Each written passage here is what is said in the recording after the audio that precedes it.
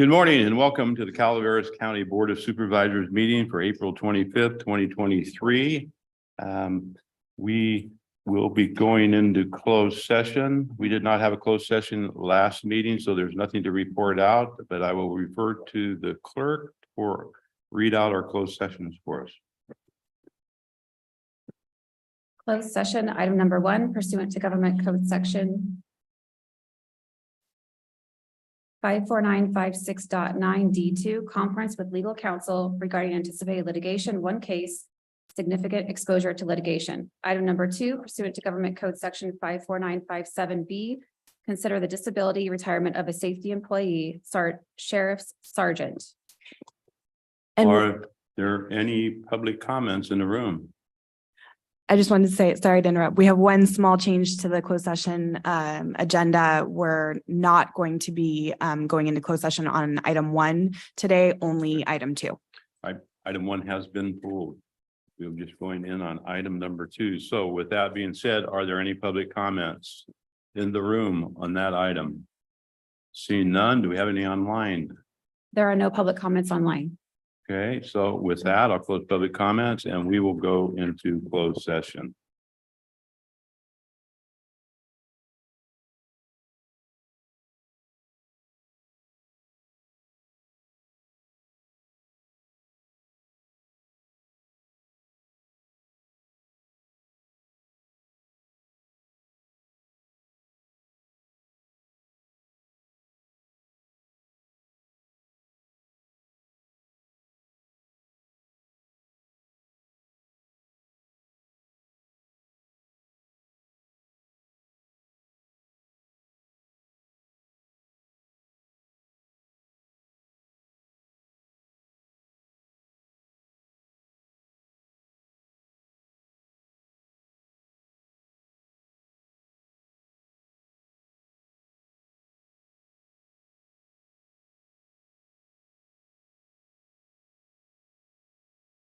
State capital this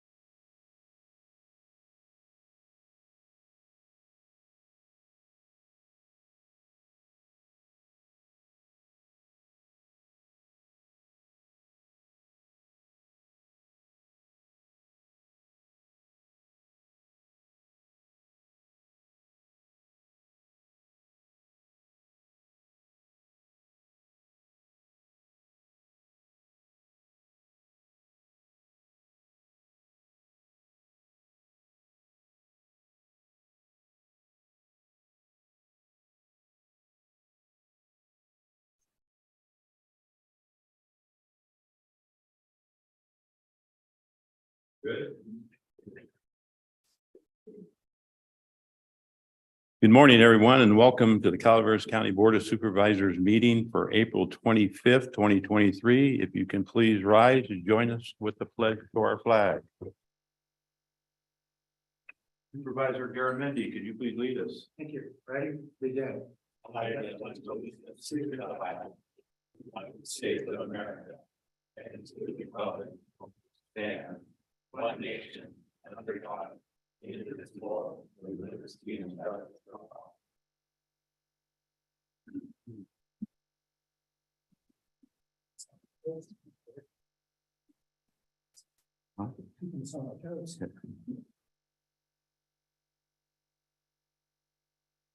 All right, I will go to the clerk to read out from our closed session. Closed session item number 2 pursuant to Government Code Section 54957B. Consider the disability retirement of a safety employee, sheriff's sergeant. There was no reportable board action taken. Thank you, Madam Clerk. We will move on to staff announcements. I know Lisa is here and Lisa has an announcement for us, so we will start with Lisa. Always have to adjust this microphone. Good morning, Chair Tofinelli, honorable board members, and our CEO Hitchcock and County Council, Lisa Medina, Environmental Management Agency. April is Volunteer Appreciation Month, and we would like to highlight our animal service volunteers from Friends of Calaveras Animal Services Focus and our community dog and volunteers who give so much of their precious time to help us take care of our shelter animals. Focus provides help and helps facilitate so many services and programs, including free rabies and microchip clinics. They provide medical and adoption support, spay and neuter programs, assist with direct shelter transfers to and from veterinarians and to others, including rescue groups, shelter enhancements, and they provide community education. Our dog volunteers contributed over 561 hours in the month of March and walk our shelter pups daily. Currently, we have 33 dogs in our shelter, of which 31 are adoptable. I do have some happy news. This morning, one of our volunteers announced that one of our other volunteers will be taking Lou, who is blind. And those dogs that come in that have disabilities or they are handicapped and have challenges are really hard to adopt out. So we're really happy that Lou is going home. We've had Lou for 6 months. So yes, it's very emotional. It was a very emotional time for everybody at the shelter this morning. It is critical our pups get walked daily to maintain their mental and physical health and well-being, including their weight, body condition, joint health, and also their digestive and urinary tract health. We wish we could walk them more, and maybe someday they will be able to be walked twice a day. Volunteers also help with dog socialization and overall socialization with humans. It is so important for these pups to strengthen their human and animal bond, which makes them even more adoptable.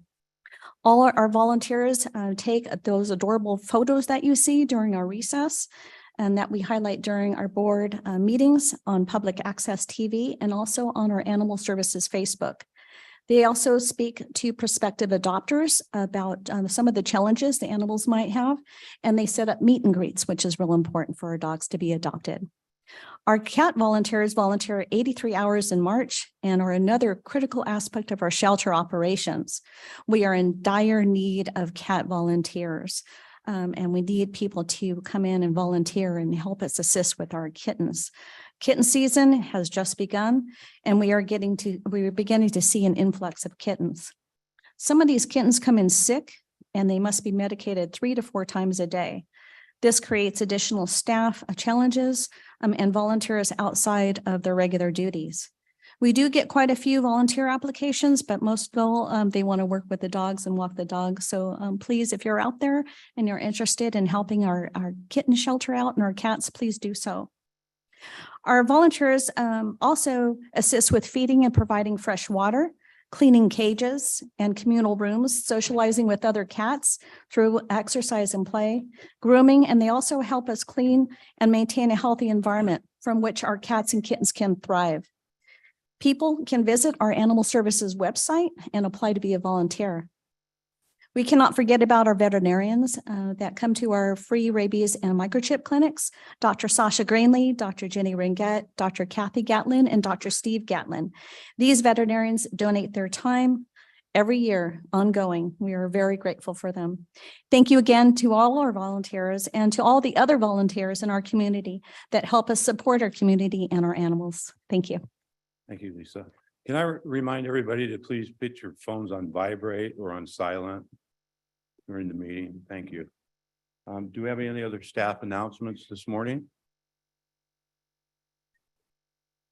Any online, Robin? There is no staff announcements online. Okay, we'll move from staff announcements on to the winter storm update. John, I see you in the room. You have the floor. Good morning. John Osborne, your Director of Emergency Services. I have an update for both winter storms. I'll start with our Public Works team. Our Public Works team continues to press forward through projects. For the first storm set, the late December, early January storms, we have a total of 14 projects. 6 of those projects have been completed. Those projects include Gwen Mine debris removal and hauling, Hunt Road. We replaced a culvert and restored the road. South Petersburg Road involved a culvert replacement, slide stabilization, and road repair and restoration. Gwen Mine Road, we put in about 300 tons of boulders to stabilize the toe side of the roadway, and then our normal Cat B emergency protective measures. Future projects that are yet to be completed is Baldwin Lane is a culvert replacement and road restoration, White Road culvert replacement and road restoration, Blake Lane, which is an embankment repair, Hover Road, which is a road repair and slide stabilization and repair, Campo Seco Turnpike, which is an embankment stabilization and repair, Meadowmont Way, which is a culvert replacement and road restoration, Ponderosa Way, which is road restoration, and then our Cat Z, which is the management and administration project that comes with each presidential declaration.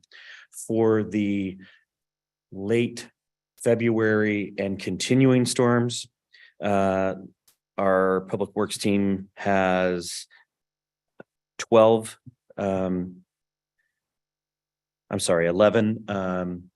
projects.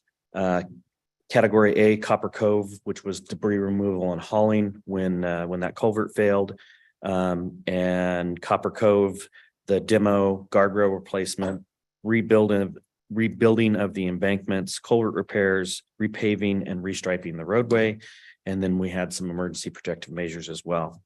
The future projects for that disaster include 2 on Gwen Mine Road, and both of those are slope stabilization and repairs. South Horseshoe Drive, a structural dig out and pothole repair, and Tug Lane, which is a shoulder repair, and then of course the Cat Z for that particular project as well. For the early storms, 4683 is the DR number. So the January storms where we were awarded individual assistance, we've had 463 registrations from residents here in the county. And so far the individual and households program has approved $443,071.81 in assistance. The eligibility rate stands at about 42.05%. So just under half of those that apply have received some kind of approval. Bouncing back to the February storms, yesterday afternoon, I received an email from the Small Business Administration. They have a California declaration where folks in our county are eligible for small business physical disaster loans, economic injury disaster loans, and home disaster loans. There's a couple different filing dates, and I'm going to forward that email out to our stakeholders and partners. I know that our partner in crime, Kathy Galino, received that email as well. So I'm sure that she's out working with the businesses to make sure that they're aware of that.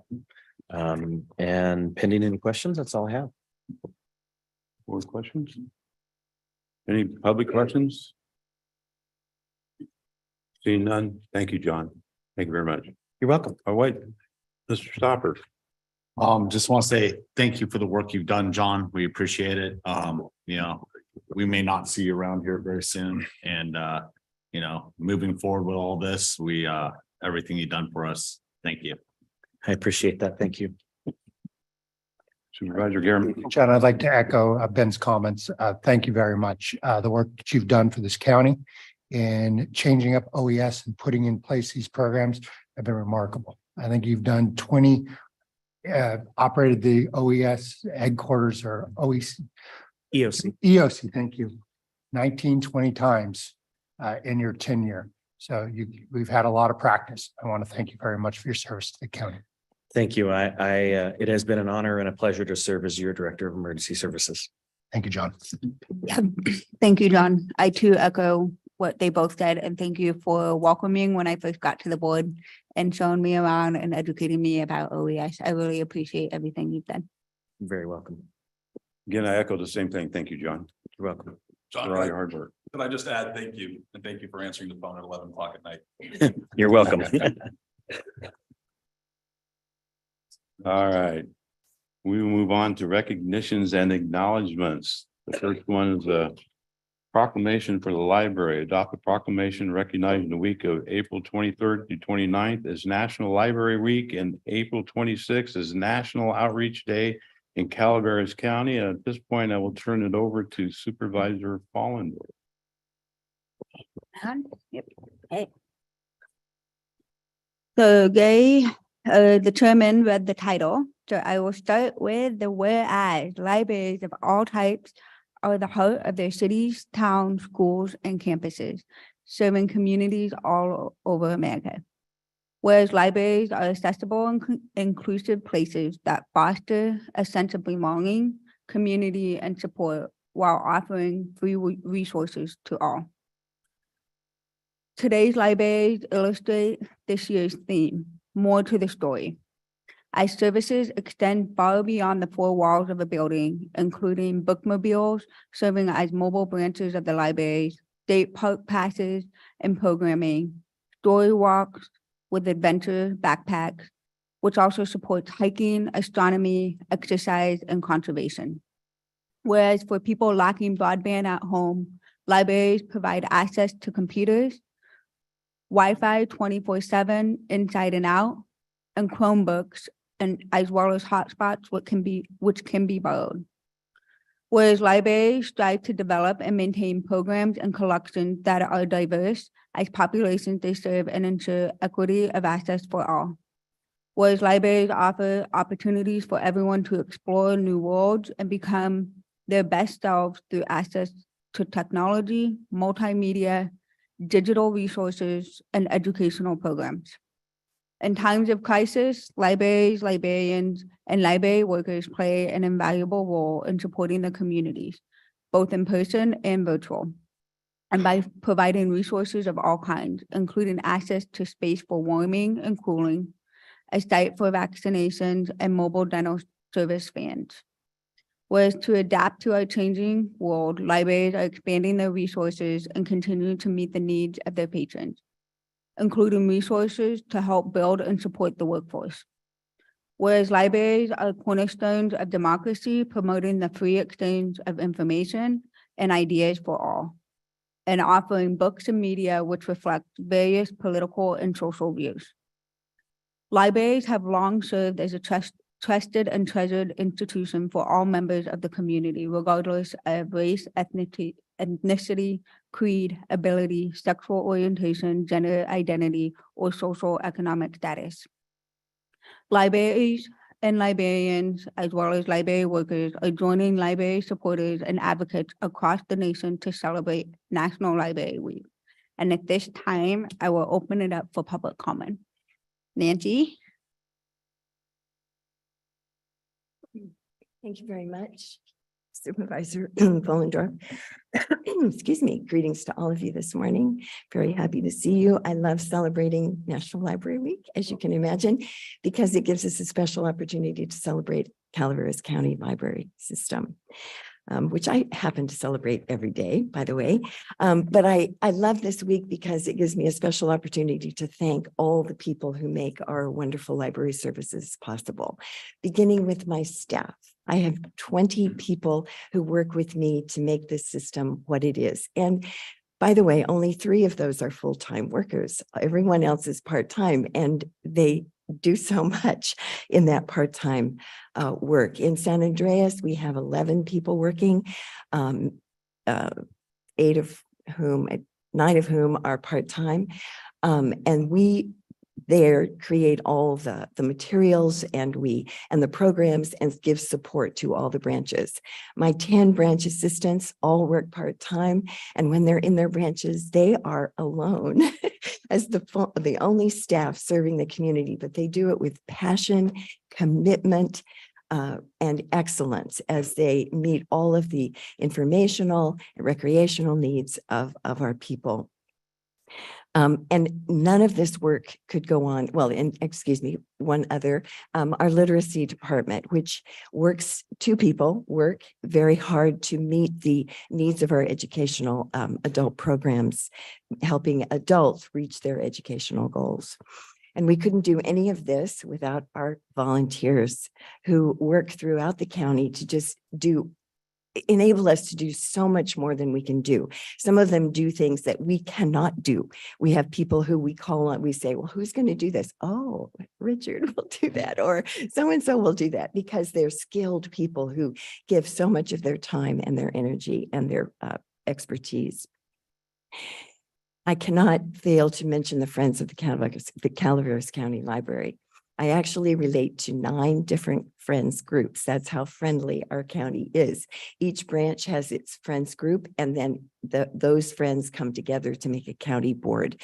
And that board funds many, many things that I would be unable to do. They basically fund all of our entertainment streaming and digital resources, our Libby ebooks, all of our entertainment, our Hoopla and our Canopy, which give us streaming of TV and videos and documentaries and great courses on all of those wonderful opportunities. So they pay for all of that. They support the bookmobile and raised more than $100,000 for that vehicle so that it can serve our community. They buy our public computers, all of them. That's why we have public computers in our branches, so that our public can access the resources that they need. They pay for extra hires so that when branch assistants are out, we don't have to close, we can keep them open, and help me with many extra projects. I'm so grateful to the support that they give, not only monetary support, but just the support of us and our programs. And another great support that you give me, and I'm so appreciative of this, is the Library Commission. They serve as my counselors, my advisors. They warn me, they advise me, they help me, encourage me, give me ideas, and are just such a support to me. Thank you very much for providing that group for me. And then you must also thank yourselves, because you, the administration, all of my department head cohorts are just so supportive of us. And you enable us to do what we do through your continued support over the years. I'm so appreciative of all that you give us. Our theme this year is There's More to the Story. And I've loved hearing Supervisor Stopper say, there's more to libraries than books nowadays. And Supervisor Garamendi has said several times, libraries aren't what they were when I was a child. And libraries have changed. There's so much more. You heard in the proclamation all the wonderful things that we're able to do through your support and through the support of all the people who work with us. So I invite you this week to celebrate National Library Week, visit a library site, engage with staff, thank them for their wonderful work, and see for yourself that there is indeed more to the story. Thank you, Nancy. Are there any other public comment?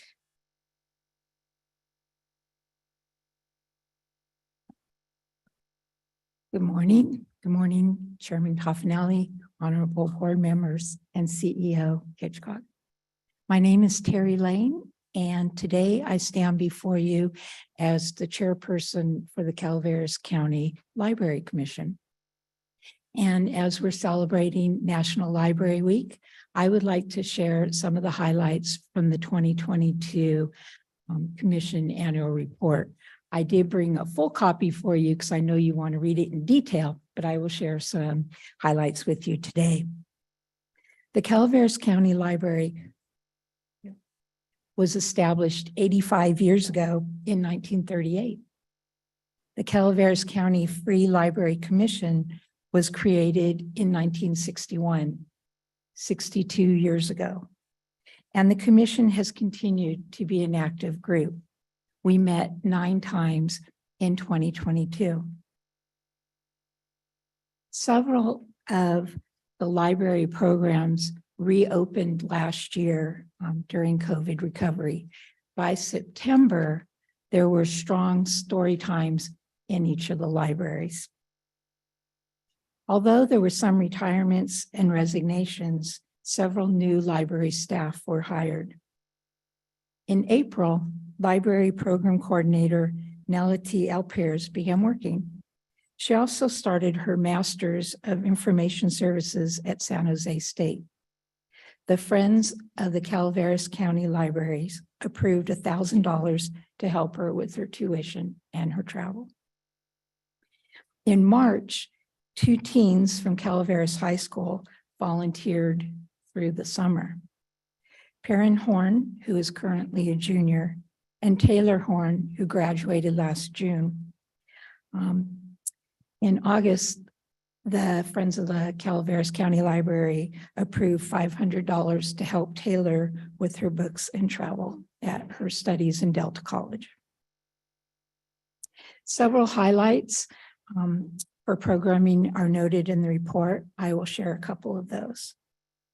The summer reading program last year, the theme was Read Beyond the Beaten Path. 780 children enrolled, with 616 of those youth participating. 480 completed the program, which means that they picked up each of their packets.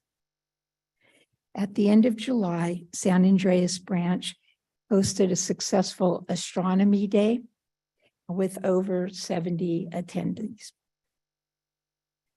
The summer lunch at the library was another success. During the first 3 weeks, over 2,000 grab-and-go lunches were distributed in San Andreas, West Point, Railroad Flat, and McCollum Hill. During the final 3 weeks, 291 lunches were distributed in San Andreas, Moke Hill, Railroad Flat, and Valley Springs. This was a total of 2,374 lunches being provided for our local youth. Many new materials and databases were procured in 2022, and you'll find those details in your report as well. One of the most exciting things, and yet one of the biggest challenges of 22, was the startup of the new bookmobile, Calaveras County Library on the Go. The first quarter of the year, library staff and volunteers worked very hard to prepare the books and the materials for the bookmobile. After several delays, the beautifully crafted bookmobile arrived in early June. It made its official debut at the Moke Hill Parade and then at the 4th of July Parade in Arnold. Unfortunately, immediately following it, it started having mechanical and technical difficulties, and repairs were ongoing through the year.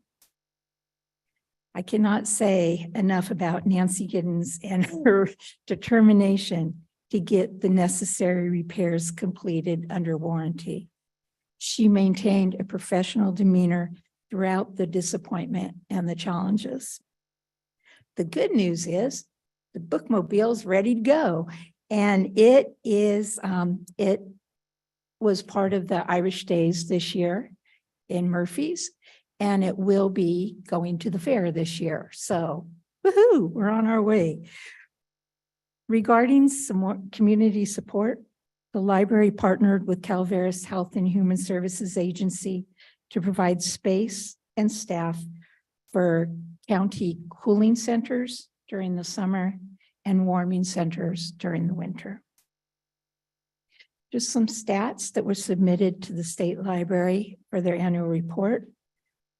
In Calaveras, there are 28,316 registered users of the library, so that's over half our population. There was a total annual circulation of 89,785. Pardon me? No. Total electronic circulation almost doubled from 17,147 to 30,547. Total usage of library materials was up by 14,000 to 105,598. Total programs offered was up from 103. It tripled due to coming back from COVID to 319 programs. Total attendance at programs was 2,972, up by 2,400 because of COVID. Virtual visits, 47,899, and wireless usage, 20,895. Overall, 2022 was a very successful year for the Calaveras County Library System as branches increased services while residents were recovering from the pandemic and, excuse me, I can't see because I have allergies. I'm sorry, I can't read this. Rejoining public activities. Nancy Giddens, county librarian, continues to lead with vision, insight, knowledge, professionalism, and grace. Her commitment and dedication is unwavering and is truly a strong asset to Calaveras community.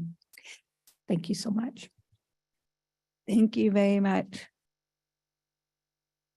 With that, I will finish reading the proclamation. Oh yeah, that's right. Thank you. Bring it back to the board. Is there a motion? If I may make a comment. Yes. I want to thank our libraries. As Nancy said, these are not the libraries that I grew up with, and they are remarkable, and they have proven to be a centerpiece of our community. Nancy, your good nature and spirit spreads throughout your library system. You have fed the hungry, you have clothed the people who need clothing.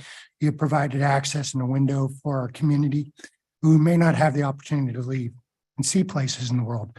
And I just really want to thank you. And I want to thank the Library Commission for the support and the board for putting this together. It is a jewel of our community. And the fact that half of our residents are participants, I imagine, is remarkable statewide. And it shows how important these are to our community and something we need to preserve and treasure and allow to evolve. And you have evolved the library into a remarkable place. When I see kids in there doing 3D projects on their printers or using your internet or doing study groups or adults using the computer, or you just feeding the kids who may not have another meal that day, it's remarkable, and I'm touched, and I want to thank you and all the participants in our library. I'm incredible. All the things we do, I may be the most proud of our library, so thank you. Ben?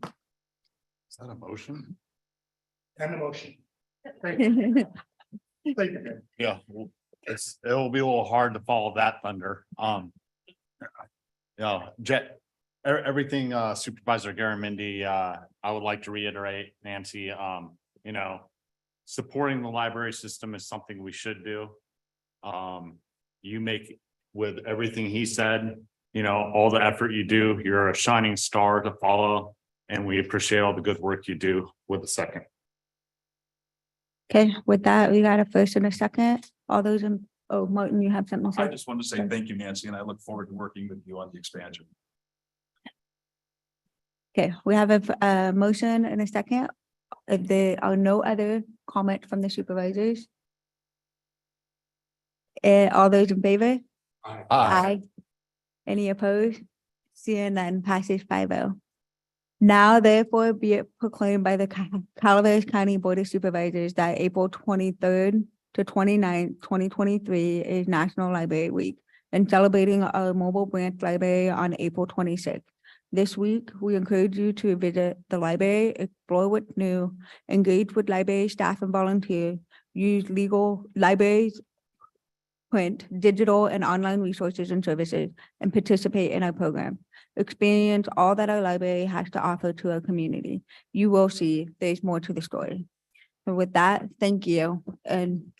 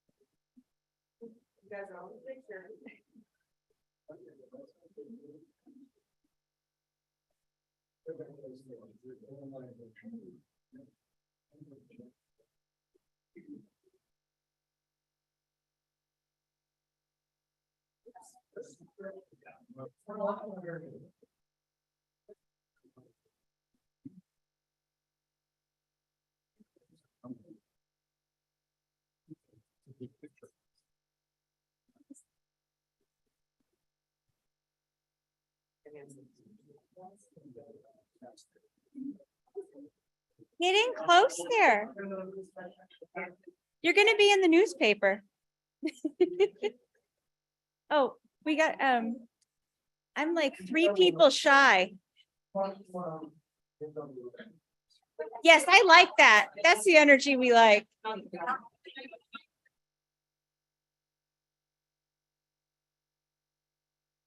I think you're smiling this way first.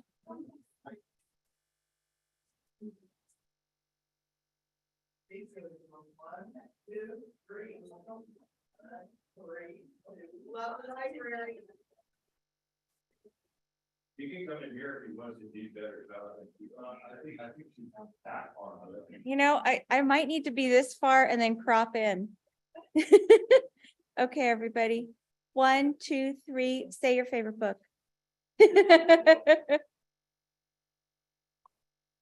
Thank you all so much. And thank you for the hard work you do.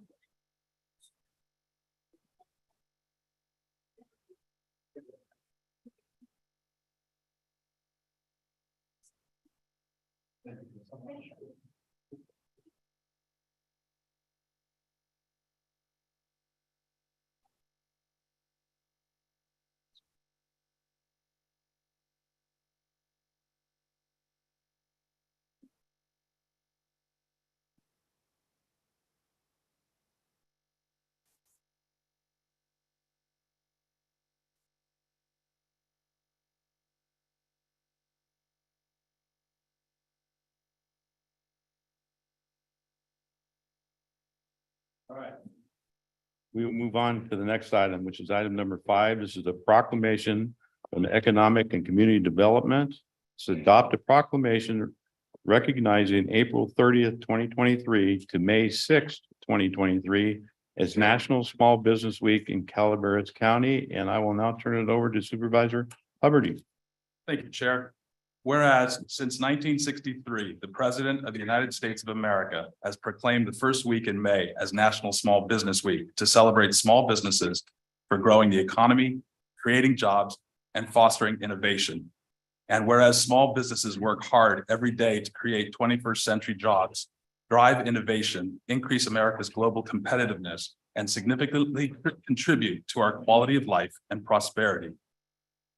And whereas more than 32 million small businesses employ almost half of America's workforce and represent the heart and soul of countless communities. And whereas as part of the National Small Business Week, Calaveras County would like to take the opportunity to recognize local small businesses and outstanding entrepreneurs as the backbone of Calaveras County's economy. And whereas Calaveras County wishes to continue supporting small businesses from local mom and pop shops to innovative startups, as small businesses are pillars of our community and the engine of our economy. And with that, I'd like to put it to the public for any comment.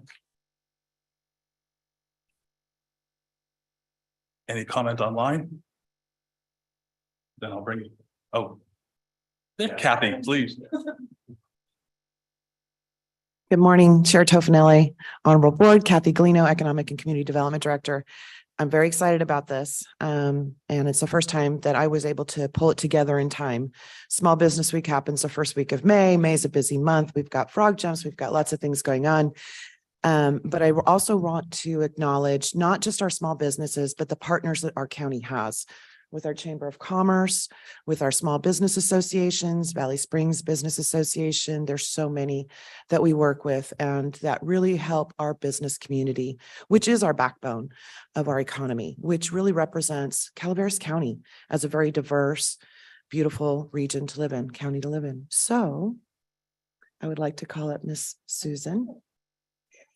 She's going to share some exciting things that we have going on next week at the Chamber, some opportunities for our small businesses to engage, get some assistance.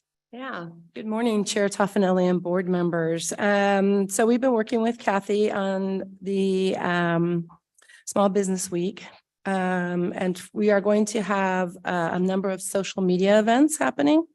On Monday, we hope to share the history, of course, of the Small Business Week and hopefully announce this proclamation. Tuesday, we will be celebrating again the winners of our annual awards. I know a number of you were participated in the annual awards ceremony. Thank you for coming. On Wednesday, we are going to be announcing all the products that are available through the SBDC, including free counseling for local businesses. Thursday, we are going to be promoting ourselves actually and talking about what the chamber offers. And mostly right now we're concentrating on promotion of our small businesses. And then of course on Friday, we are going to be asking local businesses to join the chamber. So anyway, we have a number of events going on and I'm here representing myself and my board of directors to support the approval of Proclamation 7278. Requesting that April 30th to May 6, 2023 be recognized in Calaveras County as National Small Business Week. Our Chamber of Commerce office is ready to celebrate our local small businesses. As our Director of Economic and Community Development has stated, small businesses are indeed the backbone of the Calaveras County economy and deserve to be recognized for their contributions to our local economy, as well as for their support of our communities. Thank you. Thank you, Susan. Any more public comment? I'll bring it back to the board. Any comment? I will move this item. A second. Motion and a second. Then don't we all have to say aye? Yeah, call for a vote. You have a motion. And a We don't have to. Vote, please. Hey, I'm doing this. Okay, that's fine. Say all in favor. All in favor? Aye. Opposed? Therefore, be it proclaimed that the Calaveras County Board of Supervisors recognizes April 30th, 2023 through May 6, 2023 as National Small Business Week as a way to celebrate the contributions of small businesses to our local economy, as well as their support of our communities. Passed and adopted by the Board of Supervisors of the County of Calaveras, State of California, this 25th day of April, 2023.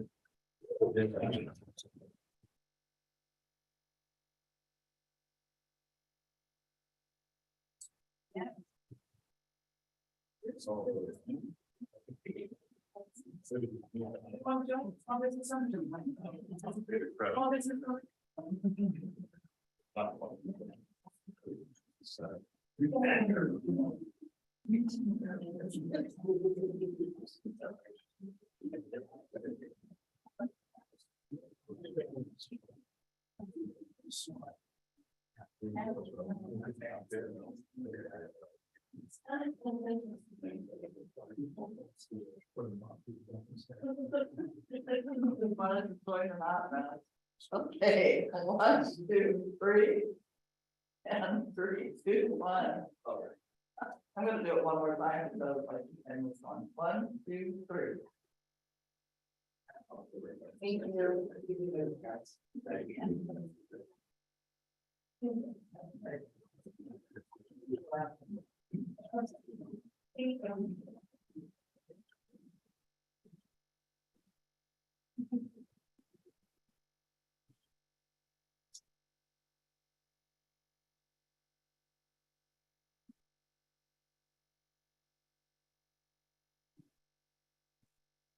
All right, we'll move on to the next item, which is general public comments.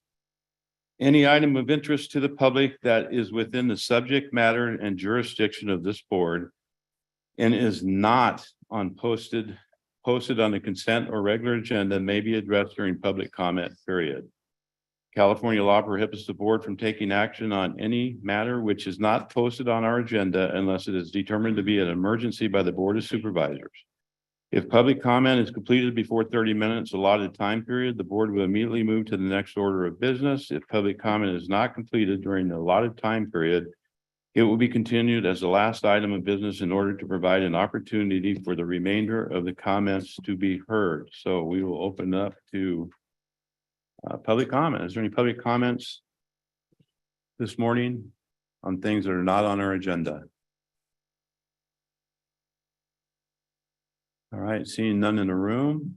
Robin, do we have any online? There is none online. We have none online, so we will move on from general public comment to the consent agenda. And I have 3 items that are going to be pulled today. Item number 13, Supervisor Stopper is going to pull item number 13. Corey Allen from HHS is pulling item number 18. And Supervisor Fallendorf is pulling item number 23. So is there any other board member wish to pull an item from consent? Seeing none, is there any staff member wish to pull any other item from consent? Any online? There is none online. Any member of the public wish to pull any item from consent? You need to come up to the podium, sir.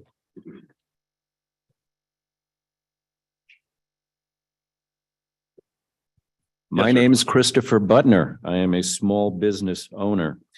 I am requesting that you pull item 24 in response to the article that came out in the Calaveras Enterprise on April 6th. That's on the regular agenda, sir. That- That's not on the consent. Good. So that item will be heard during our regular agenda item. Great. I'll respond to it then. Thank you, sir. All right, any other member of the public wish to pull an item from consent? Seeing none, I'll move it back to the board. Open for a motion for any of the remainder of the consent agenda. Move. A motion by Supervisor Fallendorf, second by Supervisor Stopper. Is there any other comments? Hearing none, call for a vote. All in favor? Aye. Opposed? Passes 5-0. We will go on to item number 13. Supervisor Stopper, you pulled this item? Yeah, yes, I did. In the alternatives, we may continue the item to another date for further consideration.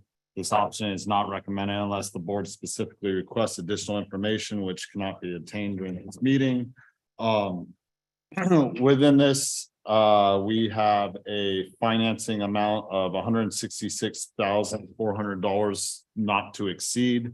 In the beginning of COVID, we did expand this contract amount. Now this contract amount is drawn on a on-work basis by the public health director from my understanding.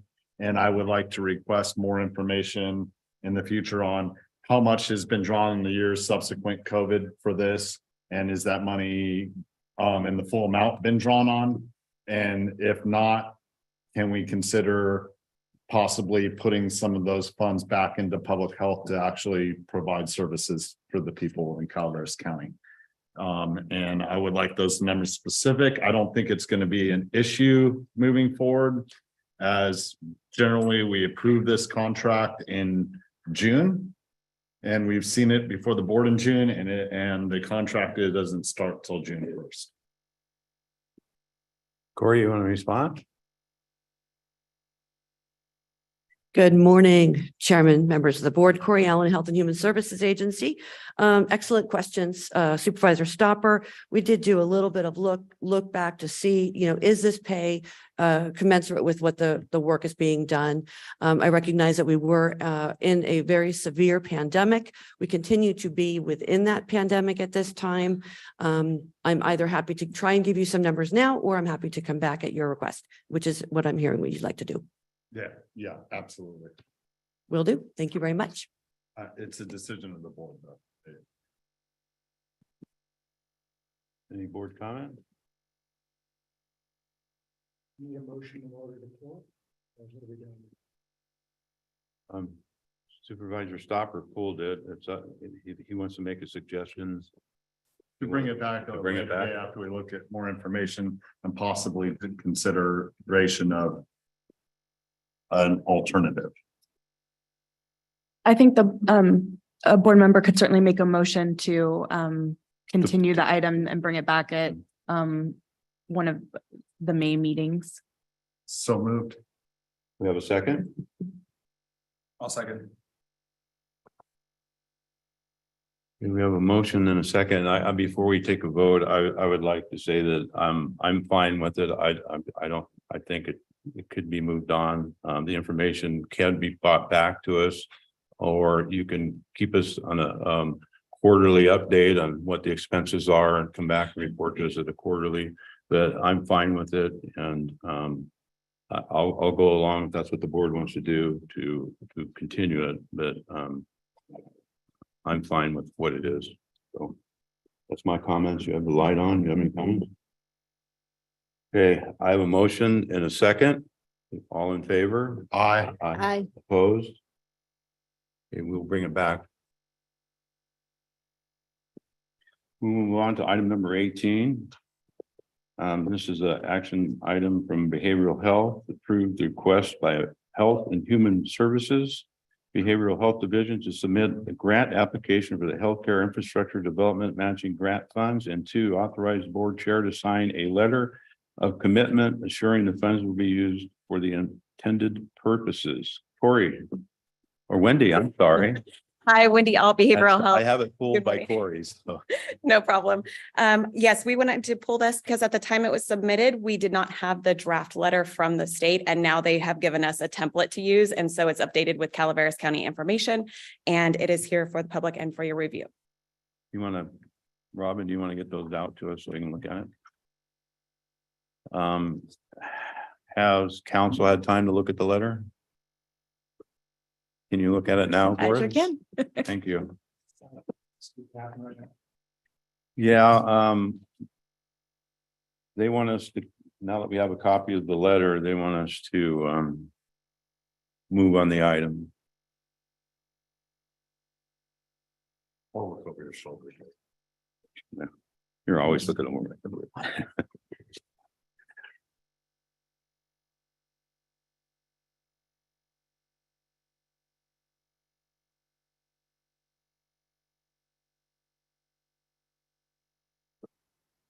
Short and sweet. The letter looks fine to me, Chair Toffenelli. If this is the language the state is asking for so that we can apply for the grant, it looks fine to me. Okay, I just want to make sure you're good with it. I'm not quite sure what else they think we do with it, but. You never know. So I have to open up for public comment. Is there any public comment on this item? Anybody that's up at the podium, if you want to see the letter that we're being asked? And the rest of the information on this item is within our agenda. As far as applying for the grant. So is there any public comment? Hearing none. Is there any online? There is none online. Okay. We will move on. We'll bring it back to the board and ask for a motion for this item. So moved. A motion by Supervisor Stopper, Second. second by Supervisor Garamendi. All in favor? Aye. Opposed? Passes 5-0. Thank you for all your guys' help on getting this. Appreciate it. Thank you, Miss Wendy. All right, we'll move on to item number 23 is agreement with Public Works, award invitation to bid 22-1200-20-913 for construction of Mongay Ranch Road Bridge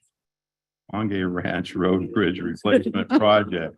Authorize the chair to execute an agreement for construction and replacement project between Calaveras County and KW Emerson Incorporated in the amount not to exceed $3,455,974 within 155 days working schedule.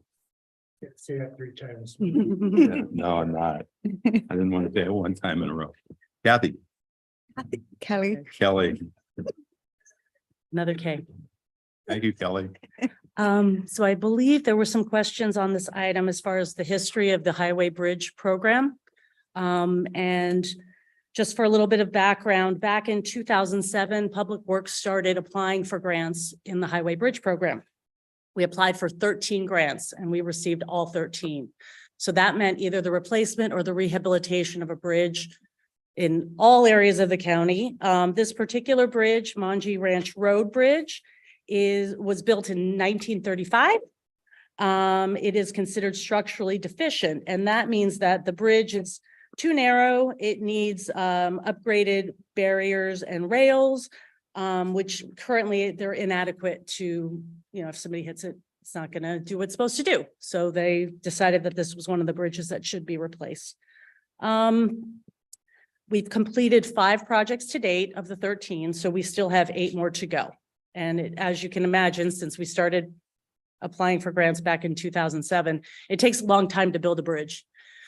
The actual construction's not that long, but all the environmental, all of the preliminary engineering and right-of-way processes take a long time. So if there's any other questions, I'd be happy to. Supervisor answer. Palmer has some questions. She pulled it. Sure. I guess the biggest thing is we have to work with our local partners.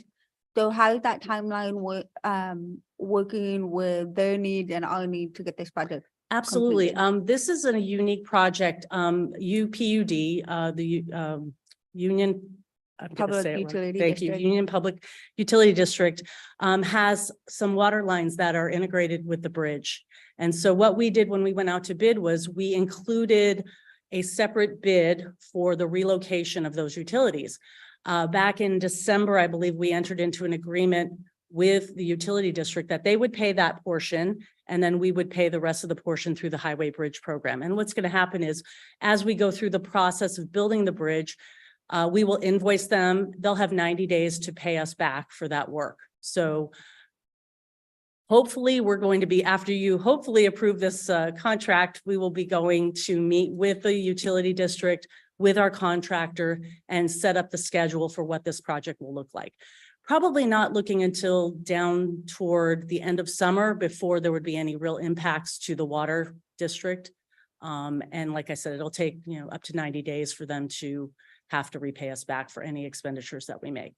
So we're well aware that there's concern with the district that their, funds are tight and we understand that. We want to work with them on that, on their issues. So I was just thinking the timing, we've got summer coming up with irrigation users and moving the water and making sure they had the adequate time to Yes, do what they needed because their staff is much smaller than ours. yes, yes. With making sure all of those. Yes, so our going contractor on. and our CM firm will be responsible to make sure that we're reaching out to those. We're working with UPUD to reach out to all the residents and let them know what's happening. So, Okay. And there'll be plenty of notice. We won't leave anybody high and dry. Okay, because I think it was a good reminder for everyone that they also need the customer service as well, not just our constituents to make sure everything is Absolutely. in line. Yes, ma'am. Thank you, Kelly, for the Thank you. background. Any other questions? Yes, sir. Supervisor Garman. Kelly, just because this item got pulled and it gives me a chance to clarify. These funds, these grant funds are federal fund grants. These are not funds that we could use to fill potholes or other projects.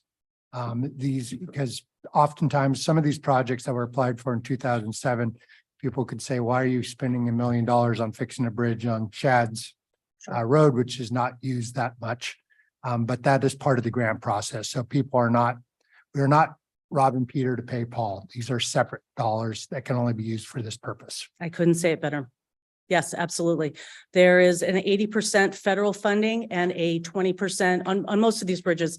It was a 20% toll credit. So it's matching through the state. So they were 100% funded, which is why they aggressively sought out so many bridge I mean, this opportunity to replace this many bridges doesn't come every day. So they really made the most of the situation, being that they were 100% funded. Thank you very much. You're welcome. Supervisor Hubbard. Kelly, can I just add you one quick question? The timeline, how long will the residents be affected? So the existing bridge will remain open through construction. So there's no disruption to the traffic patterns. When they shift over from the old bridge to the new bridge, then there'll be a little bit of traffic interruption, but it's a very low use. The level of use is pretty low. And so we'll make sure we send out press releases. Everyone knows when that changeover is going to happen well in advance. So once the new one is constructed and open, you'll be removing the old bridge. Absolutely, completely, and that's yes. part of the disruption is getting it out of there. Yep. Okay. Thank you. Any other board comments or questions? Is there any public comments or questions? Seeing none in the room, is there any online? There is not. Okay, we'll bring it back to the board. I'm open for a motion. I'll move. Motion by Supervisor Fallendorf, Second? second by Supervisor Hubbard. All in favor? Aye. Opposed?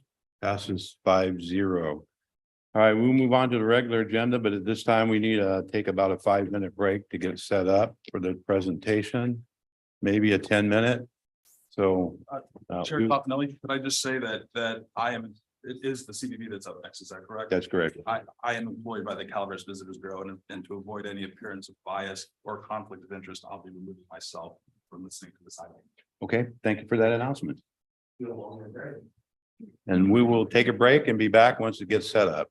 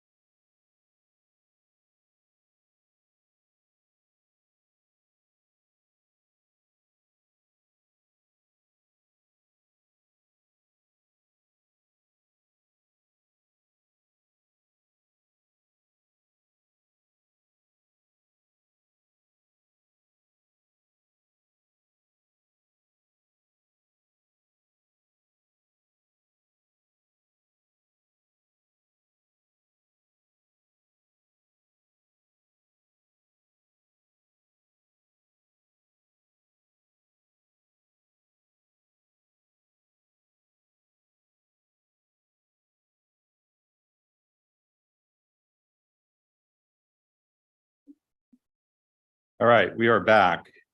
And we're moving on to item number 24. This is an informational item only. It's from Economic and Community Development. It's to receive the 2023 Calaveras Visitor Bureau presentation. So Kathy, you're up. Good morning again. Kathy Galino, Economic and Community Development, Chair Tofinelli, Honorable Board. This is the annual report for the Visitors Bureau. And before we start on the actual presentation, I would like to show a very short video clip.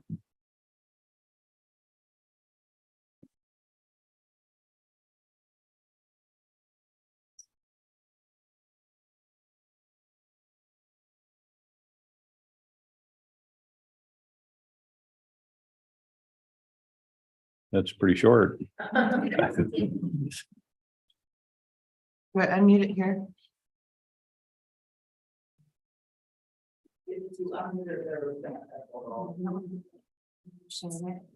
These two boxes here. I want that frog for the frog, John.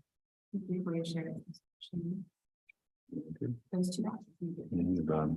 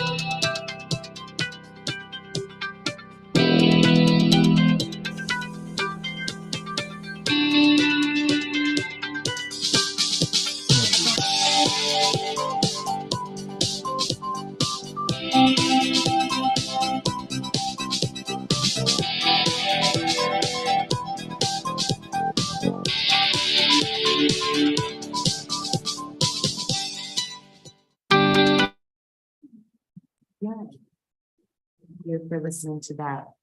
We'll go ahead and do the next share and start the presentation. With me today, I have Sandra Hess from the CVP and also the Wine Grape Alliance, as well as Jessica, who is the heart and soul of the CVP and makes a lot of things happen behind the scenes.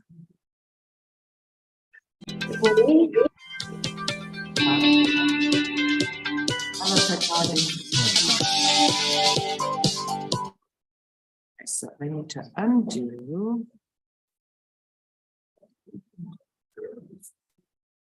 I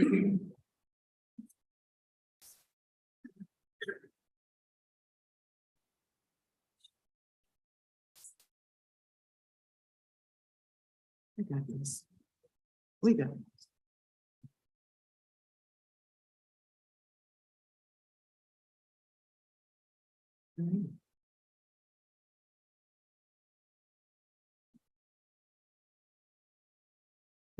You're ready. Good morning, I'm Jessica. Good morning, Chairman Tofinelli and Supervisors, County Council and Hitchcock. Thank you for the time this morning. The Calaveras Visitors Bureau is the Calaveras County's core tourism promotion organization, and it's dedicated to creating long-term and sustainable economic growth for the region and its partners through innovative tourism programs, promotions, and partnerships. The presentation reflects our mission, vision, and values that support the county's newly adopted strategic plan while serving our visitors and local community to the best of our ability. We aim to keep revenue and investment in our county to help support public safety and to market our incredible county. Tourism is the largest industry in our county. Next to government, it creates the most amount of jobs. In this graph, you'll see we've got leisure and hospitality and retail trade, which equal much of the tourism. This information we received from Jessica Hitchcock, State of California Housing Representative. And then the next one is, so this information comes from international accounting firm Dun & Bradstreet. and Visit California, the premier travel entity in Calafornia. As you can see, TOT and travel spending actually up steadily up to 2019. And then of course, 2020, it drops, but again, 2021, we come back up. That is the history of travel spending here in Calaveras County. The board has,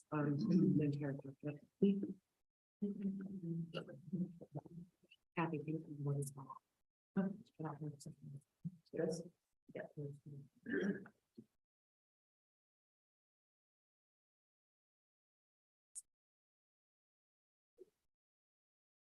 So in 2021, Calaveras County received $216 million in travel related spending, generating $17.5 million in Calaveras state and local tax revenue and almost 3,000 jobs.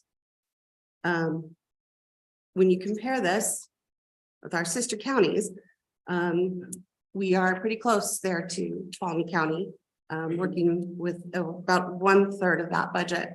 So what that tells us is that we are reaching the right audience. We're bringing engaged visitors here to the county.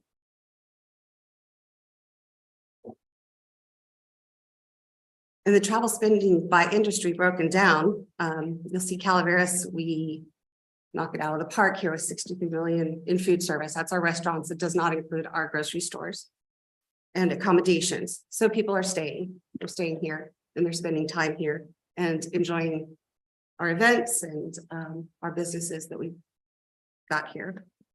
When you do compare it with our sister counties here, there are more, we have 300 hotel rooms here in Calaveras County.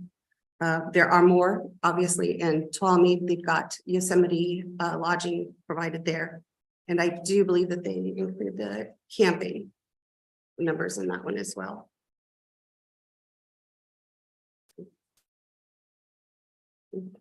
Thank you, Jessica. Good morning. I serve as the director of the Calaveras Wine Alliance and also sit on the Calaveras Visitor Board.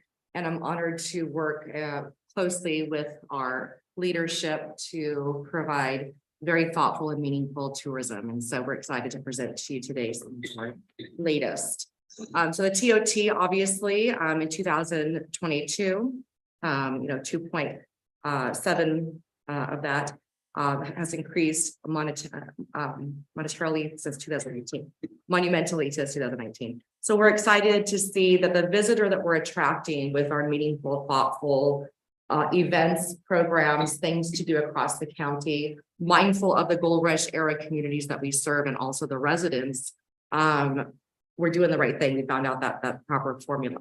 And obviously post-pandemic, which I hope, I'm hopeful when I say that phrase, but we're in the post-pandemic era. But we're excited to see that the consumer who has been engaging with our programming here wants to continue to come back and invest in our small businesses. So how does the CVB spend the TOT that we receive? You'll see here, 12% is overhead, keeping the lights on, 25% is payroll, and 63% is the marketing. And the marketing breakdown, we go to the 18% for event promotion and social media. 8% is the data tracking. That's 7% is the media. The FAM trip is familiarizing the media with our area. 21% is our website, software subscriptions, and constant contact. And 24% print ads, PR, radio, and film commission. And 22% is our visitors guide that we put out every year. That comes out usually by the end of mid to end of December of each year, so that there's a full year going forward. We do include the visitors guide in our marketing percentages, even though the CVB, we raise those funds independently to pay for the guide. So we actively market the guide for participation. TOT funds, we believe we want to represent everyone in the tourism economy or in our county. So.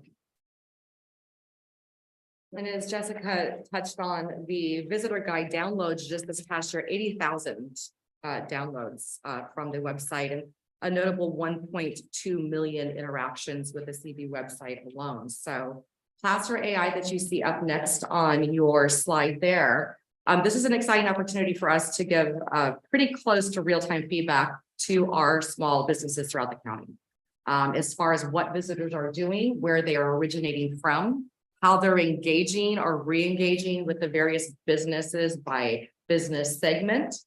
So smarter information and insights preparing our business community and travel organizations to, again, focus on that thoughtful and meaningful invitation to enjoy time throughout the county. So the Visitors Bureau, the Calaveras Visitors Bureau is open 7 days a week. In Angels Camp, we're open 9:30 to 4:30. The office in Murphy's is open now 5 days a week, 10 to 4. In 2022, we greeted 10,657 visitors. The Calaveras Visitors Bureau and Film Commission, we are funded by a percentage of TOT for both the county and the city of Angels Camp. The CVB also receives $50,000 from the city of Angels Camp to run the Angels Camp Museum. This stipend, along with missions memberships to the museum, pay for the operations, additional staffing, exhibit, and maintenance. Any profit from the sales any profit from the sales at the gift shop, that goes to the county, the CVB side. There are currently 8 part-time positions. There are 2 full-time positions. We work with 11 board directors, which are filled by representatives from each tourism industry in the county and each district.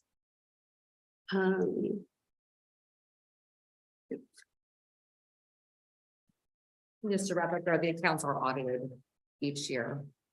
Moving on to this beautiful Calaveras Visitors Guide. I love that Marita happened to take a little screenshot of this or snapshot from a friend at the Oakland airport. But at the end of the day, we are the local authority, again, supporting the very unique Gold Rush era and history of our Calaveras County tourism spaces. And so focused on where to eat, where to stay, and where to play. As mentioned, 80,000 in downloads digitally annually, and about 50,000 distributed throughout local hotels, visitor centers, and of course, as you can see here, the airport. So we're currently working on a brand new magazine concept for the 2024 guide. So in keeping with that, we're staying with our Calaveras streaming, and that seems to kind of connected with people to come to the area and enjoy and visit and really interact. We are also working with a local Daniel Talent. He did the part of the video, the frog, but he is from Copperopolis, and he is the graphic designer that's helping with the whole new magazine concept of the guide. So, oh, and also I'd like to let you know the 50,000 is also distributed San Jose, San Francisco, Sacramento, Livermore, Pleasanton, all the way down to Monterey Bay. So it's getting a big wide distribution. Plus we're mailing them to anybody who calls in and requests them, and giving them out at our visitor centers and our events. So on to social media, obviously a very important area to engage with a variety of consumers today, and where we look to re-engage in most cases. And so we watch this very closely. 362,302 social media reach this past in 2022. We continue to look at the uptick in our Facebook and Instagram followers. As you probably understand, how many of you are Facebook followers, Facebook users? Right. And then Instagram. Right. So it's almost like you got to, be aware of both these days, right? So as we continue to appeal to both our local residents and business communities through Facebook, we're very mindful of the invitations, informational content on how to safely enjoy our beautiful parks and recreation areas, but to also be respectful of our family-run businesses and small communities. The Instagram side, we're also keeping a close eye on the ads that it tends to appeal to the younger demographic of families, adventure seekers, etc. So these 2 outlets will continue to do a really good work in years to come. Hook, Line, and Thinker. I just love the name of this marketing and PR group. They understand our commitment also to focus on thoughtful, meaningful, safe tourism, prioritizing our residents first. And then the type of target audiences we invite in meaningful ways. And so we're really excited about the opportunities they've brought us, reaching these new target audiences, delivered now 32 stories in various high-level publications nationwide. Most recently highlighted in USA Today as one of the 16 best places in the nation to see wildflowers. And based on that photo, you can see why. And I love that beautiful print behind you there as well, Sarah. So we're just excited to see that they understand who we are. They understand the unique, genuine offerings that we can present and how to shape that across the important medias nationally. And then I love the Frogs for All Seasons program that wrapped up. That campaign was spearheaded by this group. They got right into the root of who we all are, looking at this upcoming frog jump, and then reinforcing that beautiful history that sometimes we forget to share, especially with our younger audiences who might not know where the frog jump began, kind of that history going back to Mark Twain, etc. So that is an overview there. Travel writers, I think Jessica, you've got some notes on this. I do. So we do invite travel writers, social media influencers. We take them around the county, we show them the county. They promote Calaveras on their platform and in print articles. Our next step is this spring, we're going to have 5 award-winning professional photographers come in. They are interested in the frog jump because that is unique to us. And the Visitors Bureau, we will have access to all of that content, to all of their photos. But they're not going to be just the frog jump. They're going throughout the county to find more photos. So we're hoping Copperopolis, Lake Hogan, up to Big Trees, but to find all of those beautiful spots here in Calaveras to really promote the area. And as you can see, the followers of the travel writers that we've engaged, Preeti is the middle photo here at Calaveras Big Trees, and she has 99,000 followers. And then Kay and her family came out. They are world travelers on Instagram. The mom Trotter, they're wonderful people, but that's up at Big Trees. And she's got over 300,000 followers. Jonathan, the top right photo, he was out here for, he came to Big Trees, enjoyed snowshoeing for the very first time. And he also went to the World Pro Ski Tour and skied for the very first time. And I think that was probably the last time too. He had a good time. And then, of course, the well-known Calaveras, the big stump there at Big Trees.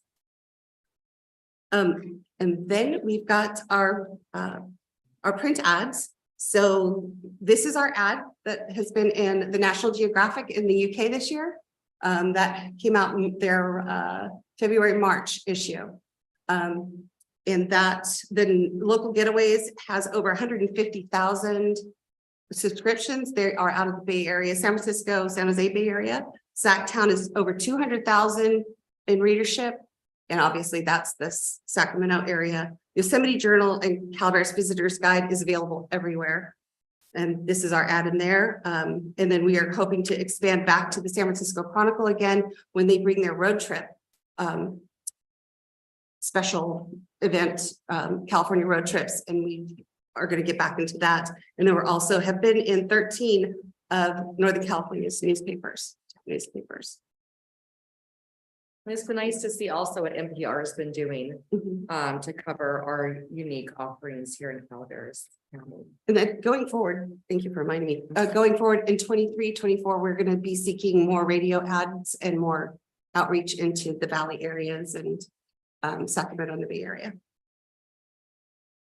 So obviously community takes a tribe, right? So community sponsorships and participation has been key to, I think, the involvement of the Calaveras Visitor Bureau and how we get out and engage with our residents, with a variety of our community partners and leaders.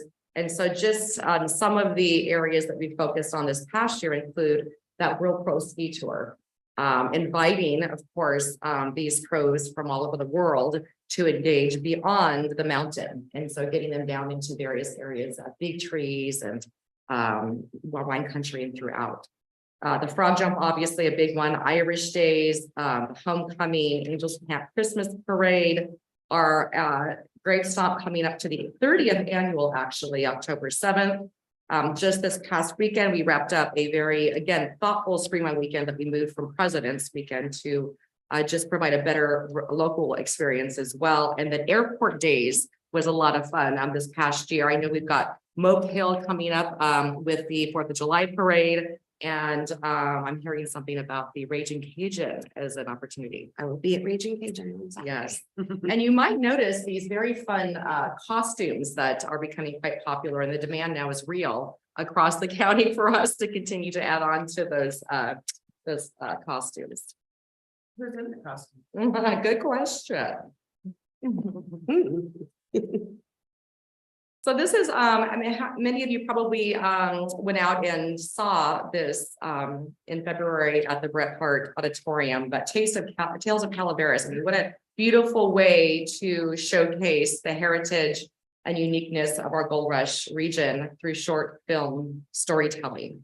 And Levi's, the vintage Levi Strauss photo shoot, actually, again, the CVB's efforts and the film commissioner's efforts in making sure we're appropriate with meaningful and thoughtful invitations drew the Levi Strauss Corporation to our county for that very important photo shoot. So if you haven't seen that, it's absolutely gorgeous. Encourage you to. The next slide here, you'll see the range of partners that we work with throughout the throughout the state and obviously the county. So Visit California, I'd like to touch on for just a moment. You know, we really pay attention to what Lynn Carpenter has to say about that thoughtful and meaningful tourism, safe tourism aspect, I think today, following up from this pandemic era. And so road tripping is going to continue to be a really big focus for us as we invite the day trippers to come out from an hour to 2 hour drive times to our county. But then whenever possible, we're encouraging through our partnerships, long stays, long weekends, summertime, family camping and adventures here in the county. So our strategy going forward into 2024 and beyond is to maintain the delicate balance, of course, between that visitor and the local. So you probably have seen a lot of messaging around how to safely but thoughtfully visit. So pack in and pack out of our county. And we love that Natural Bridges was definitely discovered by many newbies during the pandemic, needing a place to go and escape and adventure out in nature. But that really brought up an opportunity also for us to see that there's a need for the CVB to better educate those who visit us for the first time. So just along that same line, not only from a, pack in, pack out, clean up after yourself principle, we're also making sure that those who visit are very respectful and mindful of our family-run establishments. A very reverent approach to our wine country as well. And so to wrap up on this slide, a couple of things. We want to create an awesome getaway for our visitors without disrupting our residents' quality of life. And that's been a focus we've all shared among these organizations. We want to expand our international and domestic marketing campaigns, again, with the unique target audiences that we've established so well. And of course, keep the revenues and investments coming into our county. And with that said, thank you all. Yes. Oh, well, I did want to let you know, this was the first project taken on by our director. And it was something very important to him. And he rolled up his sleeves and he went to work and he got up on these work cars and he spray painted them all gold.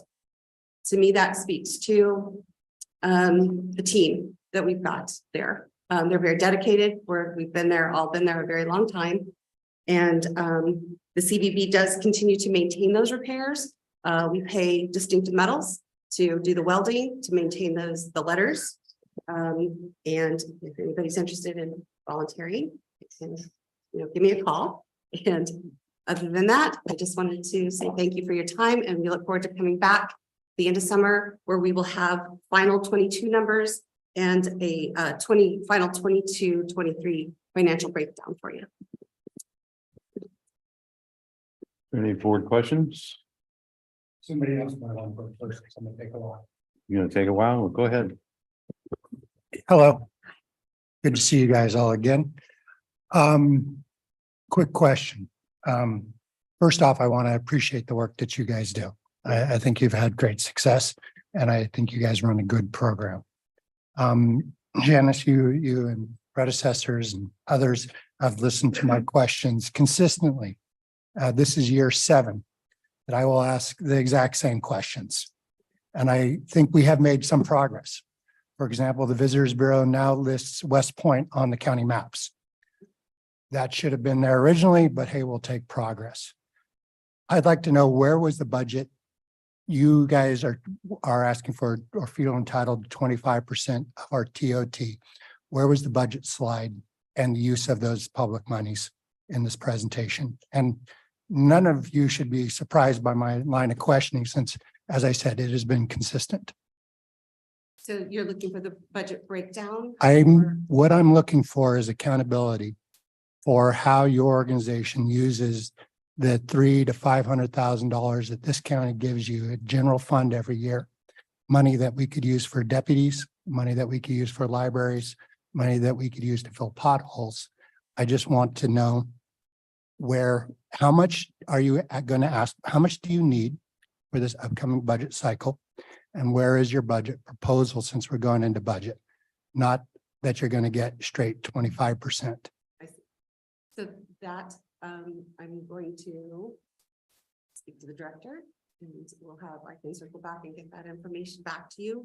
The actual budget proposal that we have usually we do in May. Is that? We approve it in June. In June? And this is important because TOT is one of our few flexible general fund dollars that we can use for anything. So everything in our budget general fund, most of it tiers from these free dollars. Just to clarify, the interest of this meeting was to present the work we've been doing to make sure that the community and our county officials were aware. We were not told today we were presenting any budget. When we put together the plan, we start talking about what we're going to have out in this year. Actually, I don't think Visitors Bureau has been mentioned without me making this same statement in 7 years. So it should have been a surprise to nobody. I want to be really clear that I won't be voting for any dollars without a budget. Well, we would imagine that you would. That's not a very intelligent decision. Well, it's been made before. So we'll make sure, we will bring this to the director. That doesn't discredit any of the good work that you did. It's about accountability to the public. Definitely, we'll provide that. Okay, I will see that prior to budget, I'm assuming. Thank you. Supervisor Stopper? Excuse me, Supervisor Stopper. To follow up on Mr. Dermody, we've asked this consistently every time there has been a presentation by the Visitors Bureau. And I will refine my question a little farther when it comes to the budget, and doesn't have to be to the point of where you're going with the budget this year, but last year, you discussed one small part about it. And I think that's kind of in a move to justify your work at the museum. You said there's a $50,000 stipend coming from Angels Camp City for the work being done at the museum. Is that stipend included with the percentage of TOT that Angels Camp gives you each year? No, Okay, what is the amount that Angels Camp gave you last year for your budget? they budgeted 110,000. 110,000. What was the amount that we budgeted you? 400,000. 400. And of that 110 from the city, there is an agreement with the city that 15,000 of it is set aside specifically for this year it was going to go to an event that didn't happen, but it goes specifically to the museum and the administration of the museum, the operations of the museum. Then there's 7,000 of it that also goes to the maintenance of the public restrooms there on the museum property. So I just wanted to let you know where that breaks down, but that 50,000, that only can go to the museum, and the museum is only operated with admissions, and that designated money For this last year, apparently, because Yes. because during COVID, there was stuff on video said that they had saved through the Angels Camp quite a bit through the Visitors Bureau being stationed there. So maybe that change has been made, but at this point, So, are you, because we share the offices, is that what you're? Is that what you're asking? It's not important on this. Let me go on. I would also expect to see, budgetary lines during a presentation, especially when we're, financing something like this. Consistently, we brought it up even before I was on the board and I would come in here. Mr. Toffenelli would bring it up in the past, I see it with your statistics. You're geared towards, look, we bring these people in and this is how we bring in TOT revenue, because that's what you do. But overall, your purpose is for people to come visit Calaveras County. And, they don't just stay at places, they go to restaurants, they stop by the grocery store, they buy a candy bar or fuel at the gas station and everything else, which in all ways benefits our economics. Once again, District 1 and District 5, for the most part, have minimal to no TOT revenue generating places. Now, I understand that you're geared towards that, but again, I see a disparity to those districts when we have valuable places for people to visit when it comes to the Tri-Lakes area, Pardee, Hogan, and Comanche, that, your focus is not strong enough to those districts. And I understand your thought process to it, but there are many people that do come up and visit those. And that, now you put West Point on the map.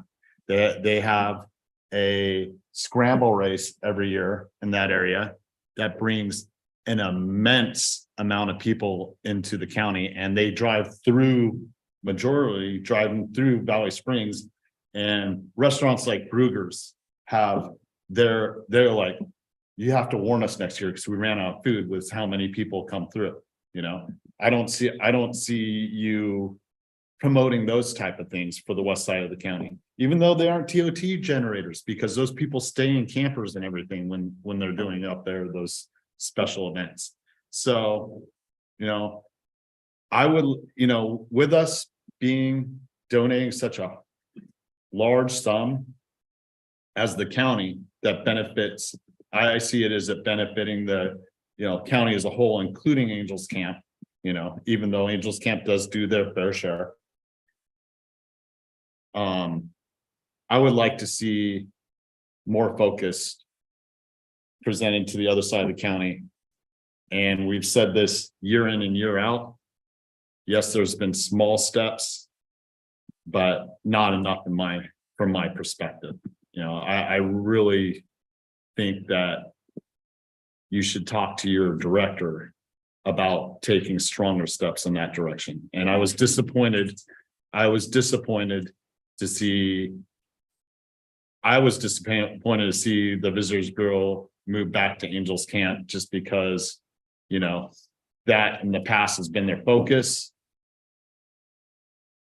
more often than not. And I think their focus should be the entire county, not just the Highway 4 corridor.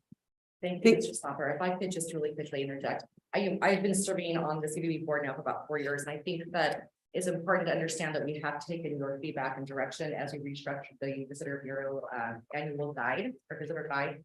And so, as you would probably have noticed in the last 2 years specifically, we've expanded those maps and things to do across the county with focus beyond what's happening in wine country, beyond what's happening in specific high trafficked areas. And so I think that's a good start in the right direction. But the correlation that you brought up also between those coming in and their campers and hanging out lakes, that's wonderful. And we do continue to encourage them to pack in and pack out properly and respect our county properly. It's not necessarily though providing any type of income for our small business community, which is about 85% of the businesses within the county. And so we get very little, correlation there. So I think we're trying to be very mindful of, yes, let's encourage our visitor to explore all of the county offerings based on what their interests are. And at the same time, let's tie in meaningful invitations to engage with our small family-run businesses as well. So that's been an area of focus as we've restructured the visitor guide and why we laid out the visitor guide the way that we have in previous edition. So just wanted to give you that feedback from my perspective in the last. I hear that, but you said it's a very minimal to no impact to small businesses. Now, I excluded TOT because we're there, but something that you're not seeing is the impact to restaurants and other businesses when those and everything else that do reside within our side of the county. It does have a large impact with those type of things.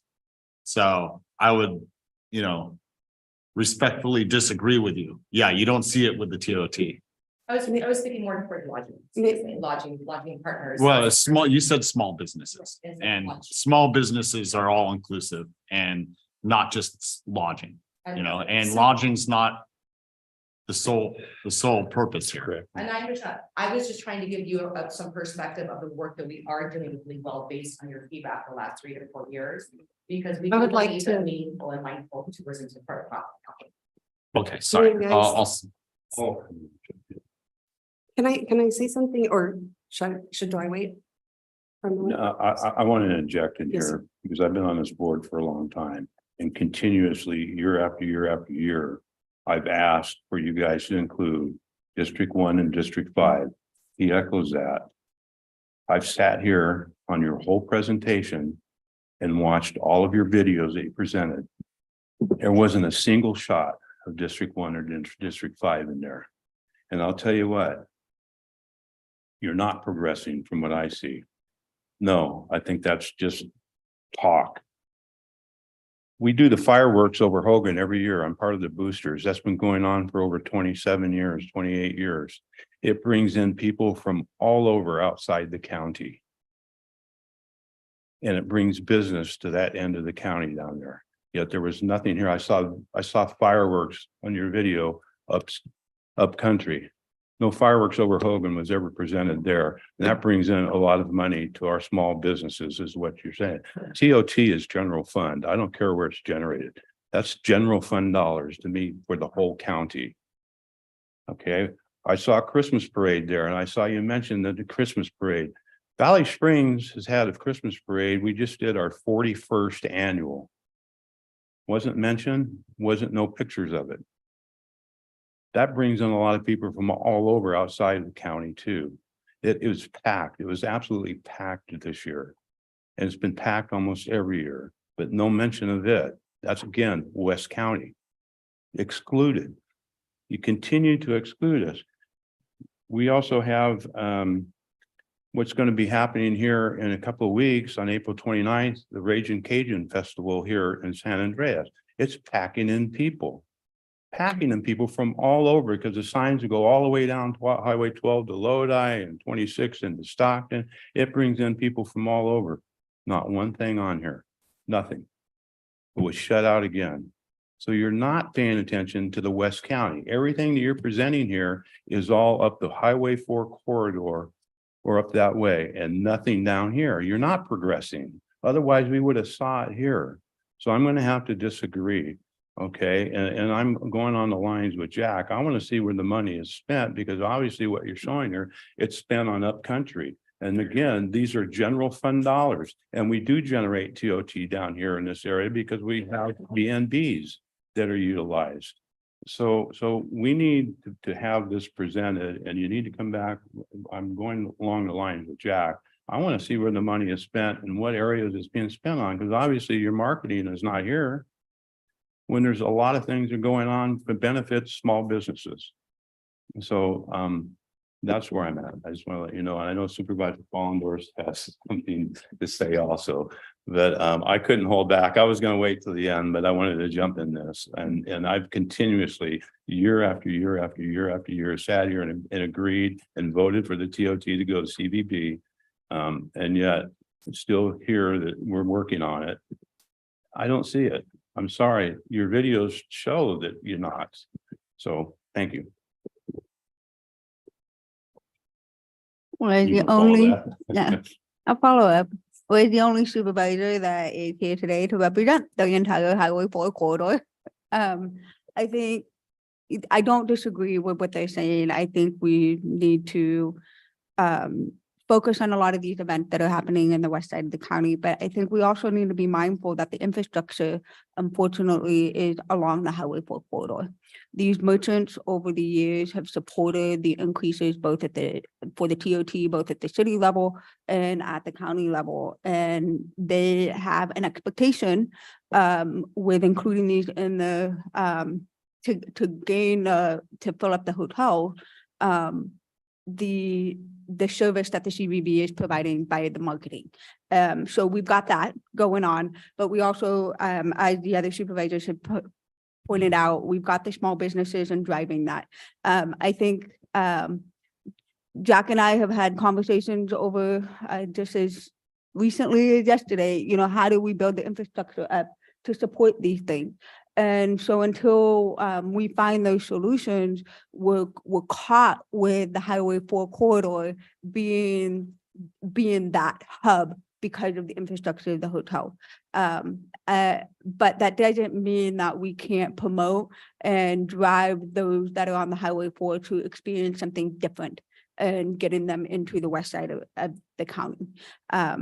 So I think that's just something that we need to remember of why also CVB was created way back in the day, was because the merchants band together to make sure and to ensure that they were promoting the hotel and get them full by these events. And we have come a long way. There's still a lot to go with promoting our county, especially after post-pandemic. On the comment about Angel CVB always being an Angels, that and then going to the museum. I was on the council when that happened, and I remember reaching out to the county as the mayor, and not one county official showed up in those conversations to say that they did not support that. Through the reorganization of the city and the CVB, we found that in conversations, it didn't happen overnight. It was a multi-year conversation that had happened. And we reached out multiple times to the CAO's office, to the board.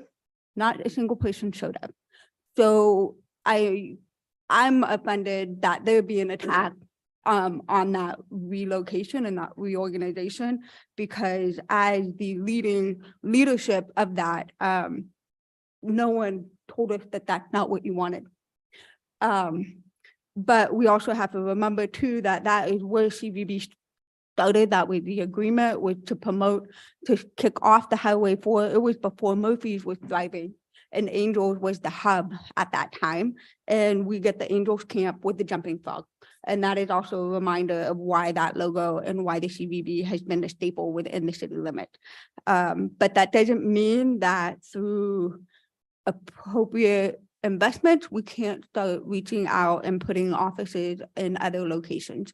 I know that has been talked about, including, I think, coming to San Andreas, but I don't know where that has gone yet. But I believe that we're going to see some big changes going on. I just have to say that because I just feel that it's not fair for them to get beat up on some of these things, because I was one of the decision makers, and that should be coming to someone like me.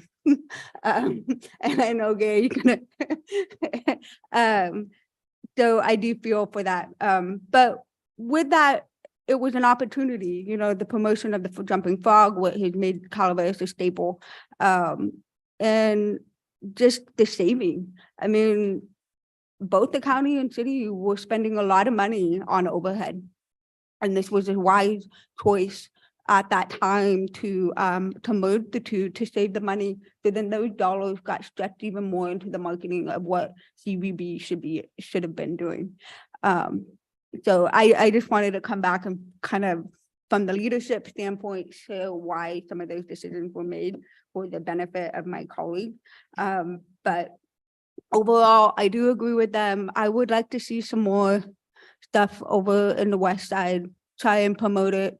I know with the summer, it's really easy to get hung up on the concerts and everything going on with the spring, but we've got a lot going on. We've got lumberjack days, we've got the bike races at it, community that have been happening. We've got a lot of things happening, and it's really would be nice to highlight that. And it's not just for visitors. I mean, how many of us who are on the opposite sides of the county go to the other sides and see and visit our own events that we have locally? So it's a driving force for residents to get outside of the norm and maybe create a new tradition in a different part of the county to go and take their kids or families to. So I see it as an opportunity that I look forward to seeing how you guys expand on that. So thank you for your presentation today. I appreciate it. I know it's been difficult coming out of the pandemic, trying to get people back into town. So thank you, Chairman. I'll get off my soapbox. Am I allowed to? Thank you, Supervisor Paulendorf. And I just want to say that I want to thank you for your presentation too. And the only reason that the Visitor Bureau did come to San Andreas because there was a little bit of falling out with the city and the where you were at there, that's now the pickle porch, and charging for it. And so a little bit, so you moved to where it was more economical during the time that we were going through there, but it did start in Angels Camp. That's where the whole basis of the thing was. I agree with her. And I really don't care, to me where you're located at. I just want to make sure that when we're using general fund dollars, that it's the whole county that we're promoting as one, not specific areas. Her Highway 4 corridor thing, I agree, but that's not exactly everything that happens in the county. Again, as I pointed out, and there's a lot of different areas down here in the west end of the county, a lot of different things that are going on that does for small businesses and promotes them, and they count on those activities going on. So we really need to promote those. So, okay, is there any, Jack? Just one more thing. I was unable to find on your website your board membership. So without going into that, it might be helpful to have geographic distribution of board members. When, just as an aside, when you do bring your budget to try to get money from this board, we're going to talk about trying to make sure that, if we're investing half the dollars into your organization for operating or more, we're going to want some control, or I'm going to want some control and some say over it. We have to represent that to the citizens who these dollars belong to, and there has to be accountability. So maybe those are two tools you can work on in the next couple of weeks. And I have one other question, and I wrote it down, but I didn't bring it up. You said you get $100,000 from the city, but $50,000 of that $100,000. No, okay, all right. That's a separate stipend. Yes, that's specifically for the museum. Okay, all right. Yeah, I believe in the city budget, the 50,000 is directly, it's shows it as a line item at the museum. Yeah. I just want to be clear on that. Thank you. May I say one more thing, or? I think Supervisor Stopper has one more comment. I know it feels like we're coming at you strongly when it comes to West Side. I do see the benefit of the good work that you have been doing. So I do not want to take away from that, but also I would like to say that, yes, originally when the Visitors Bureau was formed, it was more directly towards Angels Camp, but over the years with us bringing TOT in and the budget expanding and the county as a whole being the majority contributor to the CVB, that with the times, you also need to grow to represent the county as a whole with that money going the way it is, Yeah, I understand where the roots were. You need to grow with the times. That's where I'm coming from. Thank you. Okay. I just wanted to let you know, as events are opening up, we do realize that what's going on at the other parts, the other parts of the county. On the website, we have the 7 reasons. One of the first blogs we did this year was 7 reasons to visit Valley Springs. And so we focused on the lodging there, the lake, I have to look and see because I'm nervous, but we're reaching out to that area. Last year for the visitor's guide, I visited Valley Springs, San Andreas, trying to think where else to try and get more representation in the visitor's guide. We do have Olive Crush in there, thankfully. And we're hoping to maybe have Ruger's and Fusion Grill, more of the restaurants, and have that big representation. Sender's Market, that's a pretty wonderful place, by the way. And but we're also Raging Cajun. I know that last year was only the 2nd year. And then this year we're going to be there. We're sponsoring it. We're going to physically be there to hand out the guides and to talk to people about other places in the county. So I just want to tell you, thank you so much for the direction, and that is going to be a goal and something that we look forward to working. I'm president of the Valley Springs Area Business Association. So maybe we can have you come speak to the association when we have an event. It would be, we just had a mixer. We're gonna have another one next month. If we can get you to attend that and come and speak, it would be very good. Reach out. I would really appreciate it. And I'll I did meet contact you. Rotary. Yeah, They're and wonderful Rotary, you people. can speak at Rotary. Yeah. Yes, I So, spoke at their yeah. Rotary. They're very nice people. Okay, Group. so yeah, I'll be in contact with you. Yes, please. All right. Okay. Anything else from the board? Not, I'll open it up to public comments on this item. Is there any public comment? Yes. What's this though? Alrighty, Susan Weatherby again, CEO of the Calaveras County Chamber of Commerce. I'm also a director on the Visitors Bureau Board of Directors, and I do represent the West Side. We did talk about the scramble. It's in Wilseyville, correct? We did talk about advertising for that. It's in November.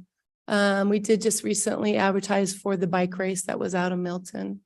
I have personally had many travel writers come and do Moke Hill and into my shop and write about their experience. I know that's District 2, not 1 or 5, but still the other side of the county, from Highway 4. Yes. Anyway, so I feel personally responsible for that side of the county for the Visitors Bureau. So if you have any questions, anything, please address them to me. And I'm happy to come to Valley Springs. Yeah, absolutely. You've been to our mixers. Yes, We just definitely. had I a want to big one at Lowe's include, Bakery. yes, Yeah. it was fabulous. So I'm happy to include that side of the county. I want to do more for that side of the county. So, but the other reason I'm here, of course, is I'm representing myself and my board of directors. Of course, the local businesses have suffered for the last 3 years due to the pandemic and the global recession. And we're just now starting to see recovery. And the Calaveras Visitors Bureau is a crucial partner in that recovery. And they have been working diligently to bring in tourists and much needed tourist dollars into our local economy. It's important that they continue to be funded so that the CVB can work to bring in those outside dollars that help our local businesses and communities finally recover. Anyway, thank you. Thank you. Other public comment? My name is Christopher Butner. I own the Murphy's Witch Walk. I am a marketing consultant specializing in the entertainment industry with over 30 years experience in my role. You're all aware of the fact that since February 14th, 2023, I addressed before the Calaveras County Board of Supervisors, as well as in letters to the editors and correspondence to you, the issue of county sanctioned and institutionalized conflicts of economic interests, institutionalized cronyism, and exclusionary collusion through the willful and malicious suppression of entrepreneurialism and innovation in favor of select supportive legacy personalities, businesses, and industries through the advocacy of individuals entrenched in a range of both governmental and business bureau leadership positions. On April 6, 2023, this issue broke out into the open with a cover story in the Calaveras Enterprise, Angels Camp, Business Denied, Permit to Host Events. This has put the wedding industry on the ropes. It is causing much confusion in an industry that generates $24 million for this county. I received a text message from a venue owner who was being harassed by his neighbor. I addressed harassment when I was before this board, Supervisor Tofinelli, on March 28th. He writes to me, "What happens when all these corrupt people realize the walls are closing in? I feel like they will retaliate, even violently." I have been the victim of that kind of harassment. I have filed 11 harassment reports, and I had to take a business owner to court to get a restraining order against this individual. This text message expressing such deep and fearful concern, sadly but understandably exemplifies the unsafe and detrimental business and community climate that the Calaveras County government, in complicit association with numerous Business Bureau leadership positions, continues to agenda. I have emailed you all an 18-page analysis report last night. I hope you look at it. Over 4 years, the Calaveras County and the Angels Camp, City of Angels Camp has contributed $1,836,000 to the CVB for a decline in tourism, 5% to 38% specific to District 3. The Film Commission website has been offline since February 2020. There is no marketing to the film industry. Numbers don't lie, people. To Ben's point, to your point, the riches are in the niches. Got to do a better job at marketing. I'm here to help if you want it. You know my phone number. Is there any other public comment in the room?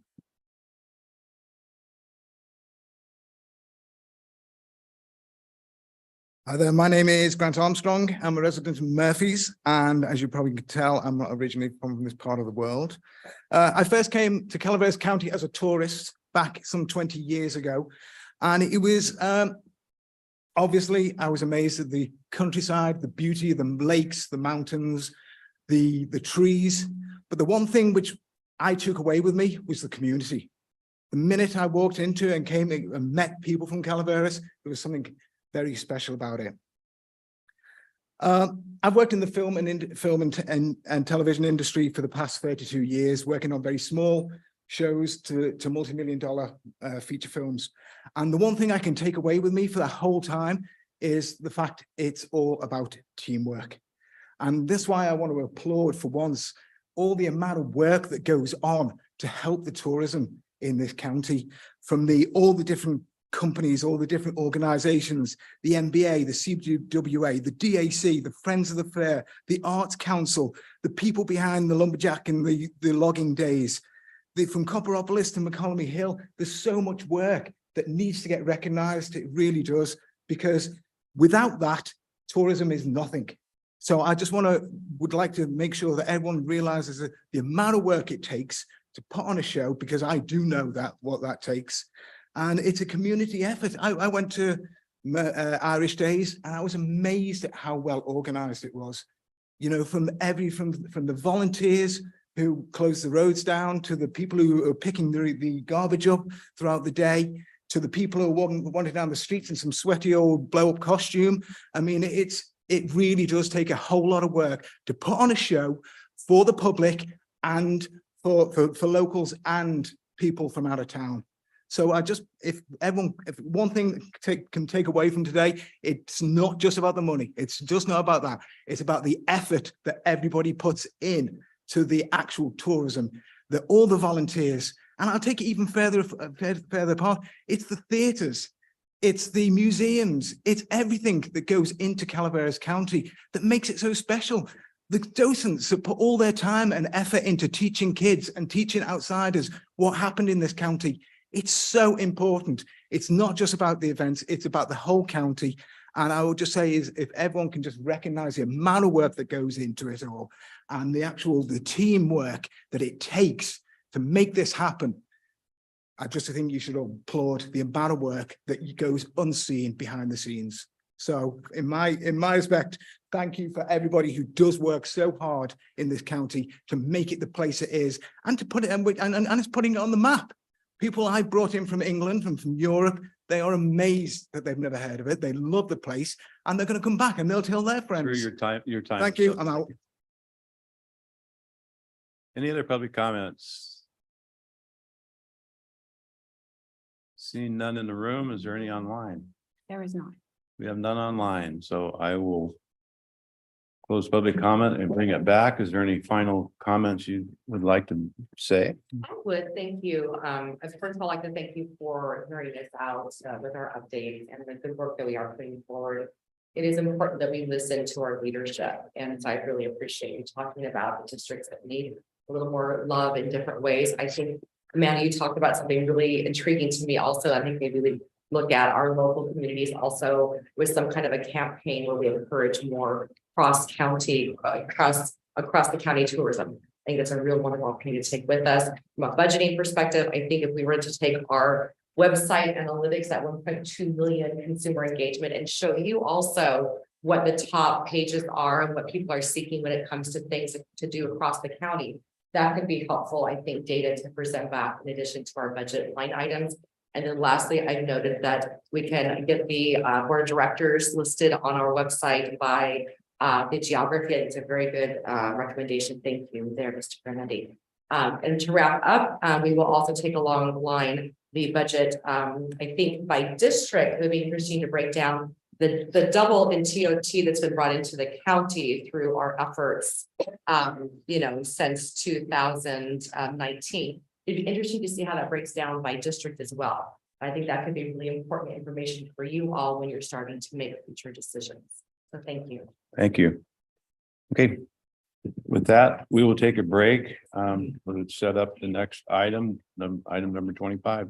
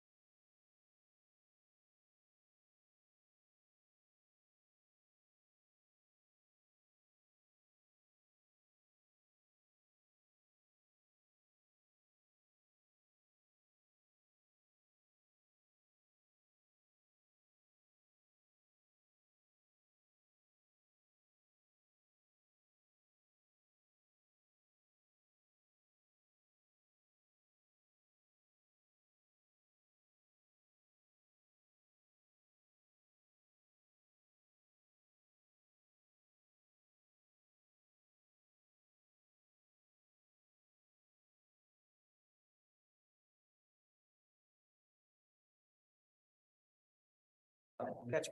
Yeah. All right, good. We're good. We're good. All right, we are back. And we're going on to item number 25. This is another informational item only. It's economic and community development. Receive a presentation from informational technology and economic and community development about broadband projects and opportunities in Calaveras County. So I will turn it over to you, Stan. You were on. There you go. Okay, good. All right.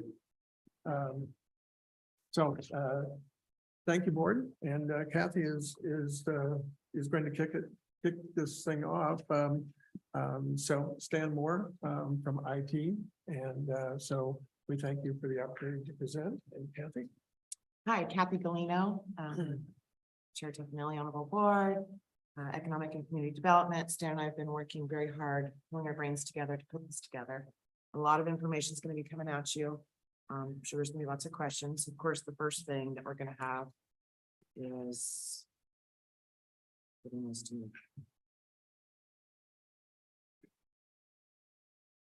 Okay, so for today's discussion, and we're going to try to move through the discussion piece fairly quickly. We believe that there will be some questions, and we want to leave time for some of those questions. So we do thank you for your attention as we go through. So a number of things for today's discussion. We're going to do an update on where we are with grants and projects. Have to have funding for this, so Kathy will be talking about that. What are the state and the county priority areas? I will cover that. What's coming down the road? Kathy will have that. Resources I will cover. Kathy will be talking a little bit about where we are going in the future. Next slide, please. So this is, we're going to throw some acronyms at you. I'm not going to go over these in detail. It would take the entire hour. Really, the point here is that there is so much for all of us to learn, whether it's Kathy and I, whether it's the public, the board. There's a lot going on with broadband, and we are all expected to come up to speed very quickly in terms of everything that is going on. So we can come back and talk to you about these areas later, but there's a lot going on. Next slide. So where we are today, as Stan mentioned, we've had to come to speed very quickly. We've heard about broadband. We want broadband. We think about broadband, but how do we actually bring it to our residents? In 2022, we completed the broadband roadmap. This was through the Central Sierra Economic Development District. It was a collective of 5 counties. We worked with a consultant to help provide that first framework of what do we have, what do we know, where do we want to go. The second piece was the local agency technical assistance grant that the county received. It was for $500,000. We were one of the first counties to be awarded that funding. And we elected to take that funding and put it to design and engineering, identifying where our priority areas are and getting those designed. We're working with Tilson and Golden State Connect Authority. They are fabulous to work with. They've really helped lift the load off the two of us by providing that administrative oversight, grant reimbursements, and those types of things. The first class of conceptual designs were provided to us at the end of March. We have a revised set that we received on April 4th, and we're prepared to start moving forward with identifying those key areas. We have areas in pretty much every supervisorial district that are along the middle mile corridors. And we've spoken with each of you pretty much on how that is going to hopefully roll out. The second thing, or the third thing we have, is the broadband strategic plan. Again, Golden State Connect Authority is working with the counties that are part of the group to develop this very thoughtful strategic plan. What comes first? What comes second? What makes sense? What's the funding? How do we coordinate the various funding streams into these, aligning with these priority projects? We had our first meeting April 5th, and we'll be coming back with you on when we get to that point. 22-23, the CASA project the CASF grant, which is through CPUC. Again, this was a project or a grant that we applied for as part of the Central Sierra Economic Development District, 5 counties. And I'm working with Mariposa's Economic Development, as well as Linda Groot, who we're going to thank later, who's amazing resource from Tuolumne County, and JT Chevalier from Alpine County. We were awarded the grant. We're going to be focusing on speed testing, ISP connectivity and communication, and outreach. It's really hard to get information from some of our ISPs who don't want to play in the sandbox with us. So we're going to be working on strategizing how we can get that data and that information to make our jobs better and get our citizens connected. And then County GIS has been Doug and Dan have been amazing to take this data that we got from Tilson and make it into something that we can understand. So there's a lot there, a lot to be thankful for. Go ahead. Before getting into the state's priority areas, I'm going to touch a little bit on Golden State Connects. Kathy mentioned them briefly. We're fortunate in California with this massive project that's $42 billion nationwide. And it's there's a great deal of effort in all areas of this project. Managing the financing of it is a real significant piece, certainly. RCRC worked with there's I believe 40 counties that are part of the Golden State Connect Authority, and it's a JPA that is put together specifically to work with this particular project. And I pulled some things off of the Golden State Connect website just to talk a little bit about who Golden State is. We could not do this without RCRC and Golden State. They're critical in everything that we're doing. Golden State is a JPA comprised of 40 rural California counties designed for the purpose of increasing access to reliable, affordable, high-speed internet for the residents and businesses of those counties. Simply put, our goal is access to quality internet for rural counties. So we work directly with Golden State on a regular basis. Golden State provides knowledge for us. They provide resources for us. Golden State is ultimately the organization that will own something that we will get to talking about with a last mile network. So they will take a great deal of the burden off of individual counties and make for a process that all these 40 counties can tap into and utilize resources from Golden State. It's I don't know how other states are handling it, but in California we are fortunate to have RCRC and Golden State working with us. We're also fortunate that Supervisor Iramendi is the chair of Golden State Connect and watches out for us as well as all 40 counties. So we're pleased to be working with Golden State. So the slide that's up now, the state's priority areas. If you look and you'll see the orange lines, you will see a layout of what's referred to as the middle mile. So within internet, we have middle mile, we have last mile. The state is in charge of developing middle mile. They're developing 10,000 miles throughout the state of middle mile. You can think of middle mile as large conduit that will be delivering internet and having internet ready. The middle mile does not deliver internet to any residents. It is infrastructure that will have internet ready. So there's about 3.25, I believe it's $3.5 billion that the state has allocated to developing a middle mile infrastructure. So 10,000 miles for the entire state.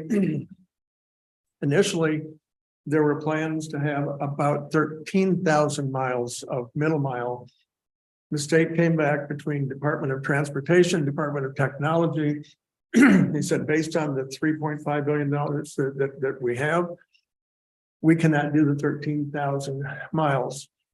They did a survey looking to see where does the middle mile have to go to reach the largest amounts of unserved and underserved populations. Unfortunately, as a result of that, Calaveras County had some middle mile layouts cut back. If you look on the right-hand side, you'll see going up Highway 4 corridor, there's middle mile that goes as far as Arnold. The original design had middle mile going all the way up through Highway 4 into Alpine County and up through Alpine County. Unfortunately, that was removed. So there are areas up county and through Alpine that at this time are not going to have middle mile infrastructure. Alpine County representatives, David Griffith, one of the supervisors, myself, others have been vocal with middle mile owners with the state and asking that we have consideration to, as soon as we can, extend that middle mile up Highway 4 so that we will be able to tap into it. The population amounts are not real high up further up Highway 4, but the public safety needs are significant. And so ultimately we need to have that extended. The good news is that the middle mile design is continuing. The state is committed to building the middle mile that will support all the rest of the needs of the county. And that will be done in the next 2 years. There's an expectation that everything for middle mile, all of the funds for it have to be encumbered by the end of 2024. All of the construction has to be done for middle mile by the end of 2026. That construction is critical for the rest of what we are going to be doing. So there is something I wanted to bring up on the layout. Yeah, go back. On the layout of the middle mile that just came up this week in the middle mile advisory committee. And that is the state is going to be taking advantage of broadband or of fiber that is in place and being underutilized by different providers.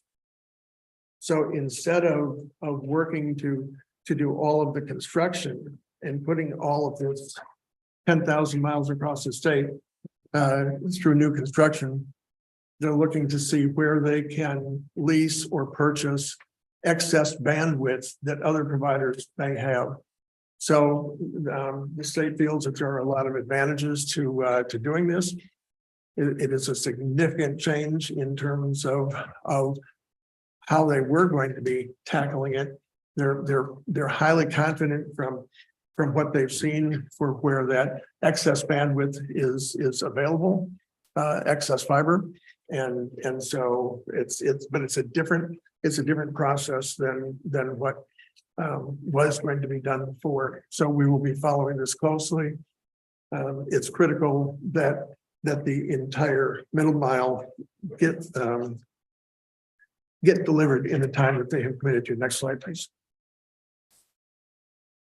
The county priority areas. Now we're going to get into some of the last mile work that gets done that uses that middle mile.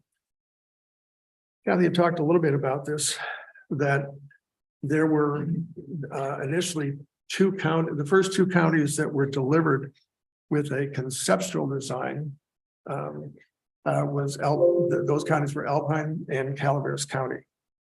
We've used a $500,000 grant for our local assistance technology to be working with this company, Tilson Technology, and they are helping us put together a conceptual design. They have already mapped out the entire county, and so that they are able to tell if we if we were to develop our network for the entire county as if there was no internet in the county at all. And we did everything to connect every residence, that the cost would be staggering. The cost would far exceed what the funding is that we will get from grants. In fact, it would cost approximately $350 million if we were to do everything from scratch.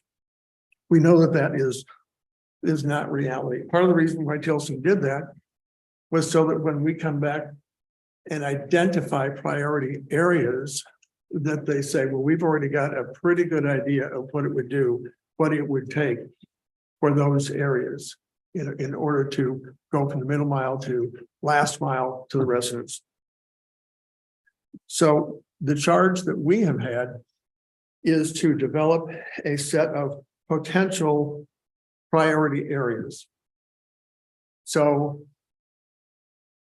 there are approximately 2,000 residences that have been identified as being underserved or unserved rather. What does that mean? If you have service available, whether you have it at your residence or not, of 25 megabits down, 3 megabits up, if you do not have at least that level of service, then you are considered unserved based on all of our use of internet services and how much bandwidth it takes. Anything under 25.3, it is considered as unserved. So there's about 2,000 residents in the information that we utilize from CPUC that are considered unserved. When we go get the funding to continue with the project, we are required to serve put service in for unserved residents first. We get those done, we can go on to underserved, and then we keep working our way up the chain. So we have been asked for these unserved properties to develop some priority areas, give those back to Tilson Engineering so that they can develop project plans for us and give us an idea of what it would cost to do some of those potential priority areas. We're in the process of providing that information to Tilson this week. They will in turn come back and say, this makes sense. You've left some residents out that you could include for about the same money.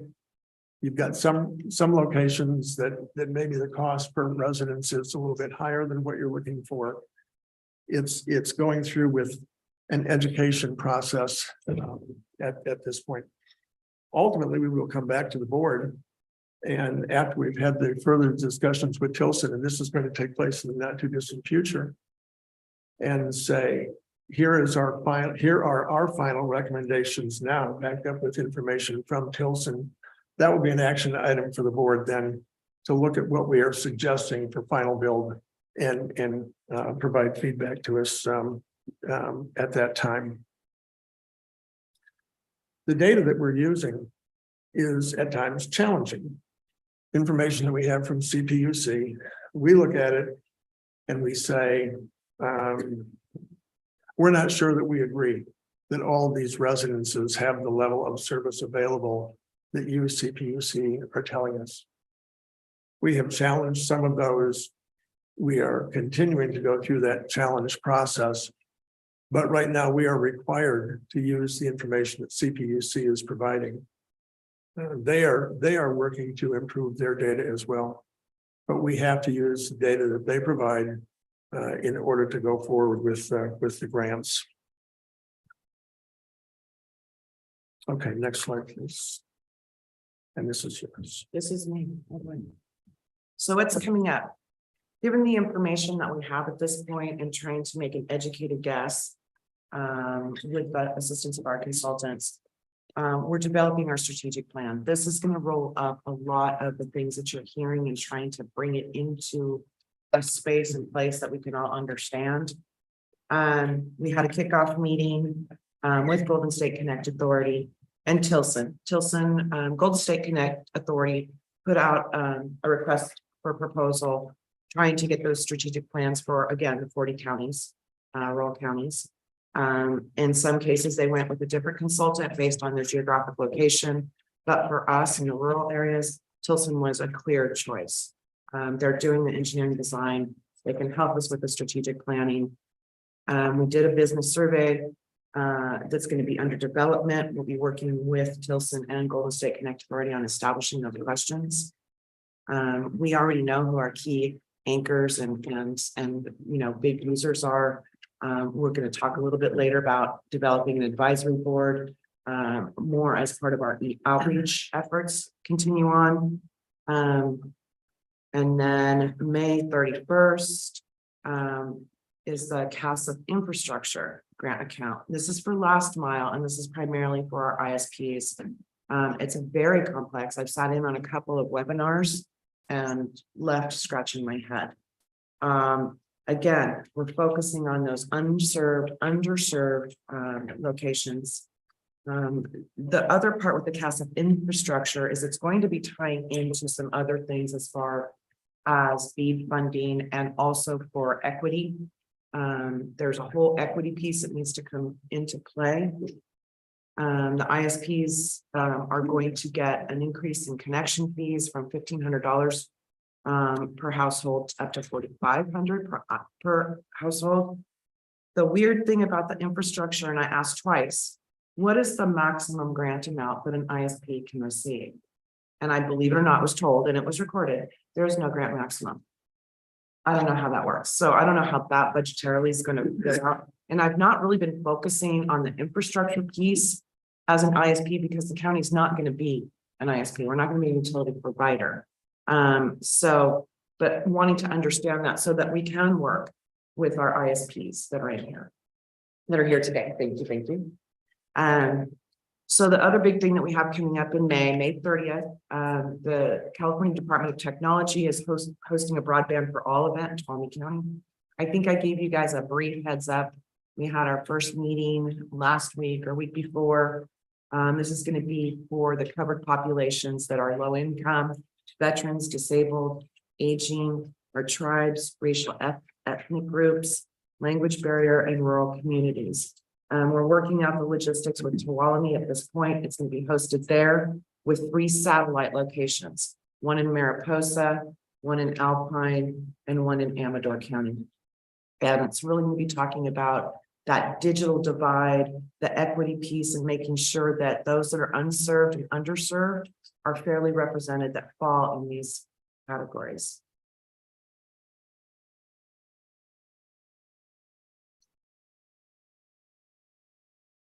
So more money coming down the pipe, lots of decisions we're going to need to make, lots of priorities we're going to have to establish. Under the federal funding account, there's $2 billion for last mile applications, and county allocations are anticipated to be announced in June or July.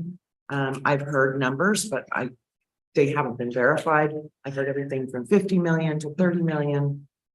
So we're not sure exactly what Calaveras County's allocation will be.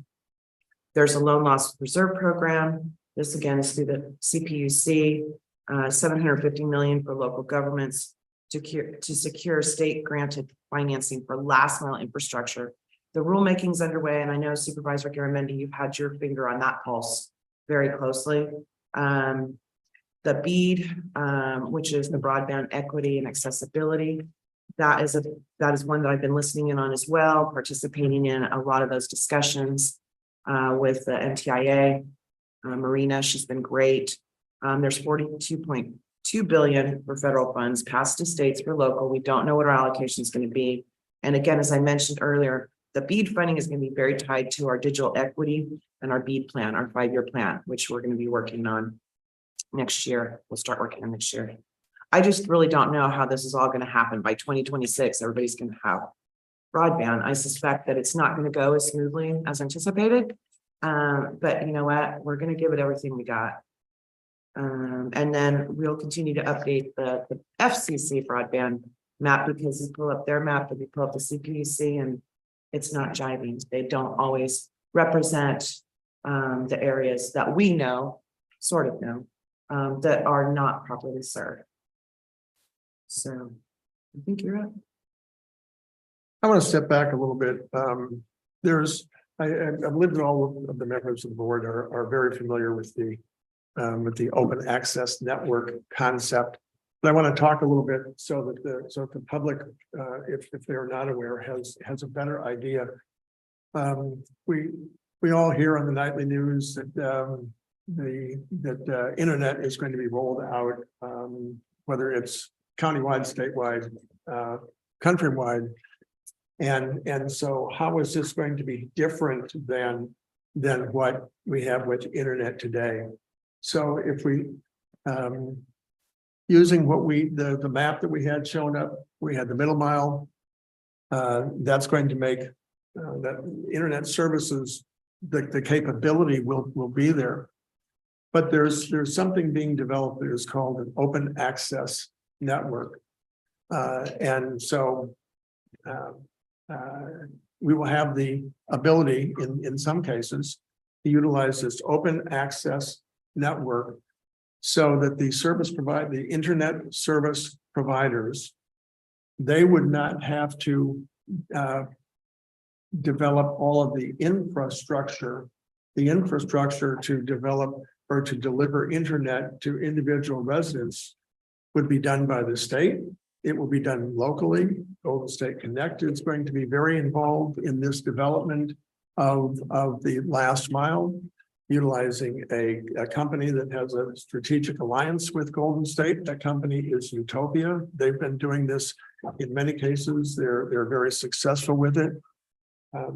You could almost think of this as if it was an interstate highway system or the electrification program that went on many years ago, where the individual companies that deliver that provide internet service to you in your home does not have to develop all of the infrastructure to deliver the internet.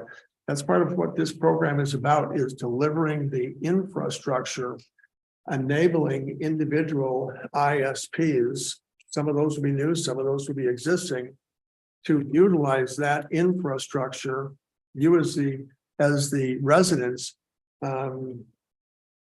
would likely have two checks that you would write out each month. One that would be to the internet service provider for that internet that you're using, and one that would go to support the infrastructure itself. Both of those costs combined are anticipated to be less than what a lot of people pay today. And also bring the internet service to residents that don't even have it available. So we anticipate that many of the county residents will be able to take advantage of that open access network methodology. Another way is that individual service providers are already in place. They will be able to take advantage of some of these grant funds as well and be able to extend services that they have in an area that for one reason or another they have not completely rolled out. So we will be working both with Golden State and with this open access network, and we will be working with the individual internet service providers in the county, looking for ways that we can work together. The main objective here is to get affordable internet into residences, make it available. Some of that will be through the open access. Some of it will be partnering with existing internet service providers. There's additional discussions that are going to have to go on there. So, and this slide was just a slide that I wanted to put in. I received this from CPUC. It gives another visual. Some people like boxes that are colored that help flow and show where the money's going, where it's coming from. So it's just a visual. But as Stan had mentioned, it's really, really important that it's not just an open access network where there might be competition, but it's providing reliable and affordable internet. I mean, I know some folks, some supervisors pay a lot of money to have internet access through satellite or not. But there's a way that we can work together with all the various technologies to move this forward. I think you have this one. Yep. Okay. That's Stan. That's Stan. That's Stan. I drew that picture of him when. Yeah, it is. And it's the old drinking from a fire hose. And sometimes we feel like we're going through that process of having to learn a great deal about this and do it in a very short period of time. There's some of the folks at the federal and state level have been working on this a little bit longer than we have. And a lot of these things are coming to fruition, whether it's with the build, whether it's with the grant funding.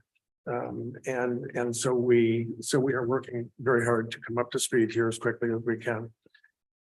This is a large lift for the county staff. It's going to get even more challenging.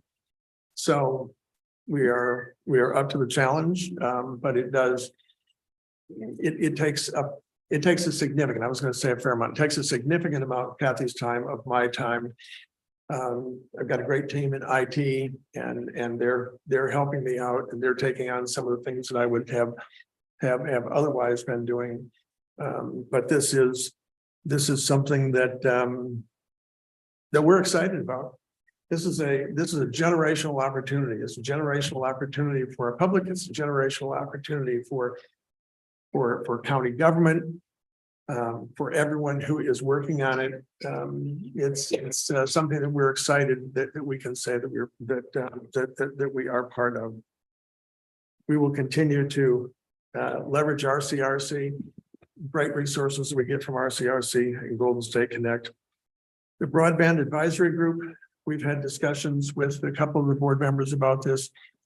We want to be smart about it. We don't want to go out and put together yet another committee telling us that yes, they need broadband.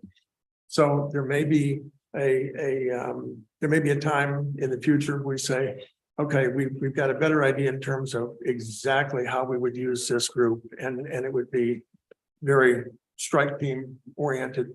We would come back to the board and talk to you about that before we would set that up, if we do set up.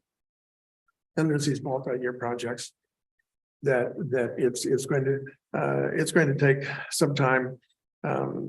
2026, that's the time for mid-mile to be finished.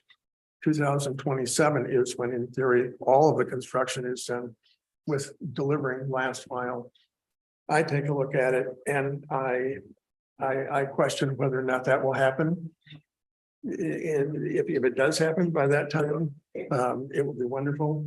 But it's important that we all understand, board, public, that when you may hear internet's coming, it's a journey, and we're heading down that path, but it is a journey.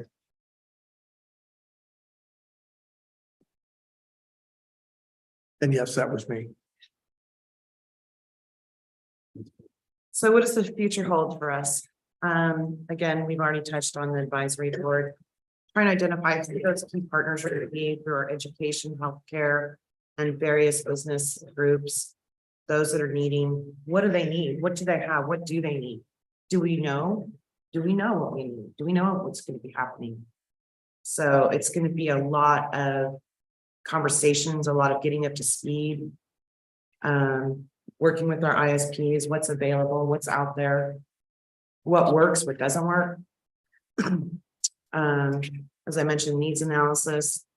Also ensuring digital equity. This is going to be a big piece, and we are going to be audited on this. We need to make sure that we're inclusive and that we look at our community as a whole.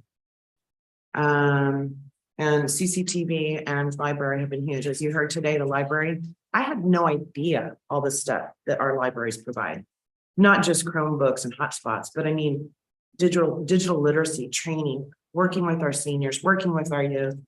That's a huge resource. And I love working with Nancy and her team. The volunteers are great.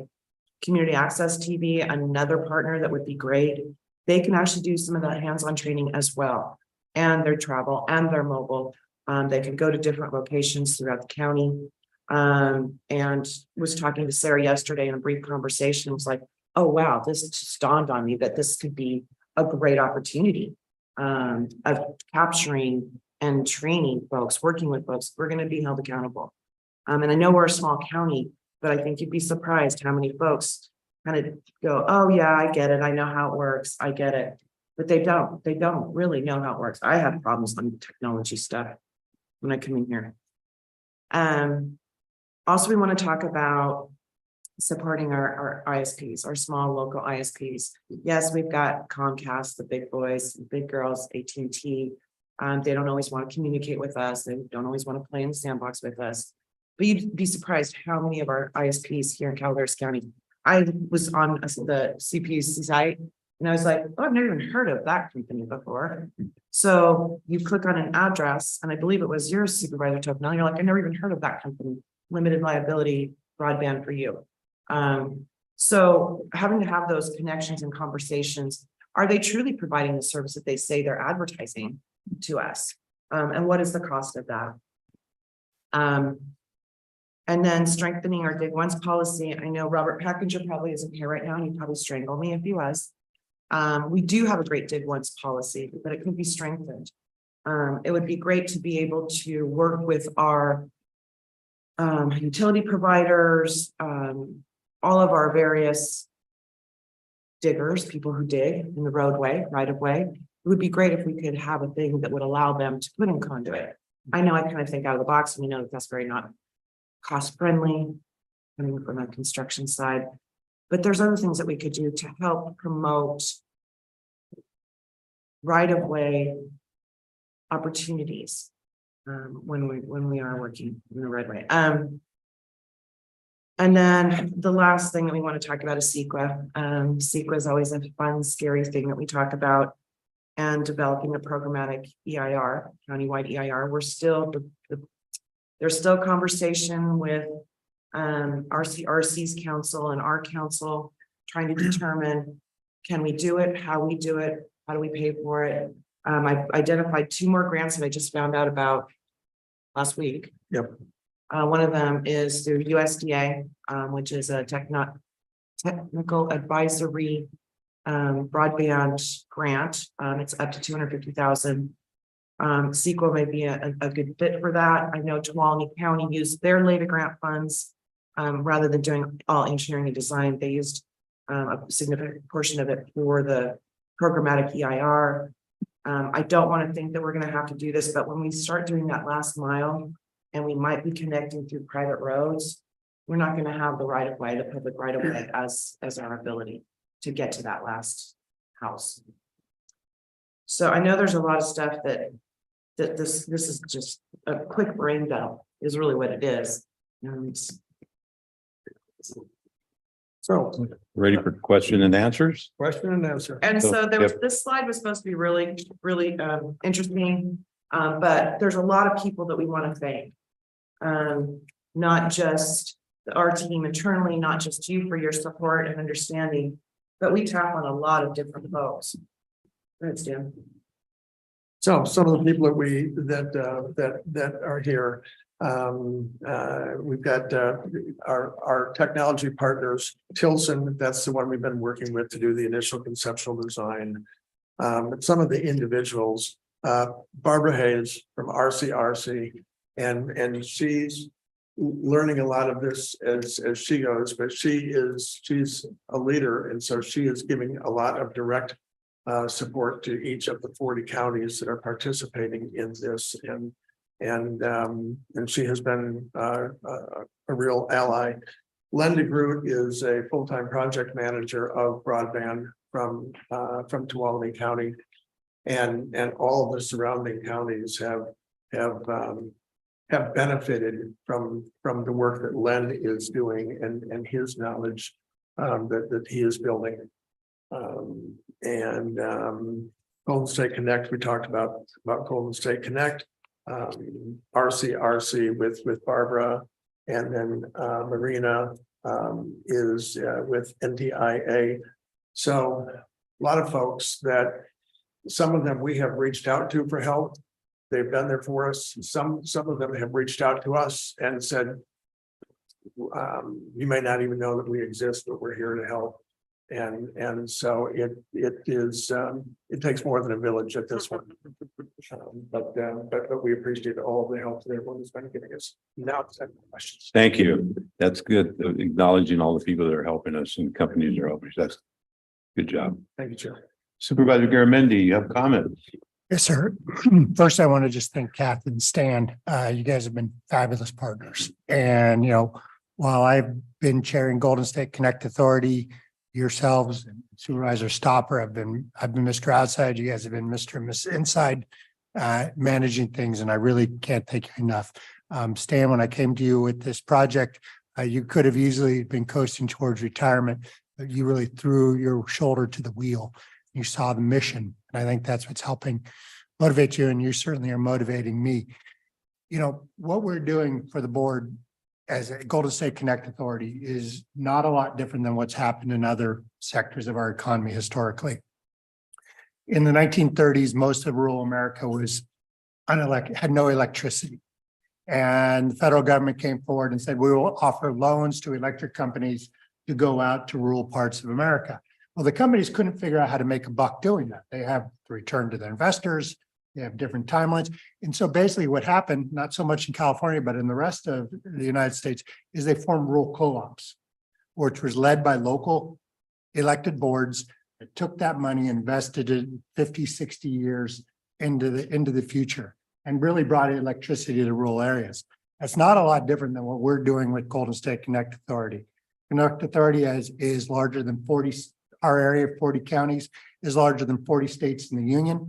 It is larger than 26 states in the union. So we have a population that's come together and said, hey, guess what? Big ISPs, the big daddies are listed by Kathy, they can't figure out how to make a buck doing this. And I understand that. I'm a capitalist. They have to have a return to their investors and their money's not patient. We as a public agency can be patient. Some of those big guys sat down with me early on in this and said, Jack, you don't even like the internet. You don't do Facebook, you don't tweet. What do you actually know about splicing cable? And they were correct. And the point is, we don't know how to do that. But you know what we do? We know how to build roads. We know how to build airplanes. I don't know how to fly an airplane either, nor do I know how to repair it. And I'm not an engineer and know how to build a road. But we as government do those things pretty well. We don't need to be involved as an ISP we don't need to be running the grocery store that's on the public road. Let the ISPs, let the grocery store people run those businesses. Let the airlines run the airlines. Let the mechanics do their job. We provide the playing field so businesses and the citizens can succeed. I think we're in a pretty unique spot here in Calaveras because we've got ISPs that are willing to work with us. You guys have got dark fiber laying all over this county. There's partnerships to be here. The only thing that matters in this process is bringing affordable internet to people. It is a utility that has to exist. And so we're actually in pretty good shape. I see Frank back there. Frank, you're going to regret this, but a long time ago, you and I had several conversations about the cost of bringing fiber to Boston, Yale. You're right. You did it. It wasn't probably a great business decision, but that's one of the things that we as a body, Golden State Connect or the county, may be able to do. I don't want to run the internet. I want to get those resources there. Same with your guys' cable that runs right up Jesus Marie through down past our library and out Calaveritas. That's a resource. We have to sit down as a community and figure out how we're going to accomplish this public good and allow you guys to run successful businesses. That's our commitment.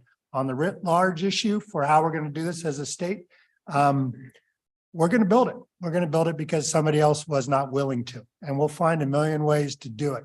Stan and I were talking and we were a little overwhelmed by the magnitude of what we're trying to do. And really, in my opinion, there's no bad decision. The only bad decision is stopping. We're all from Calaveras. The worst thing you can do is take your foot off the gas pedal when you're going through the mud. Then you're never going to get going again. So we're going to hammer down and we're going to figure this thing out. And we're going to make probably a lot of mistakes. If we get to where we're going, that's what's going to matter. And these two guys are real champions. And we're lucky to have them. We're lucky to have partners who are willing to be here to work with us as well. So I'm pretty gung ho on this. I don't know where we're going, but we're going forward. And you guys have worked with me long enough. I'll grind till we get there. So thank you, guys. Any board comments? Supervisor Stopper? Well, not much to fall on the thunder again. The amount of work going into this between Catherine and Stan is immense and everything, educating themselves moving forward consistently. But it's not just them.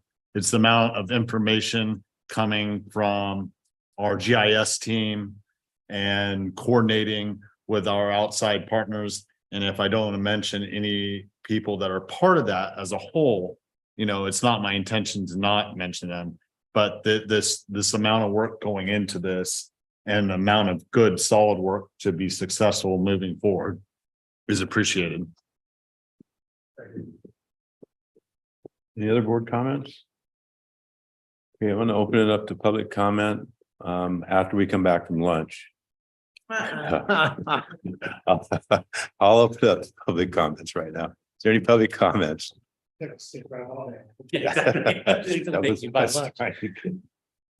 afternoon, everybody. My name is Alvin Brolio. The gentleman over here behind me is Brock Erdman. We're here with Calaveras Telephone Company, and this is a huge undertaking and a lot of information and happening very fast. Calaveras Telephone, we're out of Copperopolis. We serve that area and Jenny Lynn and outlying areas. Phone, internet, TV service. Things are changing and moving very fast. So we're here to help and help everybody keep moving forward. So please use us, advice, whatever we can do to help. We're here. So I'll leave some business cards. But past that, that's all I got to say. Awesome. Thank you very much. Have a good one. Hello, everyone. I'm Brock Erdman, Network Operations Manager, Calaveras Telephone Company. I live in Copperopolis. I've been building broadband networks for approximately 20 years. I've had the opportunity to participate in a lot of rural broadband funding. I actually grew up on a farm in Nebraska, so I'd rather give people in the country broadband people in the cities. They can go pound sand. So, sorry. But the whole $6 billion infrastructure bill, the money that the state of California got to build this middle mile access and last mile, from my experience, the last mile is way more expensive than middle mile. We're overbuilding a lot of middle mile infrastructure. My hope is we end up with leftover middle mile money to build more last mile, because that is the most expensive part. Yeah, I've been participating in a lot of the middle mile talks with Ask Networks, Scenic. Also the $4,500 in CAS funding grant per household may seem like a lot. It's not in these unserved areas. The reason they're unserved is because they're expensive to get to. Just to give you guys an example, we actually got funding out right now to hopefully secure for Rancho Calaveras in Copper Cove subdivision. And just give you an idea, those locations that do last mile fiber builds to are upwards of $12,000 per location. Those are not that rural. Those are pretty dense. Those are half-acre to 3-acre parcels, right? We're talking about 20-acre parcels, 100-acre parcels, ranches, things like that. So this is going to take anywhere from 15 to 20 grand to get fiber broadband to some of these locations. So, then all of this funding is great, but the biggest problem I see is there's no recovery mechanisms to sustain these builds after they're done operationally, right? Usually the money's adequate to build them, but there's no high cost funds to sustain these after the fact. Seen this a lot in the electric co-op worlds. I have a lot of friends in the industry. They're building these networks and they're finding out they can't operationally sustain them. They can't afford it. They're having to sell these off. So I just want to bring that to light too, as we're trying to work together and secure funding for rural Calaveras County, is that we have to have some kind of recovery mechanism that they have in place now, like the high cost fund. So that is all, and I'd be more than happy, and I love technology and building broadband networks, so I'll be more than happy to work with you guys. Thank you. Any other public comments on this item?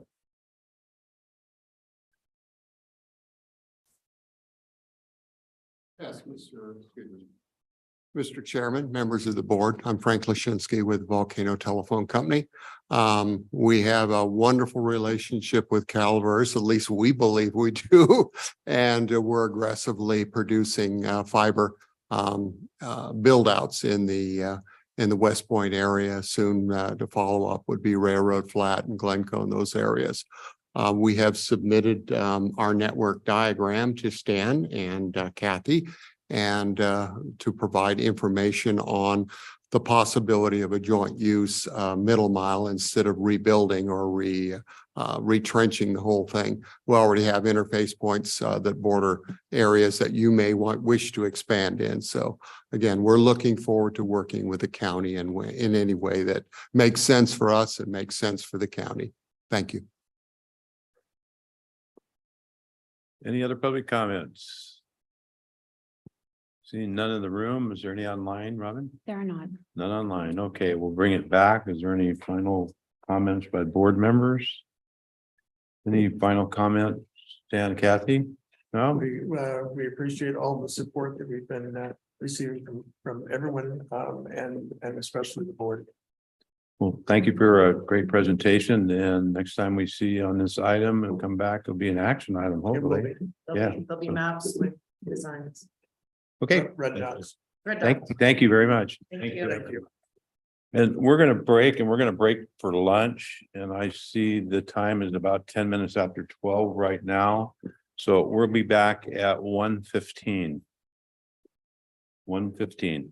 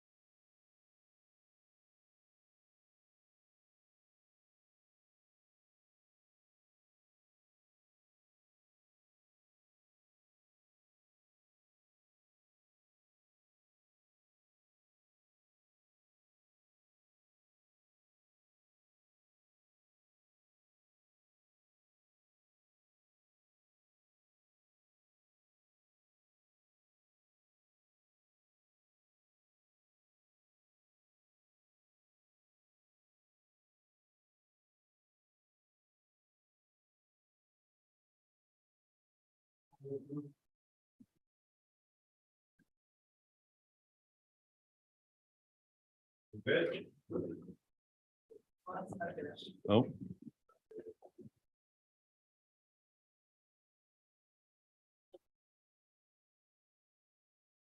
You're good, Susan? Yeah. Okay. All right, we're back in session from lunch and we will move on to item number 26. This again is an informational item from planning. Receive a presentation of the 2022 housing element annual report to the California Department of Housing and Community Development. Gabriel, you're up. Thank you, Mr. Chairman, members of the board. Madam Chief Executive Officer and County Council. If this seems like deja vu, it's because you've seen this before. About this time every year, we are obligated to provide the county with our annual report on housing. We adopted a housing element in 2019 that has an 8-year lifespan. So by the year 2027, we'll be going into a new housing element phase. The report that I'm going to provide to you is also provided to the Department of Housing and Community Development. I'm not going to any substantial detail on what you already have in your staff report, but I do have a brief presentation, which is in a form of a PowerPoint. And please, at any point, you can interrupt me, ask questions or whatever, and I'll do my best to answer them for you.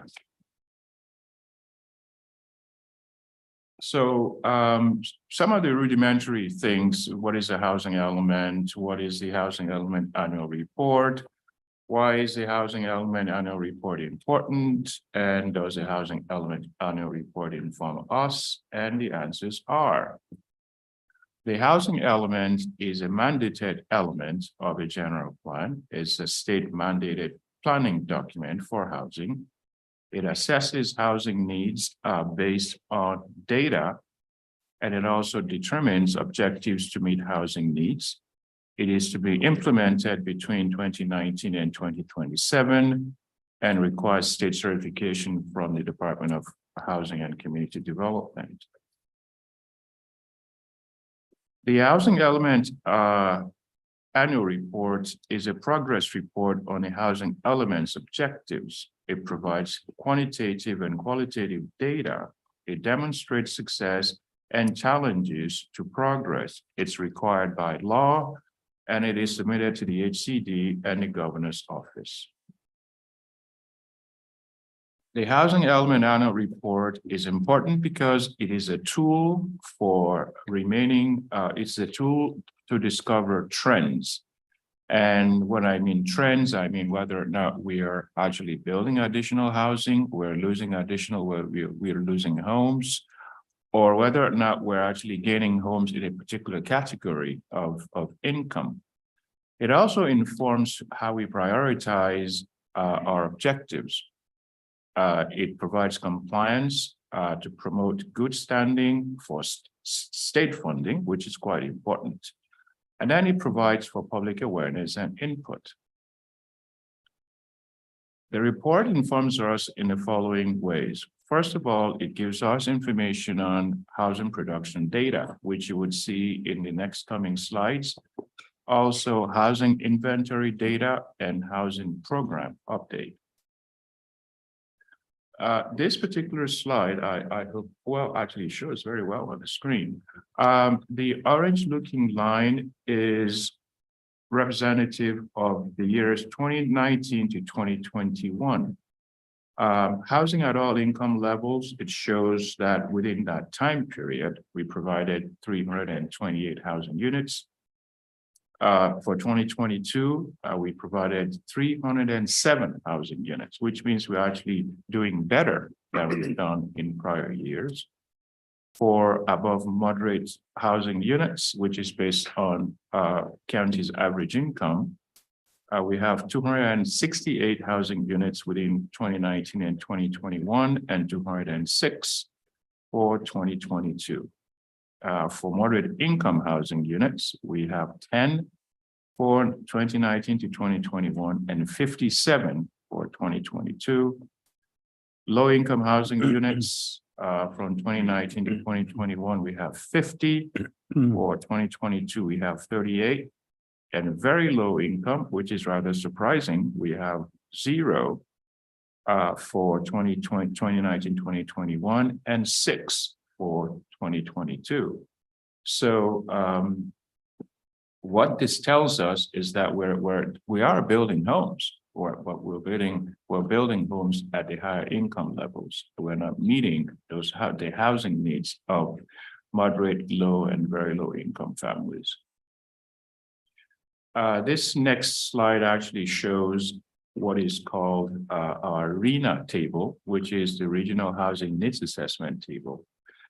And it shows that of the 1,096 housing units that we're required to provide within our the time period of 2019 through 2027, we are, to date, we have provided 362. So we are 734 housing units shy of our goal, which is not necessarily a bad thing. All it means is that we have a target to work for.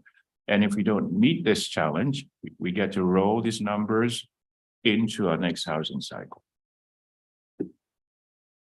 The next slide basically shows the housing inventory data. 61 housing units for 2022, 23 for the year 2020. These are units that have been issued certificates of occupancy. 51 for 2021 and 54 for 2019. So we're actually trending better than we have done in prior years. So for 2022 updates, we can talk about new residential construction, affordable housing, special needs housing, which is a requirement of our housing element, equal opportunity housing, and existing housing units. So we built a total of 140 housing units so far between 2021 and 2022. We also are able to maintain an inventory of vacant and underutilized land.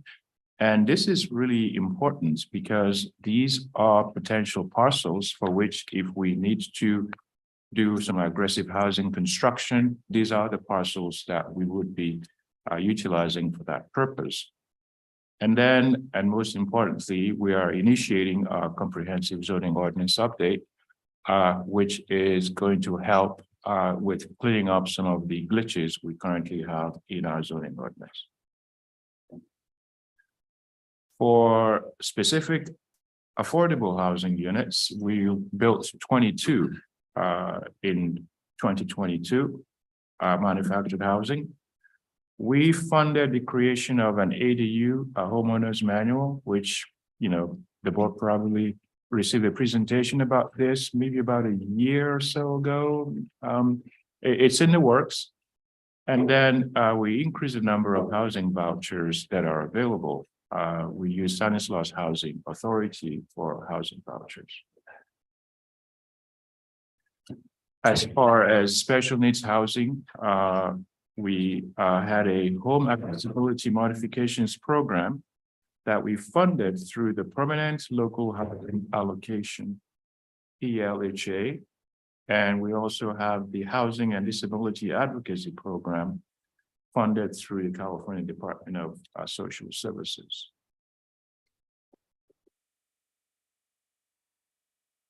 For equal opportunity housing, in 2022, all Calaveras County housing programs follow the fair housing practices, which means we are federally mandated to make sure that our housing programs meet federal mandates as far as fairness in housing.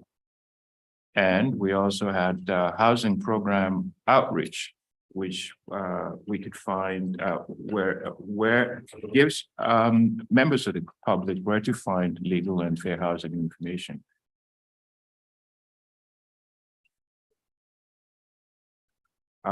Existing housing, a down payment assistance program was funded through the permanent local housing allocation, PLHA. And we also increased funding for emergency. One thing we don't have are homeless shelters in a county. And during this last emergency, I think it became apparent where we are deficient. It is a requirement of our housing element, and it is something that we need to work towards. That concludes my brief presentation. And if you have any questions or on any of the slides or information that I have provided, I would be happy to answer them for you. Board questions, comments?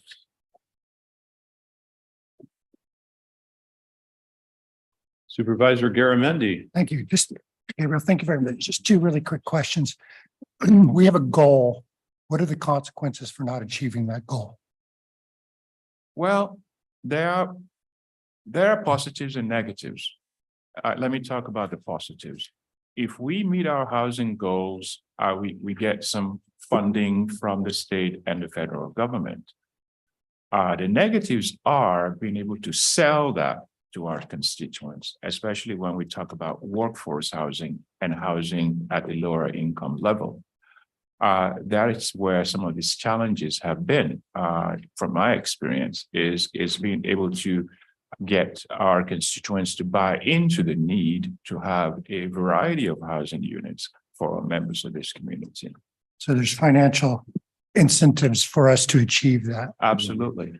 Absolutely. Are we getting all the SB2 funds that are available to us? I was asked that by a different supervisor in another place, and I said, I don't know the answer. So I know. Yeah. Well, unfortunately, the last SB2 fund, we had the paperwork ready to go, but we missed the deadline. So we missed out on the SB2, but we do have other funds that we have applied for. That is going to be coming in the pipeline pretty soon. So we missed the deadline. We won't missed- miss another one. Yeah, we missed SB2 at that time. Yeah. Okay. Thank you. You're welcome. Supervisor Stopper. Yeah, Mr. Garamendi brought up the question, and it's the one that's more pertinent because we have this number that's set by the state for a goal. Yes. Overall, during these times, development in Calaveras County, I mean, we're running far short of all the numbers, but we look at the very low to low income level for types of housing that we have the most disparity. And as we move forward, well, the question is, we as a county are not in the development business that, I think rightfully so. So it's getting developers to move forward with these types of housing that becomes the struggle. And how do we entice them to? And I mean, we've discussed ADUs, accessory dwelling units, and everything else. Are there more thoughts as we move forward through these next few years about possible incentives for developers as they're developing areas to set aside a certain amount for, let's say workforce housing, so that, it's maybe in the low category, but not very low, or vice versa, even a very low section set aside. And, ideas like possible, incentives by the government, such as permitting or, other things that will entice developers to develop those type of things. Absolutely. I mean, one of the tried and tested methods is density bonus. whereby if a developer comes in through density bonus, they can actually build more units than they're allocated if we give them a 20% bonus over the number of housing units they could build. I don't think we have a challenge with the incentives that they are out there. I think our challenge now becomes when somebody actually walks through the door and they're actually ready to do business, are we really ready? And that seems to be the challenge. We have to overcome infrastructure issues. We have to overcome water and sewer and all these other things, high permit fees. We currently applied for the REAP 2.0 program, which is about $2.2 million. If we get it, that would allow us to aid developers when they do projects that meet certain criteria with permit fees and infrastructure fees and things of that nature. But also on our part, I think we need to have a vision whereby we actually want to build these types of homes in our county because they are necessary, they are needed. And if we do not take that first step and make an effort to do that, I think we're going to be here again next year talking about what we didn't accomplish.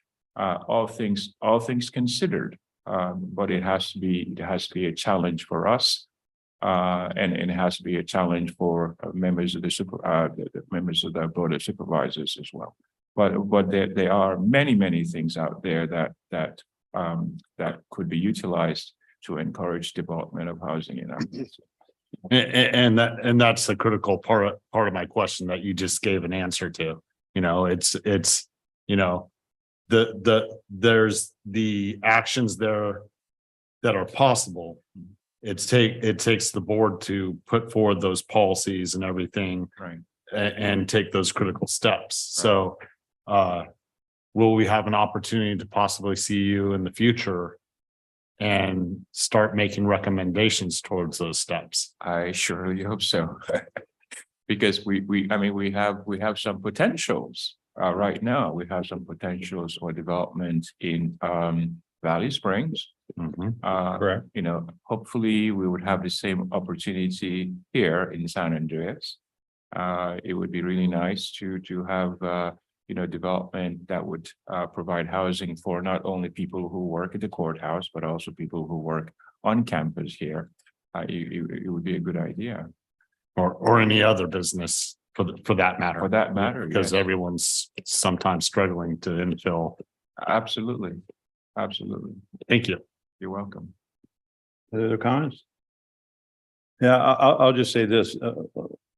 We're a little bit different than a lot of other counties. A lot of the counties have incorporated cities that have their own infrastructure and their water and sewer, and they have control of it. They can do what they want to do when they want to make housing and development move forward. We're a little handcuffed a little bit because of the fact that we don't have control as a county. We can do whatever we want. We can lax building permit costs. Right. We can change zones for free to fit whatever. But if the infrastructure is not there or the cost of the infrastructure that's needed to increase for the other developments that the other smaller service area, the PUDs or whatever that we have, if they can't handle it, it doesn't matter what we do because they're going to have to charge in order to expand for water and sewer or what have you. Yeah. So that's a little bit where we don't have control. Yes, we do have control of coming here and saying, okay, we're going to relax planning charges and building permit charges and not require this and rezone this for you. But again, we can do all of that and still not be able to get it going because of we don't have control of certain areas of it. So. Absolutely. One of the things we're actually doing right now is through the Housing Resource Program is to actually listen and dialogue with developers and people in the construction industry to figure out exactly what their challenges are. One of the things that they mention is the cost of construction. It's very, very expensive.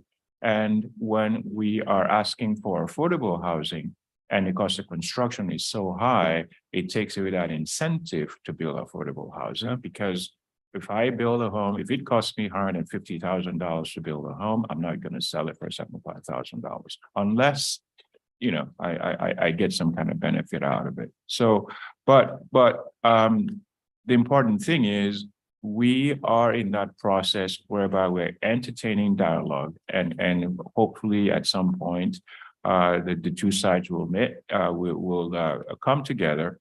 We have conversations with the CCWD and some of these other organizations that provide facilities in support of housing development in the county. So if it becomes a task for everybody, not just planning or the board or CCWD or whoever else, if it becomes a challenge for the county as a whole, I think we're going to start seeing some breakthroughs.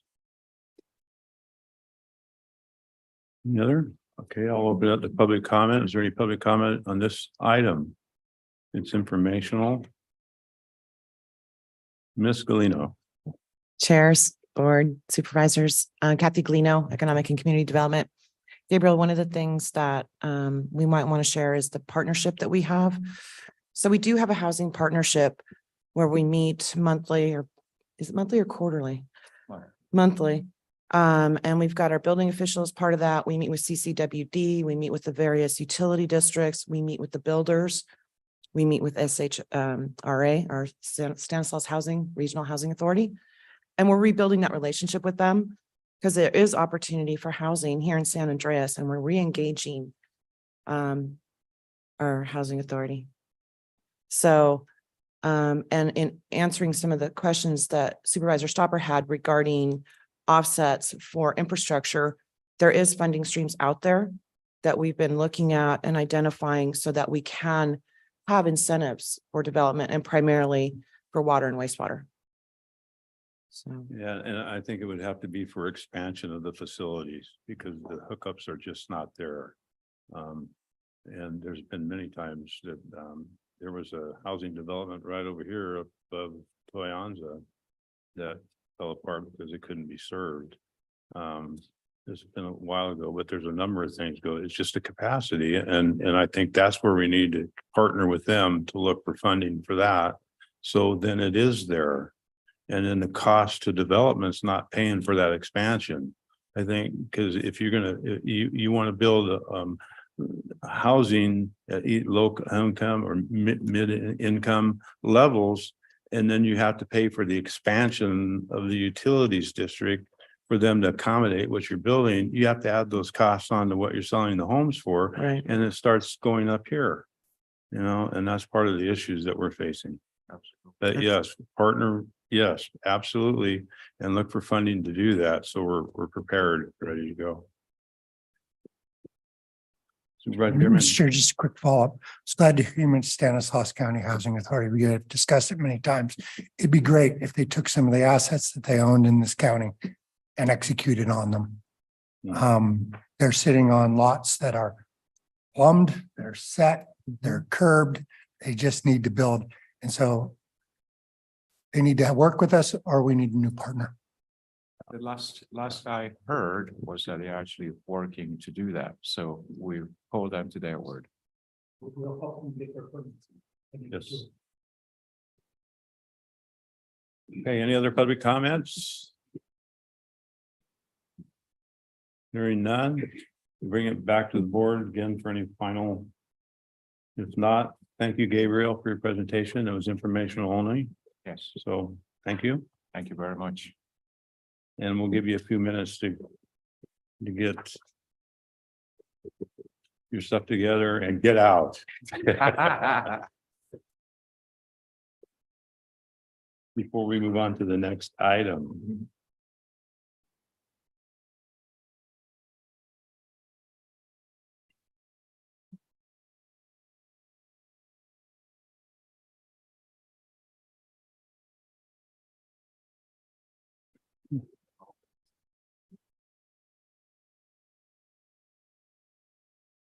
I see Jennifer. I didn't see you back there. Do you need to come up here? Yes, we do. We're gonna have to finish the setup for a second. Is that Okay, we'll take a few minute break for you to come in and set up. That'd be great. Okay, we're gonna take about a 5-minute break.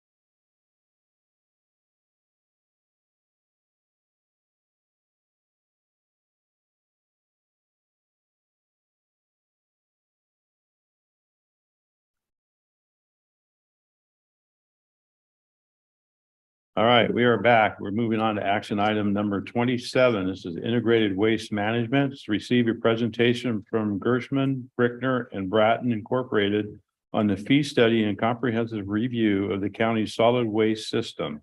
And 2, provide direction to integrated waste management to proceed with a Proposition 218 notice of public hearing for a partial fee increase. And Jennifer, I will turn it over to you.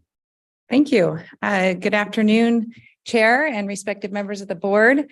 On October 18th, your board authorized Integrated Waste Management to enter into contract with GBB, which is Chris Lund, for the comprehensive review and of our county solid waste system and fee study.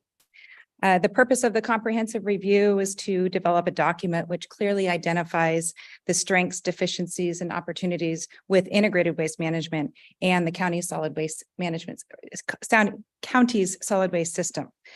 The review provided an assessment of operations, organization, and the financial health of our division. This is an industry standard assessment that provides a deep analysis and provides very valuable information. It ensures our system is meeting the demands of the county and serving the residents effectively, efficiently, with an added economic benefit. With that, I'd like to introduce and turn the presentation over to Chris Lund with GBB and Terry Boveri with Bratellis, who performed the review of our system and the financial analysis and fee study. Thank you, Jennifer. Good afternoon. Sure. Good afternoon, Chairman Tuffanelli and members and supervisors of the Calaveras County. Again, my name is Chris Lund, and with my associate Terry Boveri, we are here to provide the presentation on the comprehensive review and fee study of the integrated solid waste management system. Next slide.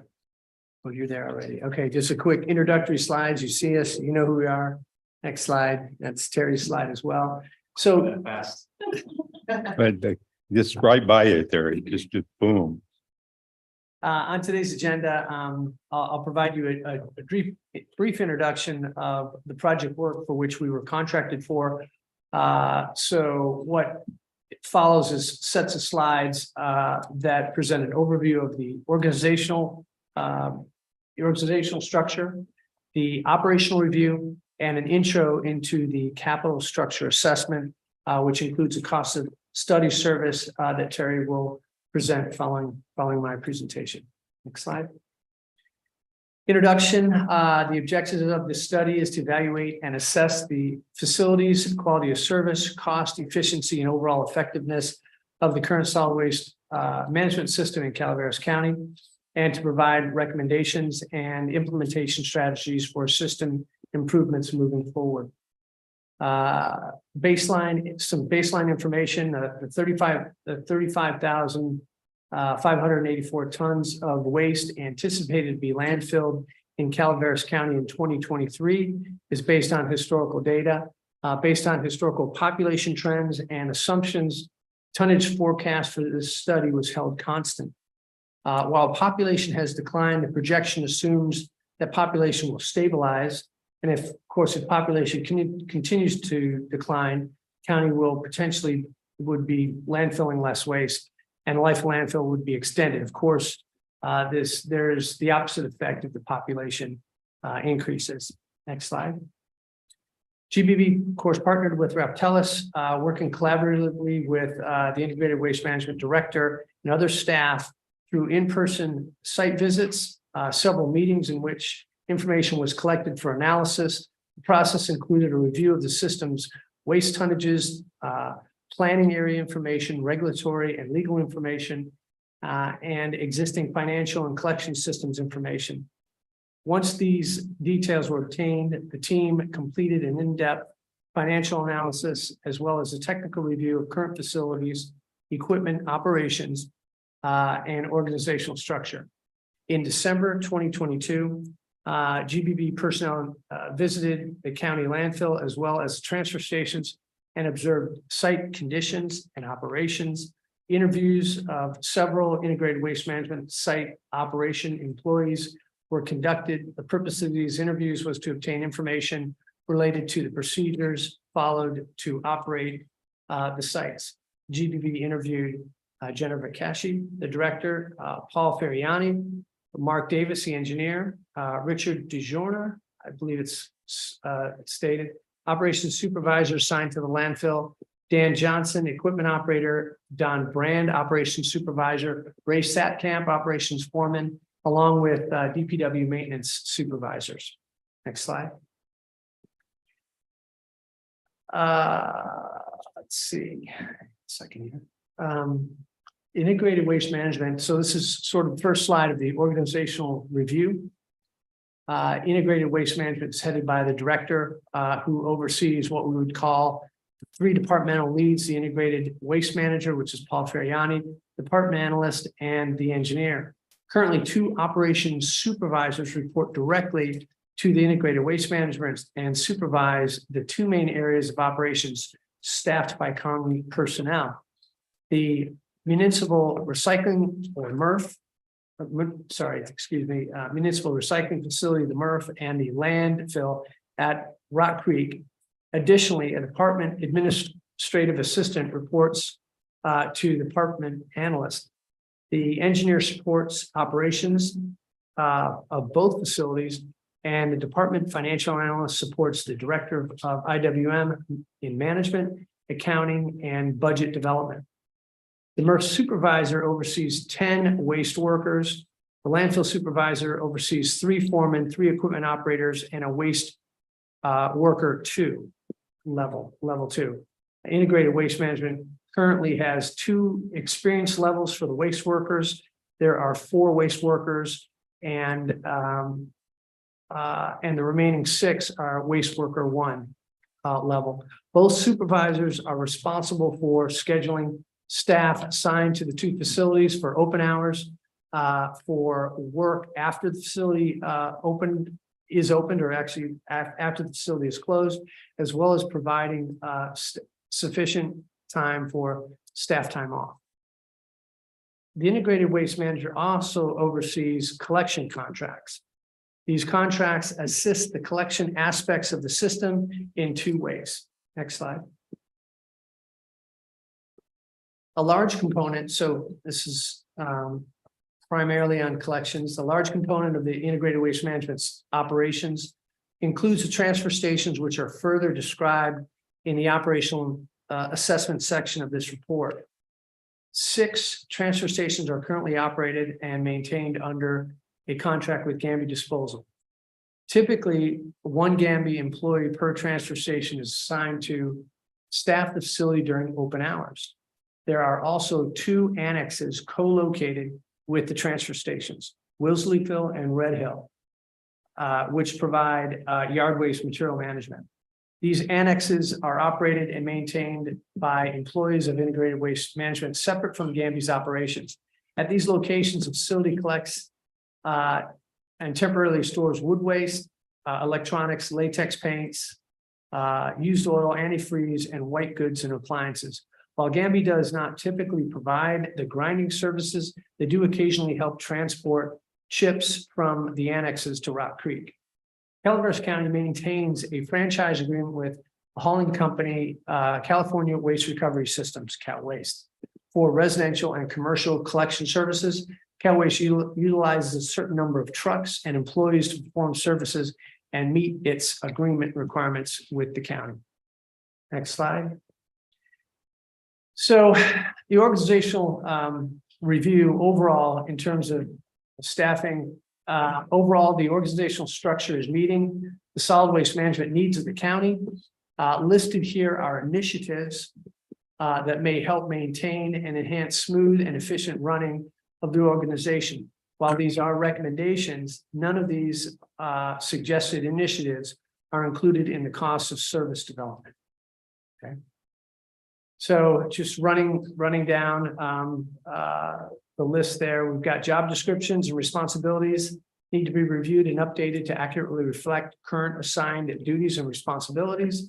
There's a need to reassess staff capacity at the landfill and MRF to allow consistent, regular time off, to allow flexibility with staffing requirements. We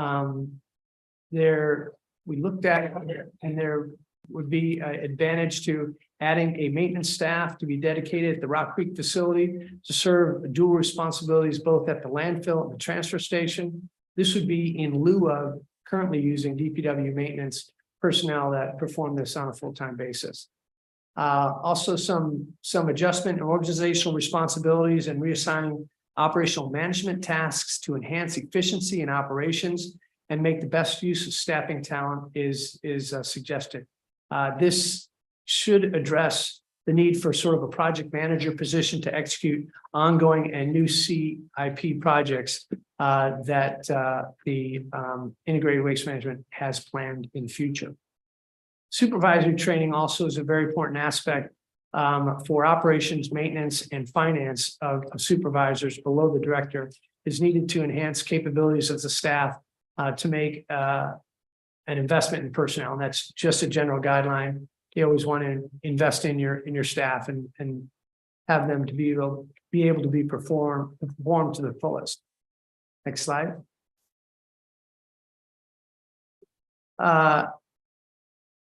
Turning to the organizational review. Currently, integrated waste management is able to staff without relying on overtime. Staff scheduling is typically flexible and staff are generally willing to provide coverage as needed. However, and this can happen in any organization, relying on staff flexibility and the willingness to cover as needed is difficult to sustain in the long run. Furthermore, the ability for staff to take time off is limited due to vacant positions from time to time and the need to have additional staff to cover for sick leave and vacation and regular time off. While it appeared from interviews that staff have been flexible in adjusting to staffing needs, when asked over time, this can become burdensome in any organization and a potential cause for burnout or fatigue when staff is asked to work more than 40 hours on jobs on an ongoing week after week basis. So on a regular basis. On suggested needs, there also supposed to be a need for operational superintendent for landfill operations. The current integrated waste manager manages transfer stations with annexes and oversees all operations. The landfill superintendent with engineering experience would benefit the landfill operations and allow the integrated waste manager to supervise more effectively the MRF and transfer station locations and actively manage collections contract. There also seems to be a need for a full-time operations superintendent for transfer station operations. The current integrated waste manager is stretched considerably with all 6 transfer stations as well as the MRF and the landfill. So again, these are changes that could be done with a change in job tasking. Additionally, with regard to the maintenance support, it could be advantageous for integrated waste management to bring on a full-time maintenance staff in the long term dedicated to the specialty equipment that integrated waste management has in its operation at the landfill and the MRF. We documented that we estimated approximately 30% of the annual man hours used by the 6 DPW maintenance staff, totaling about 3,800 hours, is used for integrated waste management equipment, or about 1.8 FTEs. With newer equipment, this man hour, with newer equipment and i.e. lower maintenance on the equipment, this man hour draw could go down. This person could be located full-time at the landfill, working from the office maintenance shop and serve a dual role, both for the landfill and the transfer station MRF. Next slide. So some key questions that were in the RFP that we were asked to provide responses for in the study that we performed. These are questions pertaining to organizational review. And the first question is sort of the primary one. Now I'll read that. Is current staffing appropriate for demands of the department? The right and short answer is yes. With a slight caveat of, for now, we think providing some flexibility and redundancy can improve accomplishment of core responsibilities for the system. The other two are just our follow-up questions and can lead to the next area of evaluation, which is the operational review on the next slides. Thank you. Operational review. Integrated Waste Management is an enterprise fund, acts as an enterprise fund. It's funded primarily through parcel fee based residential equivalent units. It had parcel fee costs as low as $28 in the early 80s, topping out, I think, in 1989 at a parcel fee of $140. So it raised in 10 years from $28 to $140 in that period. In 1991 was the last time I believe it was changed, and that was set at $150 a household. Service areas are the unincorporated areas of the county, the city of Angels, and the western portion of Alpine County through a JPA. The franchise program is currently contracted with Cal Waste, and we'll talk about that on the next slide. Okay. So the collections program, the franchise agreement with Cal Waste, they have the exclusive right to provide all indicated services within the county. Those are the services on the right, in exchange for paying the county a franchise fee. This contract expires June 30th, 2026. County can extend up to 6 months, and Cal Waste can request 2 5-year extensions. Services that are provided for residential, curbside MSW and recyclables collection, biweekly for recyclables and weekly for MSW. For commercial, they have commercial, multifamily, and businesses, hotels and resorts, etc. Weekly for curbside MSW and recyclables collection. They also provide info on diversion of debris for C&D recycling, and they are required to help organize service and recycling programs at the schools. Next slide. Chris, can I stop you for just a second? Yes, sir. Just for the people that are listening or going to be watching and maybe out there, can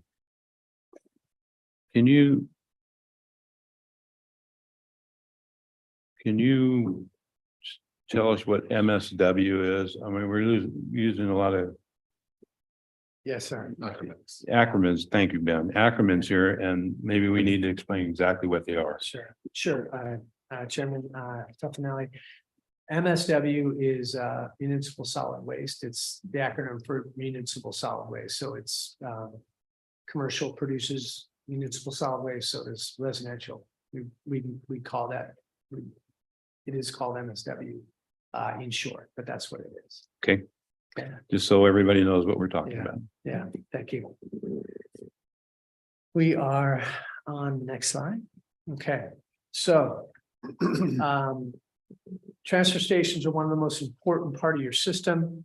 They are the public face of the integrated waste management. This slide is a look at the permit aspects of your current transfer stations. They are all permitted to receive tonnage and daily vehicle counts well in excess of their current daily receipts. So there appears to have been a well-intentioned plans for future growth in the system. All transfer stations are currently in compliance with local enforcement agency compliance to our knowledge. The trucks, I want to point something out here, the trucks per day and the trucks per month that's listed in the table at the top of the column is actually vehicles or customers per day. That's an oversight by myself. But that's how many vehicles, how many customers can come into the facilities on a daily basis. Okay, that's what that limit is. So not to be confused with hauling trucks that pull the loads, transfer trailers, and containers from the transfer stations once they're full. Okay. All right. Next slide. So let's get on to the operational review. You've got 6 transfer stations. We visited all of them. The majority of them, the five of them are circa 1974 when they were constructed and laid out, well laid out, I may say overall. They are all very consistent in their pattern, which is good for the community because you've got some consistency there. Avery is your newer transfer station, built, I believe, in 1996, if I'm not mistaken. It's in good condition, operating properly. Copperopolis, fair condition, 1974 vintage, operating properly, needs basic infrastructure maintenance. There's wear and tear after 40 plus years or 40 years approximately on these facilities. And so some infrastructure improvement and renewal is needed. Asphalt and curbing, stormwater management, those sorts of things. Signage as well. Some of the details are in our report. Paloma is in fair condition, operating properly, needs basic infrastructure maintenance, very similar to Copperopolis. No significant differences there. Again, they're all about the same age. They're all going to have about the certain amount of wear and tear for each of the transfer stations. Next slide. Red Hill, fair condition, operating properly, of course, needs basic infrastructure maintenance.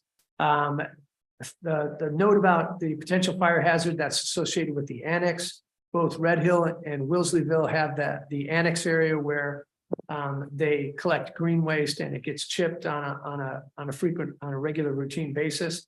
So that potential for fire hazard is associated with just maintaining a fire break around that stockpile. They regularly get it chipped and moved out on a regular basis so it doesn't accumulate to a significant degree. And as long as you've got that fire break, you're in good shape. But obviously, being from California, you know about fire hazards and take appropriate care for that. San Andreas in fair condition, operating properly, needs basic infrastructure, the wear and tear on the paving, the stormwater management, collecting, leachate from coming out of the containers, stationary containers. Those are just basic things that need to be worked on. Signage needs to be renewed. It's there, it needs to be renewed. Wilseyville as well, fair condition, operating properly. All the facilities were clean, well kept, well managed. We felt under the existing contract. Next slide. Okay. The landfill and the transfer station MRF at the Rock Creek facility. Landfill, really a nice facility when you come in. It has appropriate queuing space for backup before the scale. Clean and well maintained. We went up onto the working face. We were there at the time of start of operations in the morning. Small working face, tight, controlled. Litter fences in place. It looked and litter was picked up. It looked well maintained. Roads were clean, and they all looked well maintained. There wasn't anything that we felt that was not maintained with respect to the landfill.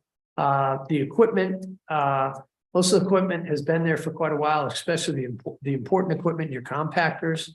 You've got two there that are well beyond their service life. Typically, service life is about 7 years. And you guys have got some, I think you've got a 10 and a 13-year-old piece of equipment, thousands of hours on it, higher maintenance costs when you hang on to equipment like that, and not efficient for you overall, and adds service life. I think you guys have been hanging on to them and getting the most that you possibly can out of them, but I think they're done. That creates some inadequate compaction issues when you've got some older equipment. The wheels, the sheep's foot, the heavy rollers on the compactor, they compact that waste, and that's something that you rely on for increasing compaction and maximizing your airspace, the space that you have to put waste into the landfill. And when you can't compact that waste efficiently, you use up more airspace than you want to do. And when you use up more airspace or quicker than when you want to do it, then you've got a shorter lifespan on that landfill, on that space. So it behooves you to have the proper efficient equipment to maximize your compaction. And I certainly think that there can be some improvements there with compaction. And improve the operation as a whole just with that. You can make some substantial improvements, maybe 10 to 15% improvements, maybe 20% improvements on compaction, and really extend the life on that landfill. I mentioned employees needed, I think there's just there's enough employment, enough employees. We mentioned that already. There's some vacancies at times that need to be covered. Transfer station, MRF, a clean facility, safe. There were some repairs needed on the building exterior cladding. Framework lets a lot of wind in, a lot of air, a lot of wind, a lot of dust, but I believe that recently, I mean, we were there in December, but they've already done some repairs to that exterior cladding of the building. The concrete push wall has aged and needs some repair. There's also the concrete, I call them container aprons. These are the concrete aprons where the containers are pushed and removed from the facility. They wear and tear over time. The metal on that concrete, it needs a constant renewal. And so some renewal of that infrastructure is needed. Overall, just really good facilities, a lot of working space around each of the facility, very valuable assets for the community to have to continue to serve the community. Next slide. Some more on the operational overview of vehicle equipment maintenance and program. I mentioned this, the Department of Public Works is responsible for your maintenance. You guys have a shared use of the maintenance folks. 30% of that maintenance budget is for integrated waste management. The facilities that DPW uses there are in good condition. There's a positive working relationship between DPW and integrated waste. They use CAM software, so they track parts and inventory well, so that you know where your money is being spent and you have a good accounting of it. And again, the mention of suggested recommendation of augment of staff by 1. Next slide. Key questions and responses. The RFP contained these questions that have to do with the operational review and study performed. These questions are pertaining to, again, the operational review. And I just picked a couple to read. How does the integrated waste management system compare to similar intergovernment systems? We believe the integrated waste management has a well-established footprint across the county, well conceived in the 70s to locate them where they are. The enterprise fund framework is comprehensive and full service compared to similar intergovernmental solid waste management systems. And I think that's it on that. And finally, let's take a quick look at the capital structure of the system. Next slide. The capital structure assessment is a look at the cost of service through the full cost accounting approach and development of a financial modeling to establish details on the current projected revenues and expenses to arrive at the revenue requirements. On the left, there are the revenues of 3 streams that you've got there. Other sources of revenue are also listed. And of course, you've got the expenses, operating expenses, debt service requirements, and other transfer closure requirements, and other contingencies and capital that is needed for to operate the system. Next slide. And again, there were several direct questions with regard to the finances. I've picked a couple here to read. What is the best approach to funding and implementing a capital equipment replacement? Generate cash reserve from a improved revenue structure. Bottom line, that's the best way to do it. You could also explore capital lease arrangements for heavy equipment and vehicles. Can integrated waste continue to with its current fee structure and maintain current services? We think that's doubtful unless there's a willingness to continue to provide funding from the general fund. And with that, next slide. So finally, I'm at a summary fact sheet here, fact sheet on the integrated waste system and our perspective and what we learned. Integrated waste management has a very robust and comprehensive solid waste system. The county owns this critical infrastructure. They're not dependent upon private businesses. The county controls this cost and has options besides costly hauling or disposal out of the county. Integrated waste has continued to provide these disposal services as a cost neutral operations. Again, 75% of the residents self-haul solid waste and use the county's facilities included in the annual parcel fee. And there's some more detail there about the number of residents that visit Rock Creek monthly, number of residences that visit the county owned transfer stations monthly at no additional charge, and the current state of the parcel fees requirement.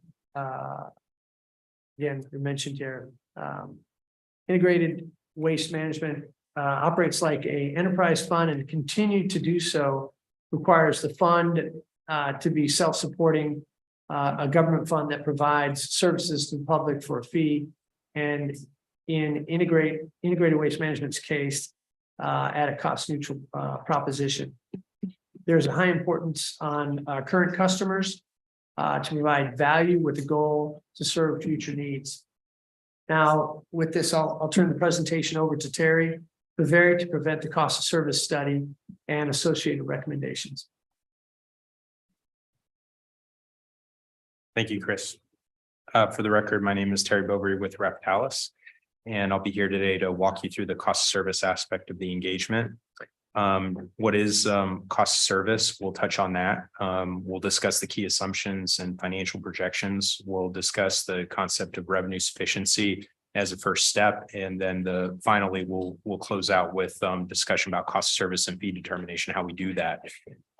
So really quickly overview for members of the public, what is cost service? Well, the first step is to try to determine revenue sufficiency. So we're trying to balance our revenues with our cost of service for each year within a financial projection. And currently we are looking from fiscal year 23 through fiscal year 29, for which we had the capital improvement plan identified.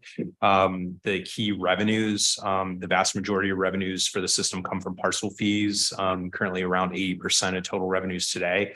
And then the balance of the revenues of the existing system comes from tip fees and other income like franchise fees from the hauler, as well as recycling revenues and investment income. The expenditures of the system are sometimes I might use the term gross revenue requirements or the funding requirements of the system.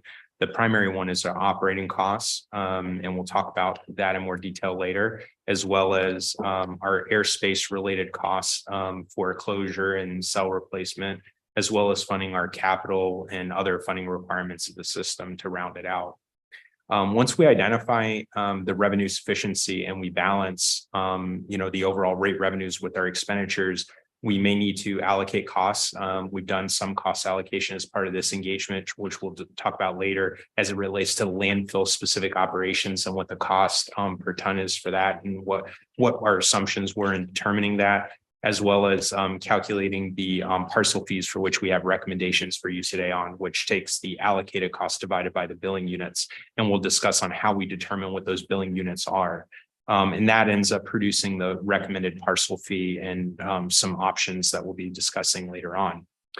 So this just gives you sorry about that. This just gives you a quick overview of our approach. I already mentioned we developed a 7-year financial forecast, but it is a data-driven process, and that includes 5 years of statistical data, both financial and tonnage and customer-wise. And we seek to examine all the costs of service to give you a full accounting of that. And we'll touch on each of the elements of the cost of service. So starting off with the statistical data, that really drives a lot of the cost of service. Without, the underlying population, the waste generation, and the system needs, we wouldn't really have a need for any costs. And as Chris already stepped everyone through the various facilities and operations of the system, it's based upon a population of roughly 45,000 people. Over, the last 10 years or so, we really haven't seen a whole lot of change in that based on what's reported in the census figures. California Department of Finance has some projections on statistics, and generally they forecasted flat, a little bit lower than what we're currently at. On that basis, we didn't assume any change in waste generation due to population figures. The table on the right presents a summary of total waste generation within the system. I just want to mention that these come from Board of Equalization diversion reports, or BOE reports, that were provided to us, and they represent the waste generation into the system itself. There is a subset of waste generation not presented here in this table that is handled by the contract hauler, and that is taken out of county. So that's not accounted for in the forecast, and we held that constant based on the current operations. You can also see here that we generate about 35,000 tons or so of material, of which roughly 11,000 tons per year passes through the transfer stations. So the other key statistical data are the customer statistics that link more to our revenues, as opposed to the tonnages linking to our cost and the use of transfer stations. The data on the top right, that chart up there, I just want to mention the acronyms. SFR stands for single family residential, MFR is multifamily residential. You'll notice that data was provided to us by the franchise hauler, and the tonnage statistics associated with it. We really only use the data from the hauler in order to determine waste generation relationships. And that's important when we get into the cost of service, because the parcel fee is allocated based on assumed waste generation. The typical single family residential unit generates about 1,800 pounds per unit per year. And so that's what we define as 1 ERU for the purposes of the evaluation. We assume that MFR or multifamily generate about the same per equivalent unit. And based on that assumption, we backed into the commercial waste generation, because the hauler reports commercial tons, as we understand it, to include both multifamily as well. So when we back into the commercial tons and we divide that by the total parcels in the system, we get an average waste generation per parcel, which is around 900 pounds per year. If we divide that by the 1,800 pounds per year, that gives us an equivalent residential unit ratio of 5.5 times roughly, as you can see there. The table on the bottom right presents the total number of parcels from the assessor data we were provided, along with an estimate of the ERUs associated with those parcels, both existing and proposed. So under the current rate structure, you'll notice that the commercial parcels represent about 3,000 or so ERUs. And it implies that they have a waste generation on average about 2.5 times a residential unit. And based on the current data that we had for this engagement, we're evaluating and proposing at the 5.5 based on the waste generation statistics. So that's a pretty significant increase in billing units on the commercial side based on that waste generation. And what that means basically when we get to the cost of service is that when we're allocating up the cost per equivalent unit, the commercial class gets a larger allocation than what the residential class would have been getting under the existing structure, since it's a zero-sum game when we're allocating costs like this.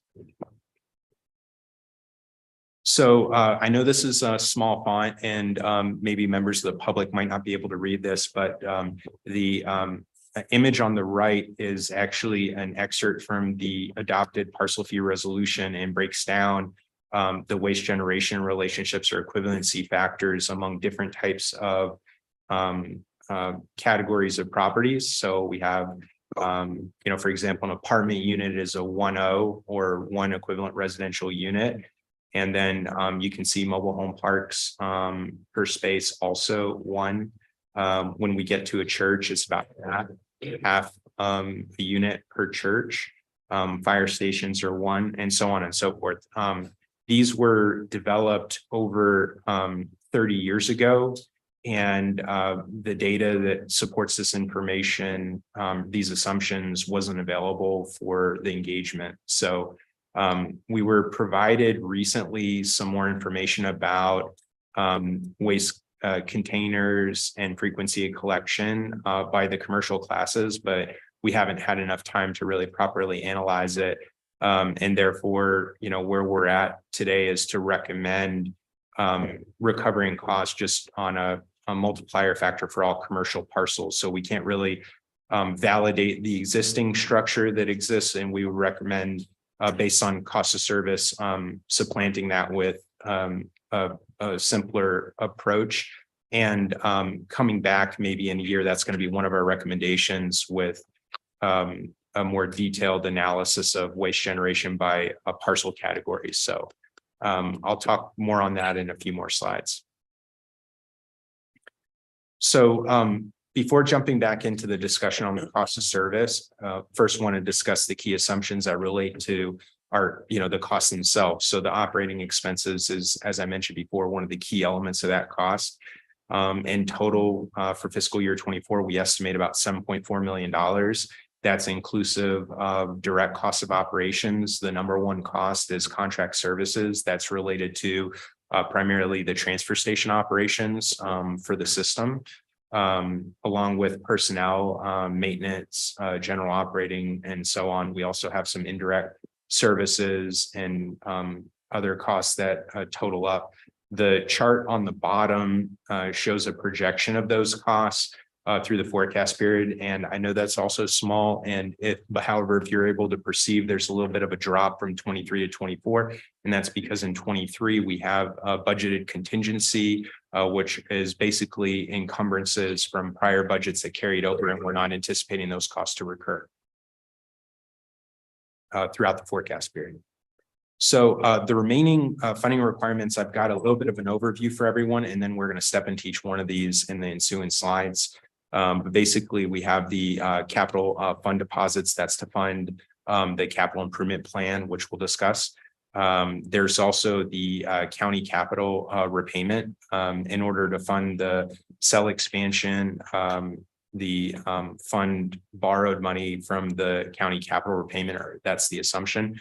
And we've assumed a 5-year payback for our baseline assumption, along with some reasonable interest costs associated with that payback. The next item is our landfill airspace replacement deposits. This is, we'll discuss in more detail, but similar to landfill closure, it's airspace related costs associated with using airspace at the landfill. So both to replace that capacity and also to cover the closure costs. We've identified deposits for those future expenditures, as well as working capital deposits. And as I mentioned before, the majority of the revenue of the system comes through parcel fees, which is on the tax bill. And the fiscal year runs July 1st through June 30th. And the revenues come in primarily December, January, February timeframe. So at the end of the fiscal year, come June 30th, there are several months throughout the year where you're not going to have revenue really coming in. And so you'll need to have adequate working reserves at the end of the fiscal year to cover those operations. So we need to maintain some minimum working capital reserves as part of the cost of service. And so we've assumed some deposits to do that in the forecast. So trying to go into a little bit more detail about those costs, the capital fund deposits, you'll see the table to the right. The new cell expansion was a little under $11 million. And that was funded from the county capital loan, as well as existing cash on hand.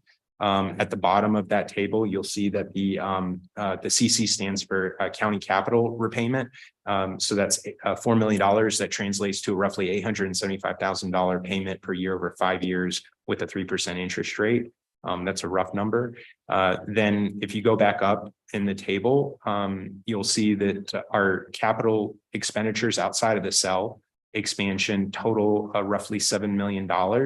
And that includes equipment and facilities broken up respectively. And in order to fund that, we've assumed deposits of a little over 1.1 million per year over the forecast period to cover those capital needs. So I mentioned earlier the airspace related deposits. So the first deposit we've assumed is a buildup for replacing airspace as it's used. The way we determine that is we took the most recent landfill cell cost that you can see the table at the top right there, about $11 million divided by the airspace in cubic yards to get a unit cost per cubic yard at right around $6.34. We take that cost times the forecast of landfill tons over the forecast period. We convert that to an airspace number. So basically, it's a little bit less than 2 cubic yards per ton is what we're assuming, or in other words, 1,100 pounds per cubic yard. And so if you see that 65,000 cubic yard number per year times the 634 is how we develop the required deposit to fund that expenditure. We adjust for inflation over the forecast period. It ranges from about 410 to about 490,000 over the forecast period. Similar approach with the closure. If we take our there's a typo. It says current construction costs. That should say closure costs in the top right table there, but it's about $9.2 million. We divide that by the remaining airspace, and that gives us our cost per cubic yard for the closure at $1.35 per cubic yard. We followed through that same approach, and we calculate roughly $100,000 per year on average over the forecast period to cover our closure costs. Lastly, the working capital deposits. And the way we determine that is we took our operating costs, direct operating costs times 50%, basically gives us a 6-month target for just our direct operating costs. And then we target that as a working capital reserve that grows over time. The required deposits are shown below in order to maintain minimum working capital targets. Although you'll see in the ensuing slide that we fall a little bit short of that. And this slide, there's a few different pieces of information. I'll step you through everything. The first chart at the top left is the cash flow funding requirements. And that presents the bars represent the various expenditures that I just explained. So the dark bar represents the operating costs. The light blue bar represents that repayment of the loan back to the county capital fund over 5 years. The gray bar represents the transfers for the airspace and the capital. And then the red represents the working deposits. And so the lines represent our revenues. So the solid line represents revenues under existing rates. The dotted line represents revenues to balance the revenue sufficiency. And basically, if we were to increase that revenue 120%, we're effectively doubling the fees of the system, but that will cover the cost of service over the forecast period. We'd recommend, reevaluating the fees and leading up to fiscal year 26 when you have the new hauler agreement that's set to expire in that year, I believe. And, the cost of service could change depending on the terms of those agreements. But the chart at the top right presents the ending cash balances for the operating and capital funds. The fund numbers are listed there. And then the reserve target, which includes the combination of both the working capital and the cell replacement reserve needs. And you can see we fall a little bit short of those needs in the near term, but over the longer term, we catch up to it. We identified some additional inflationary adjustments beyond fiscal year 24. You can see about a 5.7% increase in rate revenues identified for fiscal year 26. We won't need anything after that based on these forecasts, since we fully repay the capital loan by fiscal year 28. And so that funding requirement goes away and creates capacity in our rates, which helps us meet our reserve targets as well. I do want to point out the table on the bottom. The current parcel fee is $150 per month per equivalent unit. And if we were to just apply these rate revenue adjustments across the board, that fee would go to $330 based on these recommendations. That's a pretty substantial increase in the bill on an annual and a monthly basis. However, as you'll notice, when we get to the discussion of the cost service, because we're also reviewing the waste generation or the waste generation statistics among the customer classes. So residential and commercial, we identify needs to cover a greater portion of that cost. The unit cost will actually be lower than what we calculated here at 330, reflecting that change. Before we talk about the cost service, though, we did run 3 other sensitivities based on some input from staff. So we wanted to examine what would that fee look like, or what would those rate revenue adjustments for revenue sufficiency look like if we tweaked some of the assumptions. So one of that is no repayment to the county capital. What does that look like? And so the 120% drops to 105, or across the board fee increase goes from 330 down to 307.50 by way of example. And then the next slide assumes a phase-in of the increases, but maintains the repayment to the county capital fund. However, we extended that. Instead of a 5-year payback, we did it over an 8-year payback. We're able to do this. We can drop it down to maybe as low as an 80% increase in the revenues. But a casualty in all of this is our cash reserves go pretty low in this scenario. However, they do catch back up and get pretty close to the target by the end. So the purpose of this scenario is to kind of give you bookends between the 120% and the 80%. Need to operate within, so if you're making a decision, you want to consider another alternative, we really need to operate somewhere in between those bookends. I apologize for making the microphone upset. Theory. Yes. Can we need to take a restroom break here for a second? Sure. Few minutes. Absolutely. So can we break here for a few minutes? Yeah, and then, of course. Okay.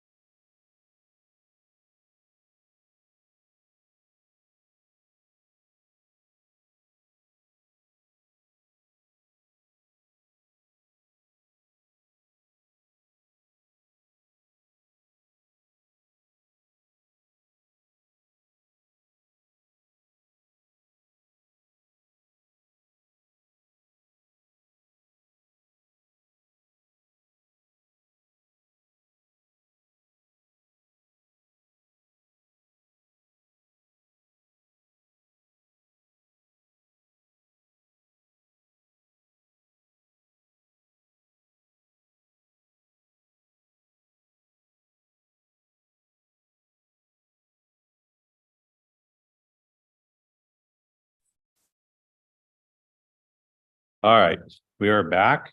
In theory, you're back on. Yeah, thank you. Sorry about that again. So where we left off was we were talking about sensitivity related to the revenue sufficiency, and we were discussing bookends. And this was a slide where, we had 80%, and that was the lower end of the bookend relative to the 120%, as what we think is needed to fully recover the cost service. You'd phase this in, you get back to the same overall fee by 2025, in this scenario with the repayment back to the capital fund, as you can see, over a 2-year period. If we were to, in this next scenario, eliminate the loan repayment, then we'd still need the 80%, but we could lower the increase to the second year. And if you recall, in the sensitivity to the second option, where we get rid of the loan over 5 years, that dropped the fee down to 307.50. And you can see here, we're dropping a little, not as low, around 311, just because we're phasing it in and because of the cash reserves within the system. So this just gives you a little bit of a feel of the sensitivity between the options. So there is a possibility that you could phase this in a little bit, but something that we'll need to talk about is the customer impacts based on the cost of service evaluation next, and how that may impact total revenues and phase-in.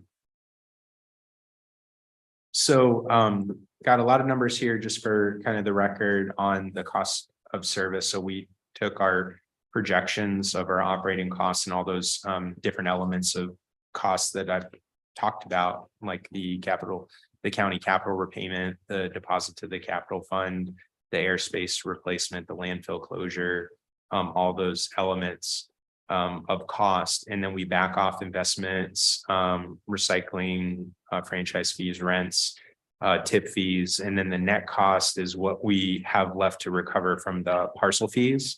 And when we divide by the equivalent units, the proposed equivalent units, we get an implied fee of $288.18. That equates to that $330 discussed earlier. So basically, the waste generation for commercial, they need to recover a greater portion of the cost. And so the average cost per equivalent unit actually goes from $330 down to $288 per equivalent unit. And what that sort of means in sort of a zero-sum game is that the commercial customer class as a whole would recover more. Currently, they generate, around $450,000 per year. And under the proposed structure, it'd be approaching, 1.9 million, something like that. So 4 times greater than total what they're paying currently based on the waste generation. And that would seem to make sense, because if we need to double the rates, that would be 2 times. And then if the commercial units are doubling, then that would be 4 times. So it kind of makes sense if you follow that train of reasoning. The fees are presented on the left-hand side. So single-family residential SFR would be $150 to $288, assuming, we're trying to target the full cost. Same with multifamily per unit. Commercial, because we didn't have the data to, validate or create new customer classes, subcategories of customer classes within the commercial parcels. We've identified a total fee per parcel of a little under $1,600 per parcel. So following through with that thought, what are the bill impacts? And, we had, about 27,000, 28,000 or so, line items of data and the assessor data we were provided. And so we try to examine, well, if we took these fees back to that raw data and we compared to the fees and the revenues that they're generating now, do we prove out that we generate the revenue that we're trying to target? And we do. For the residential customer, you'll notice on the right-hand side of this table, and there's a lot of information on here, and I probably won't go through everything, but the very last column tells you the percent change, and each row represents a different type of land use codes related to single family residential or multifamily residential parcels. And you can see it's about a 92% increase.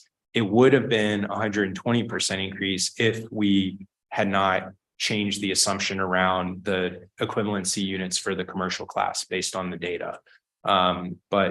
Because of that, residential parcels see a slightly lower increase, commercial parcels see a greater increase as a result. The column titled current revenues and proposed revenues, you can see how those increases would impact the total revenue generation among the customer class. So this is one of the issues that we ran into because we aren't proposing the same rate structure that we had before for the commercial class in particular. And because we've identified a need to recover more costs from them, if we were to set their charges at cost service, we'd have a lot of variation in the bill impacts depending on the land use code for the parcel. The one that has the highest percentage change would be the churches, which is land use code 6400. You can see that, and they would be at 1200% increase, which is pretty substantial. And if you recall that table I presented earlier before the break, each church represents 1/2 of a single family residential equivalency, but they're viewed as a non-residential parcel and grouped together within the commercial class, and therefore would get charged the flat fee per parcel. And so that's why they're seeing such a large percentage increase. We thought that these impacts would be fairly significant, and while they are cost of service based, and you could do this, the bill impacts, we just wanted to give the Board of Supervisors another option to consider. So this is an alternative to that, and the thought here would be that we would increase, it was the lesser of 120% increase to the fee, or 1,500 and I think a little under $1,600 per parcel. And we calculated the data here based on averages for all of the parcels within each of the land use codes. And you can see some of them actually have decreases because by way of example, non-taxable government owned, they currently pay more per parcel, pay more than $1,600 per parcel. So if we cap them at that $1,600, then you're going to have some that are going to see reductions, but based on the cost service, we couldn't justify a higher fee for them because we didn't break apart or didn't know how to break apart the waste generation by that class of customer. But what this does for us is it allows us to minimize the impact to some of those other commercial parcels, like the churches that would have seen huge increases, and affords us time to do a better evaluation of either a desktop or otherwise of the waste generation within the system, and make recommendations for the board for the next fiscal year for that class of customer. It wouldn't impact the residential, but we'd bring back another recommendation once we've had more time to review the data. The challenge we have today is that because of noticing requirements associated with Prop 218, we need to get the noticing in before the final board meeting for the fiscal year. If we do not adopt increases at that point, then they won't take effect for the next year. And if we don't have increases that take effect for the next year, we're going to have a deficiency relative to the cost of service. And that would have to either get remedied through transferring of funds from other funds, a general fund or what have you, or we would have to examine cuts in the cost of operations. So that is why we've recommended this option for your consideration in light of the impacts to the commercial class. We did some internal analysis, and because we aren't, some of the parcels aren't going to see the full increase, we wouldn't, even though we're targeting 120% increase in revenue, we estimate that with this alternative fee structure, we might generate close to 90% increase in revenue altogether. So that is within the bookends that we talked about earlier. And that's why I wanted to reference that again. That gives you a little bit of leeway from the 90 to 80% if you wanted to do some sort of a phase in with this alternative option as well.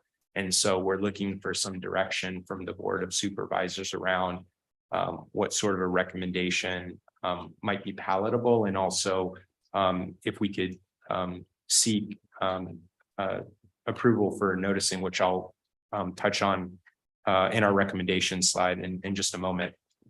Before we do that, though, I did mention at the start of the cost service evaluation, we did allocate costs. And so this table right here takes the gross funding requirements before income and funds from other sources. And then it allocates those costs to landfill operations. And we have some notes in the right-hand most column that explains how we did those allocations. We worked with staff to look to the labor costs and break those out that are directly allocable to landfill operations. It also includes some overhead allocation of management staff as well. And then you can see it also includes some other overhead allocation like the indirect cost allocations. What we've excluded from the cost service. So if I go back for a second to the cost of service slide, you'll notice that the gross cost of service is 10.7 million. If we exclude the capital, the county capital repayment at 875,000, then you're able to reconcile to the 9.8 million that's shown here. The reason why we've excluded that loan repayment, if you will, is because in this case, we're trying to estimate what is the cost of service. And because we have accounted for a deposit for airspace, it effectively be a double count. But I did want to point that out. So if we did add that back in, instead of $75 per ton based on these assumptions, we'd be something like $99 per ton. But again, that repayment comes off in 5 years. And I think the thought here is that if we keep up with these deposits for the airspace replacement, and we did a projection over, I think, a 10 to 20 year period, that we would have enough money for the next time we would need to expand capacity, that we wouldn't require a loan, if you will, to fully fund it. So that's the other thought here, is that if we were able to set aside enough money in advance, planning wise, that we wouldn't need the loan, and that wouldn't be a cost that we would have layered into this fee calculation. So I think that this is helpful information just in general. You know, what is the cost to landfill operations? How much does landfill represent of our total cost? Because it's important to remind everyone that, you know, there are other services being provided. The transfer stations are a big component of that. Household hazardous waste, other types of programs, you know, the free dump days, things like that, that get included within the cost of service, or other types of events. Maybe that wasn't a great example because that relates directly to landfill. Apologize, but you can see it's about a little less than a third of the total cost of operations, effectively.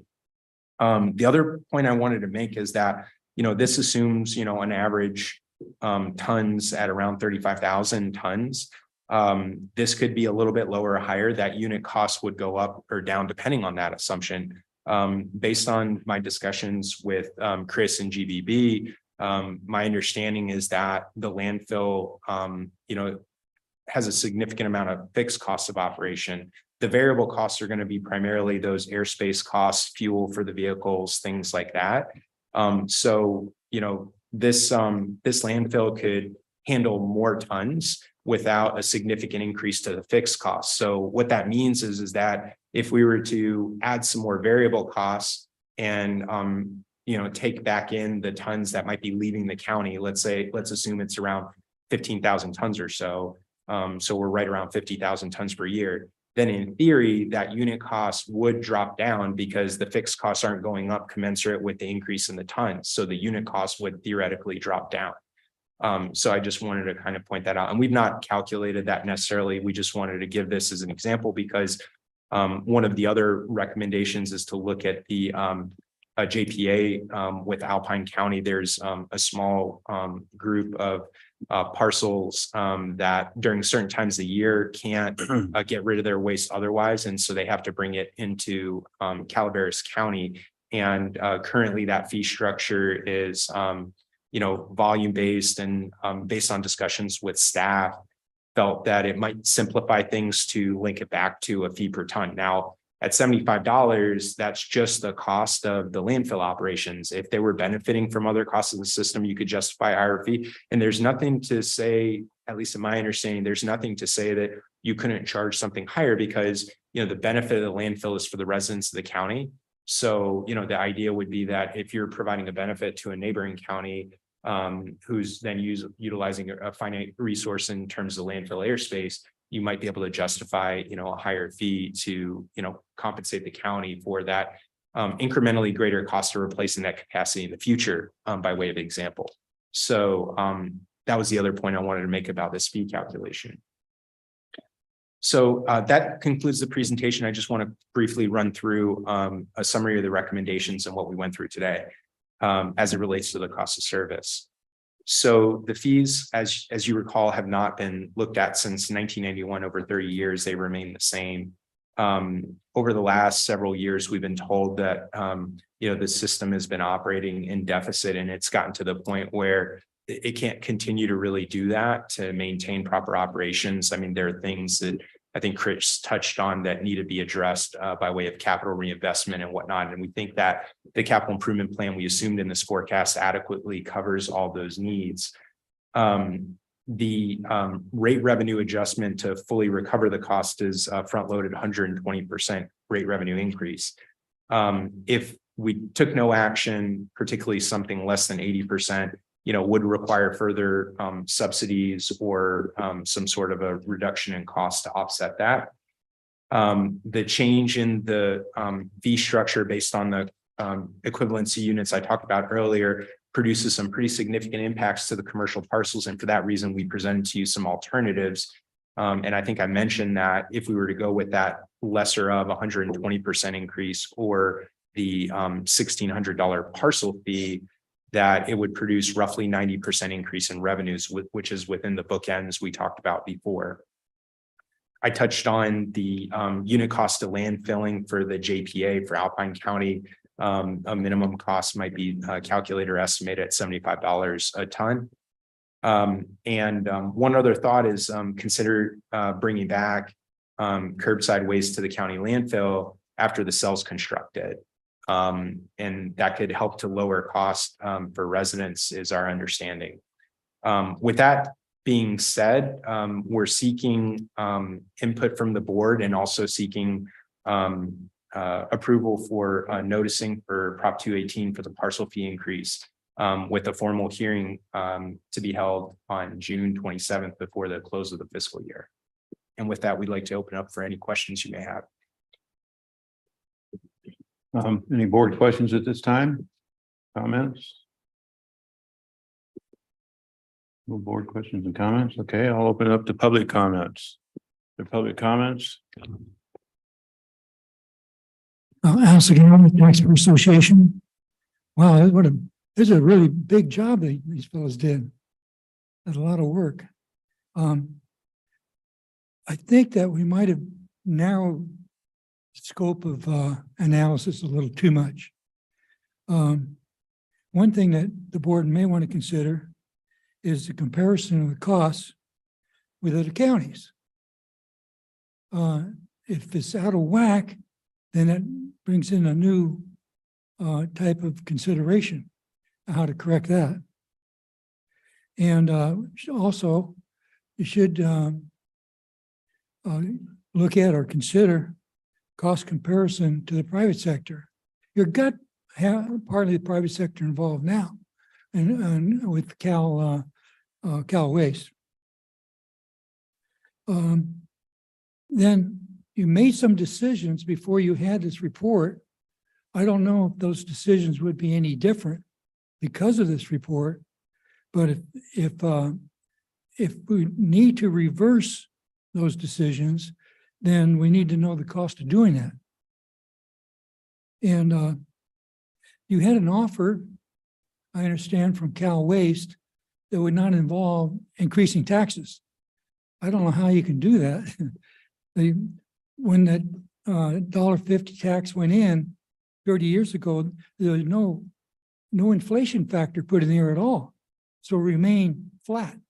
I don't know if that was a mistake or by design, but in any case, I think any sort of taxing for solid waste should include the cost of living or inflation factor. Thank you for your time. Any other public comments?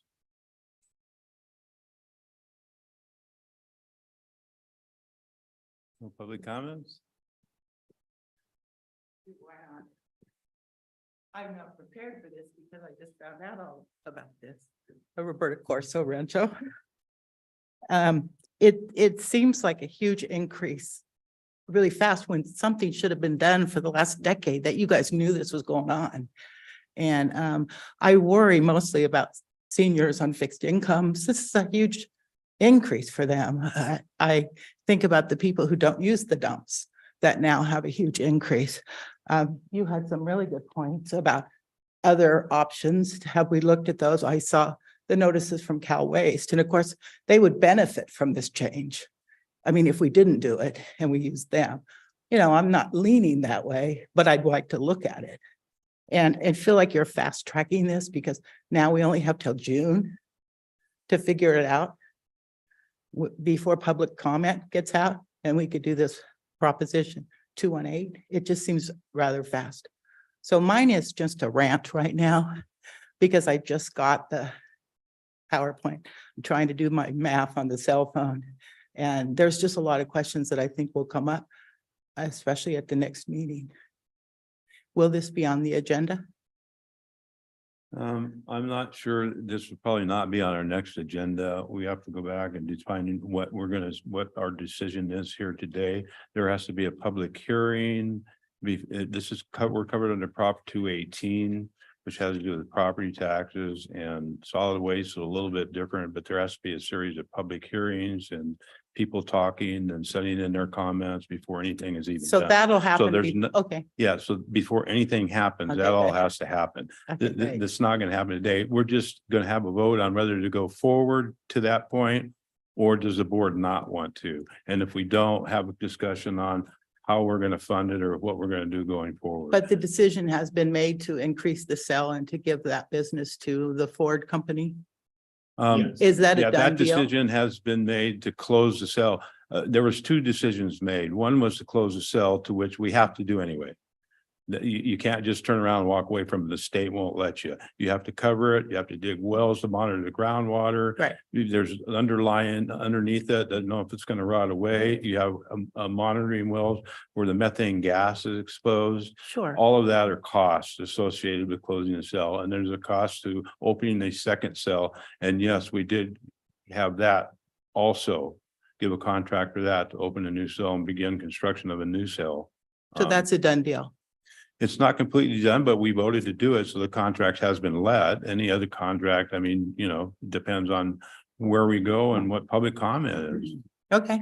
So. So okay. it sounds like we still have some opportunity to, You'll have plenty of opportunities to voice your opinions and what to say. Great. Yes, thank you. you're welcome.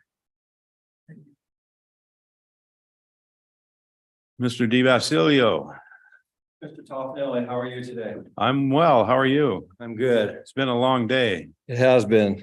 Yeah. I'm a resident of Wallace. You are. Been in the county for 44 years, and not seeing a fee increase for our landfill is a little disturbing, but it's something that should have occurred. Did a little bit of math while I've been sitting here, and I know that in the research that I've done, once you guys get the new cell up and running, it's going to cost us about $70 a ton to dispose of waste. And I know that Cal Waste talked about the last meeting, and they were only going to charge $155 a ton. Well, at $35,500 a ton a year, if we just use our services in our new cell, that's going to save the county over $6.2 million. That would supply the staff that this gentleman was talking about. If you did 6 staff at 250,000, that's only 1.5 million. That still leaves you enough to cover your airspace and your closure costs. I think we need to keep our landfill open. As a resident of this county, I want to see our landfill stay open. And I understand the concern of people that have, higher taxes because of the cost that is going to cost us, the increase for our fees. But we haven't seen a fee rate increase since 1991. And I still think that if we were having to pay $300 a year in our taxes for our landfill, we're still better off, because when I moved to Wallace 14 years ago, I was paying $42.50 quarterly for my garbage disposal services. And when Cal Waste took it over, it went to $97.50 a month. That's $1,200 a year. So to pay an extra $150 a year in my taxes to be able to go to landfill, I think is a way to go. Thank you. There any other public I'm comments? sorry, if I may, Chair Toffenelli, and I apologize for the obnoxious lawyer clarification, but a few people, we've been referring to it as a tax, and just to be clear, it's a property related fee, not a tax. Thank you. The parcel fee. All right, any other public comments? If not, I'll close public comments and bring it back to the board. Supervisor Stopper, you have comments? Thank you, Roberta, for your questions, because these are things that go through my mind, and in consideration of this as we move forward. And I think Mr. DeBasilio brings up a point. I think initially Cal Waste's proposal was $115 a ton. Proposed to go up at $155 a ton. In the second year, I believe, is what the proposal was. But 115 was the number I heard for first year per ton. At that rate, we, considering that and the cost at $75.27 a ton for us to do it this time, there is a added cost to that. And even if the cost was brought down to the same as our cost per ton, we still have the impact of having to maintain the current cells and closure of those cells. There are added cost overall to it. So even if they did an offer that was equal with our tonnage, we would still have to raise rates to be able to maintain that and send stuff out of the county with the loss of that landfill. So, and overall, this is part of the process that once I got solid numbers that, were a deeper dive than my, estimated numbers that I did prior, things were still unbalanced to the point where we just considered an alternative to sending it out to the county. And if we do get rid of that landfill, we'll never get it back. Never get it back. So it's a benefit, and it's something that the voters of the county in the 1990 had voted on that they wanted. And that's been consistent in my mind that, they had spoken, and we should keep up with that. And there's been no dissenting to getting rid of the landfill from the residents as a whole. So thank you for that question. It's definitely been a large part of the consideration moving forward. Just real quick, I just think my big concern is it should have been done all along. Okay. No, and the raising of rates, we as supervisors are taking responsibilities for decisions that are made all along. And this has been something ever since I got elected, I've been bringing it up. I was like, we're backwards on the landfill. I've gone to solid waste task force for that very reason, because I'm concerned about being able to retain this for the county. And, yes, it hasn't been done long. It's late, and it's making it a more extreme measure at this time to get caught back up, which, is a consideration in the future. And that's what we're gonna have to decide on now, because we can decide on a rate now. How do we sustain that for the future also? So that's another consideration. To the points. I think we've been provided with multiple avenues here, recommendations. I appreciate, your work. Part of the capital payback, you put in a 3% interest on it, supposedly. Now, I understand that because that capital could be used for different things and potentially a loss because it would cost us more to build those things at a later time. But it's not required by policy or statute or law. And at this time, thinking about the impacts to these assessed fees, I would like the board to consider possibly doing away that 3% interest on it. I'm also, I'm hesitant to do away with the loan in its entirety because at that rate, we're going to have to pick up that money someplace else in the future. But either elongating the payback so that, like option 8-year, for instance, and also, just to ease that price down. So I'm definitely in favor of that idea and taking off the 3%. I am in favor of possibly thinking about waiting till, let's say, because you talked about the cost of sending everything out of the county. Sorry, I'm processing. There's a lot to talk about here. So much information.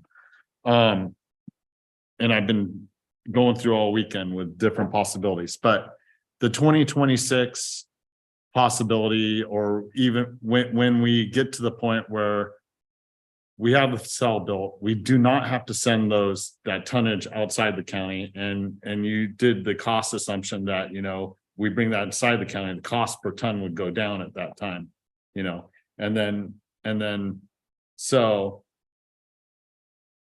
until that time, do we want to hold off on the loan repayment until then and do it on a 5-year, let's say, and then take the savings on putting it back in as part of it? I'm throwing more options in there. Some of them might not work, but I'm definitely in favor of doing something that's sustainable at the same time, not impacting the residents at an extreme rate. I'm looking at more the 80 percentile as opposed to the 100+ percentile, is what I'll be in favor of. But at the same time, we need to move forward with the thought of the future and not make the same mistakes we made in the past and not making it sustainable for the future without that cost adjustment continuing on. So that's just it for a start. I mean, I could go through, like they said, needs when it comes to staff. They said they had an operations superintendent for the landfill and an operations superintendent for the transfer station. Now, my assumption is that this was put into your total cost for the future on new staffing, right? No, sir, it was not. It was not included So in it's this. not part of that. Okay, then I'm going to stay away from that right now. I'm not even going to talk about it because that's not part of the decision. Okay, you done? For now. Okay. Any other board comments or questions? I've got a question, at least a couple of questions. I'm looking at your slide number 17. Slide 17 was the operational review. And it says inadequate compaction due to the equipment that's out there.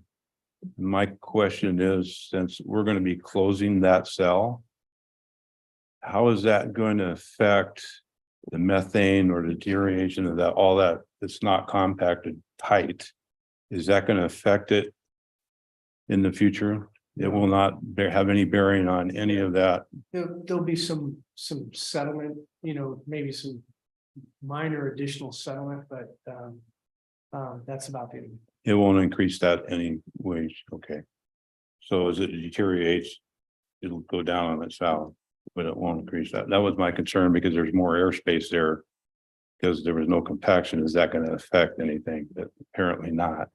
So, okay.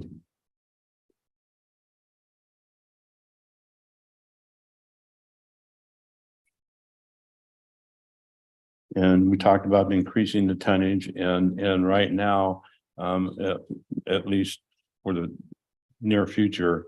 And we have the conversation when the new cell opens about not sending anything else out of the county and the reductions of costs that would be passed on to the people that actually use the services from Cal Waste. And there are people, I'm one, I use Cal Waste. I do use Cal Waste. But I still make a trip to the landfill at least 2 or 3 or 4 times a year because it loads up on my truck. I'm going to clean things out. I have sheds, I have things going on. So I do use either Paloma transfer station or go out to the landfill. So it's just nice to be able to go out there and you just drive across the scale or you go to the transfer station. It doesn't cost you anything. There's no charge at the gate or anything, and you can utilize them. And the fact that you can do that at the landfill about over 360 days a year. And you can go every day if you want. And it won't cost you any more than what you're paying on your property tax. So if you have, for some reason, you need to go out there every day, you can go out there every day. You can go to the transfer station every day and just show that you're licensed, you live in Calaveras County. And you can deposit what you need to deposit there. So I think that's a benefit to our constituents in this county. I think that's something that if you can't afford Cal Waste services, you have the ability to dispose of that without any cost other than paying your property taxes. If it's been sent out to them as their proposal, you don't have that option. And I don't know what would become because the cost associated with that, if you pay from 115 a ton to 155 a ton, excuse me, property fees. You're getting past what we collect. If we don't do an increase, you're getting past what we collect, and that's going to be passed on. And then you have nowhere to go with it because we don't have a landfill here. I don't know who's going to pay for the transfer stations, if those are even going to stay open. And what the cost of that is. So I think this is something that we need to at least go forward to. We have public hearings that we have to do. We can't just vote on it today. So at least hear what the public has to say going forward and have those public hearings. So I'm in favor of it. Thank you, Chair. I just reiterate that we are teeing the ball up for the next 75 years. I do believe that this will curtail a lot of illegal dumping, which I believe other counties that had to deal with that had closed their landfill. And I just wanted to add that it's a huge rite of passage to drive with your dad to the dump to get to know where your garbage goes. Thank you. Thank you for all the work, Terry, Chris. Supervisor Garamendi. I have to agree with Martin that it is a rite of passage. It's even scarier when you send your kid to the dump for the first time on their own. But what we did was I put this in the CPI calculator, and this price, it's not exact. It comes out pretty close. If we'd had a regular CPI increase since 1991, it's about right here. So as much as an increase as it is, really in perspective, it's not crazy. I think that it's important. One of our strategic goals is to make sure we have a clean county. I've thought about other options. What if everybody got charged for Cal Waste or they got charged when they went to the gate? People would dump their garbage on the side of the road. I mean, if you had to drive if your only option other than going with a franchise was to drive to Rock Creek and you live in West Point, you're just not going to do it. You're not going to drive 90 minutes each way to do a garbage run. So it just won't happen. That would go against what our strategic planning is. Since we're grabbing input, I know we have a contract with Alpine. They should, if they're going to be on our team, and Alpine is a good partner with us and our friend up the hill, but they should participate in paying back the loan. I think Ben might be on something. It might be a nice relief to our constituents to spread out the payments, give ourselves a little bit more time. I know it's harder for the county and our capital fund, but those are things we should consider. It reduces it a little bit. It shows that everybody's pitching in, but I agree. We have to move forward. And as somebody put to me, this isn't about today, it's about tomorrow and maintaining a little bit of our own self-determination in this county. Thank you. Supervisor Fallendorf. Property fee. I have a couple questions, but it's primarily focused on your slides regarding commercial. So just wanted to clarify, when you're talking about these commercial fees, you are talking about these are gonna be the charges for improved, not unimproved. Is that correct? Or how, could you explain that further?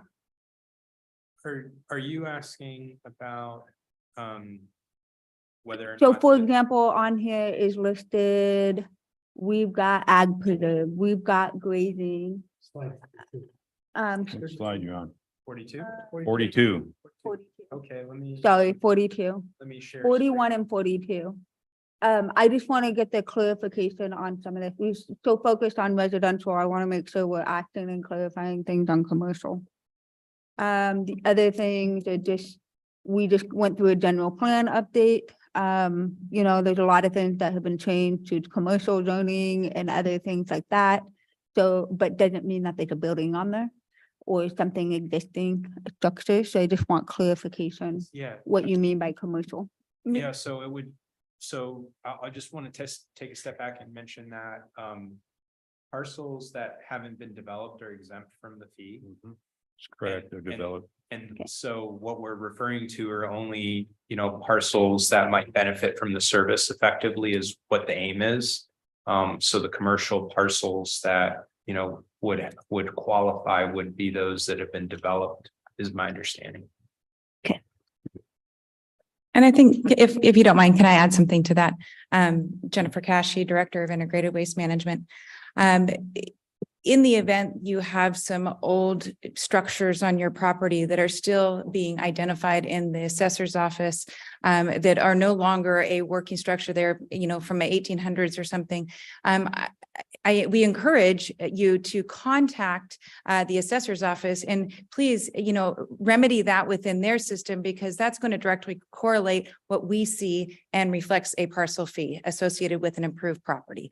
So in the event that is something that has been brought up, please contact the assessor's office. We work closely together to ensure that those fees are applied appropriately.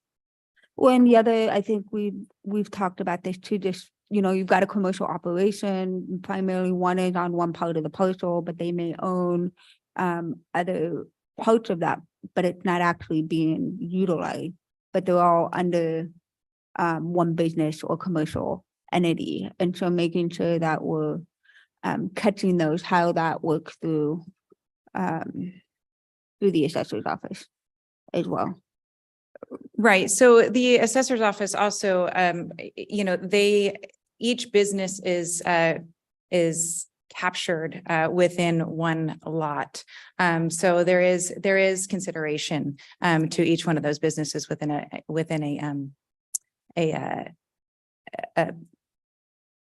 a larger like shopping center or something. Is that what you're referring to? Yes. Yes.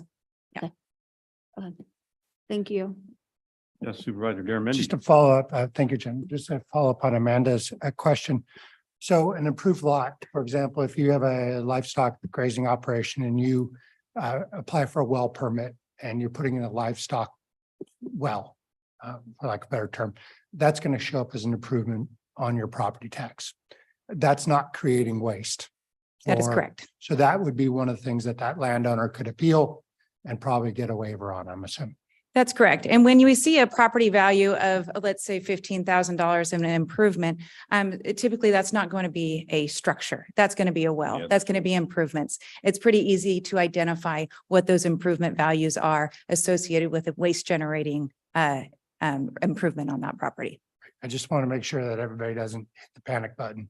Absolutely. And that on this chart, since I asked you about it yesterday, the numbers, we're not scooping up a bunch of lands that haven't been taxed before. That is correct. All of Parcel fee The same, before. yes. It's the same universe. that is correct. What you see is the data that's provided is those that have parcel fees attached to them currently. Yes. Thank you. And I just wanted to add that the way we did the calculation in this is that we had that existing fee structure data in the system, and what we said was the lesser of 150% increase off of what folks are paying today. So anybody who's paying whatever fee, the lesser of that, or the $1,500, $1,600 or so that we calculated. So it shouldn't change. For example, we're not going in and changing, should this parcel pay or should that parcel not pay? We're just changing the fees the way they are in the system as it is, the existing fees, and applying an increase to that. And it's either the lesser of 120% or the cost of service that we calculated. So it really shouldn't result in significant change in cost recovery among the existing parcels, because we're only affecting those fees that for parcels that are already paying it today, based on the existing structure. So hopefully that makes folks. No, at ease. I'm sure it's overwhelming like it was, reading it, over the weekend. So just wanted to make sure it's clarified for the public It's a what great the question. intent is and what's going on. Thank you. And then the other question is just for clarification. So you're recommending a two-step process for commercial fee increase. So recommending what we currently see here and then come back in a year with another 218 process to look at the commercial fees. Yes, to give Okay. us more time and also come up with a methodology to fairly recover the costs within the commercial class. Thank you. Supervisor Hubbard. Can I ask you, Terry, so if you overpaid that year, would you be reimbursed? I don't see how you'd overpay. Could you maybe walk me through that example? So in a year, you said you're going to reassess all the commercial. So if I have been assessed more than I should have been paying, it would be. You probably, well, you shouldn't, you probably shouldn't, on the basis of the fact that the fee has to go up so much more than where it's at today, and we're limiting the increase to 120%. And, the average parcel should be 4 times greater. If anything, there probably is more catch up than there is reduction, would be my guess. I haven't evaluated. It's a really great question. I don't have an answer for you because it's not something, we had given a lot of thought to, but we can think about that. And certainly that could be something to bring forward again when reviewing that fee structure the next time around as well. Thank you. Any other? I do have a question of Teresa or maybe even Marcos. There's been a lot of stuff going around and a lot of emails flying and a lot of other phone calls and things going on. And one of the things is that, my God, they've spent 3 million of general fund dollars, and what services are going to be cut because they spent those and we spent those, we could use it for other things. We have budget coming up. We're in current budget year, so we're going out until the end of June in the current budget, not cutting anything for any of that. We're going into our new budget year, and this $3 million came out of what we call a general fund that was set up with teeter funds and ARPA funds. And the reason we're talking about some type of repayment on the loan is because those dollars, we have an animal shelter and a DA's office and electrical being done here in the future and going forward. And some of those funds were set aside for that. But this is not just general fund per se dollars that we use from our contingencies or general fund reserves that we're using here. It's money that was set aside for capital improvements. So there's no reduction of services that are going to be done. We're in the current year. That funding is all in place. It's another couple months, and then we'll be doing the budget in June, a preliminary budget. And none of this money, it'll show, but it'll show in the capital improvements and not from our general fund that's been saying out there that's just, oh my God, we're spending money we could do other things with. So you want to comment on that, Teresa? So Chairman Toffenelli, you are absolutely correct. This was set aside for capital improvements or infrastructure improvements specifically for the county. So it is not coming from any operational budgets. Thank you. I wanted to clarify that. Yes, Clarify. absolutely. Sorry Go about ahead. that. Just Right. talking to Supervisor Fondor about this. We're talking about the in commercial under slide 42, the alternate commercial parcel disposal fee impacts sheet, right? Not the one before where it was flat, is what we're proposing this upcoming year. The alternate is what we're discussing. Yes, absolutely. Okay, I just want to make sure. Yes. Recommendation. Yeah, That's your recommendation, but today we're not voting on any of that. And we have to go through public hearing and everything else and hear what the public has to say about it. I like the alternate seemed a lot. Yeah, I thought. And just And all of you in the residential. Yeah. Just so we're totally clear on the same page, as discussed, currently from 1991, we have this kind of very specific breakdown in all these various types of commercial parcels. What we could do is an across the board treat every commercial parcel the same, but as Terry mentioned, that's going to result in a very large increase to certain parcels. So instead, we're going to sort of artificially cap those right now, while we dive into some more data and then come back with a more specialized system again in the future. That would be the plan. Yeah, and the whole basis of that sort of approach was, well, if you needed 120%. Don't touch the table. I'm so sorry. Apologize for anyone struggling with that.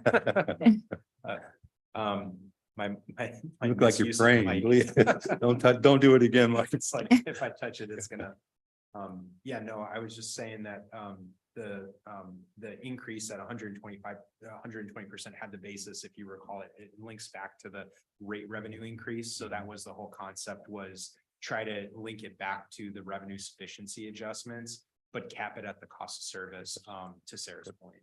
Yeah, not going forward. Yeah. And sorry, one more thing for the right, just to be clear, and please, jump in if you want to add additional detail. That is not to be interpreted as that residential is somehow subsidizing commercial. We're able to basically get by for a short period of time with these sort of artificially capped commercial fees and then revisit that in the future. Right, because that would be, this is a much more reasonable approach. I mean, a small retail shop is not the same as a community shopping center. Correct. So Or a we huge could work restaurant. through those details, but right now we're not. Okay, and then I have one other question on the thing that's being just thrown around out there and just, oh my God. The $7 million for the other part of this contract has always been there. That was generated from 1991 for the purpose of closing a cell and opening a new cell. Those are from fees that we've charged, and the 7 million was there, it was never lost.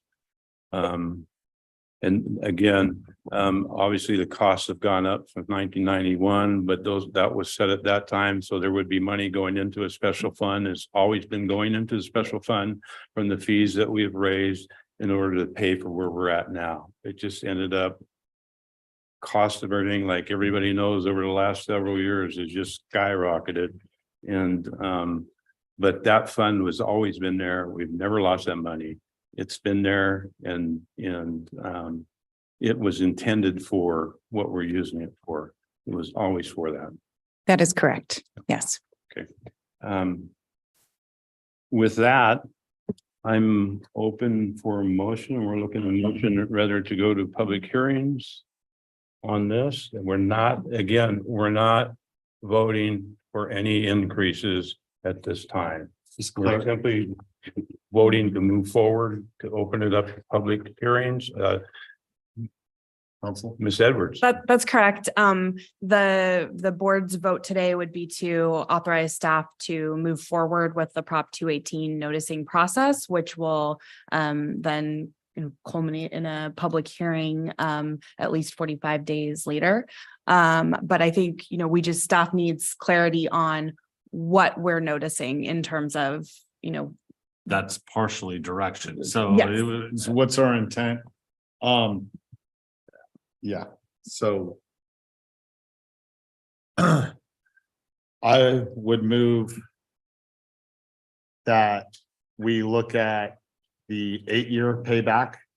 You didn't put in taking out the 3% interest rate, but can we do that as part of our motion, council? So that, you know, you could extrapolate that into the public noticing. I don't see why not. I'm not gonna do math. Nobody wants that, but Right, I'm sure not that, gonna do it right now. But sure that, it could be part of the public notice. as long as our, The public notice. as long as our consultants feel that the direction is sufficiently clear, I'm confident they can crunch those numbers. Right, so I think that's really simple to be clear with, you know, taking out the 3% interest charge. Going for the 8-year payback on the loan. As supervisors Karen Mendes and Fullendorf both brought up the second option for commercial that seemed more realistic for this time and to bring that back later. Boy, there's a lot here.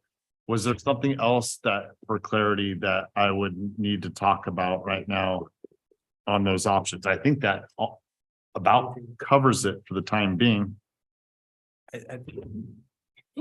Easy. I think there was The residential. some discussion around possibly phasing in addition to the lower fees, but I'm not sure if I heard that correctly from my notes. Phasing in the, So the idea is that if we go with that alternative recommendation with the commercial and the fully loaded cost before backing out the loans and all that, that it was going to generate about a 90% increase in revenue. So before we lower the cost by expanding the repayment on the loan and a lower interest rate, one question was, do you want to try to phase in the adjustments anymore? Are we good there? Because the cost of service means that the residential impacts are capped at the 92%, the $288. Is that okay? Because I thought I heard some discussion around, because that was one of the sensitivities we ran with the. so you're talking about like year 2 and some of those, it starts raising up So and instead of that's, doing it all in one and that year, cost adjustment. And I hear what you have to say. So with my motion, can we bring that back with our 218 next year with commercial at the same time to relook at it and keep it capped for the time being? Yeah, you can. I mean, I think the issue I is- think at that rate, we'll have more time to extrapolate more data. Okay. You know, and so I think capped for now with the thought of bringing it back with the 218 for commercial at the same time. Okay, so. And I think we'll have. Sorry, it might just be me, but I'm not totally clear. So I think, 280 single. Let him re-explain it because he knows how to say it better than. I think. Yeah.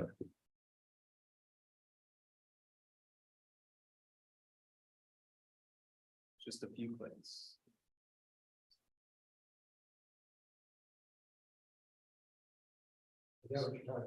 Yeah, so one of the sensitivities we ran was to examine trying to phase in the increase to all customers over a 2-year period. Now, we'd be somewhat limited because with the commercial, we're already down to 90%. So we don't want to go below 80%. Now we could go a little bit below that because if you're extending the repayment, then that helps out. So we'll calculate that.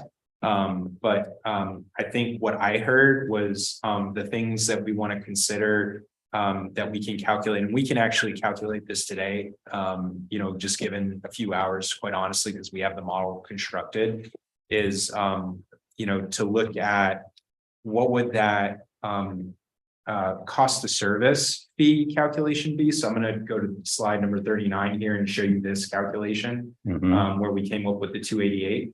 And we would basically, and I'm highlighting here the county capital repayment fee, that would be reduced for no interest.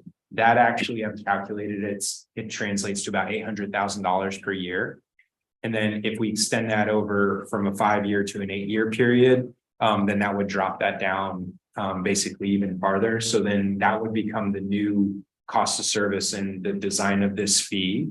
We would go with the commercial alternative, which wouldn't impact single family and residential, but what these two changes would do would kind of in effect achieve that phase in that we talked about by lowering the cost on the residential unit. And that's what you would like to do and you can evaluate it next year because, we might layer back in that cost or the loan repayment or what have you. And then that kind of in effect becomes sort of like a phase in, I think, is sort of what I interpreted from your comments.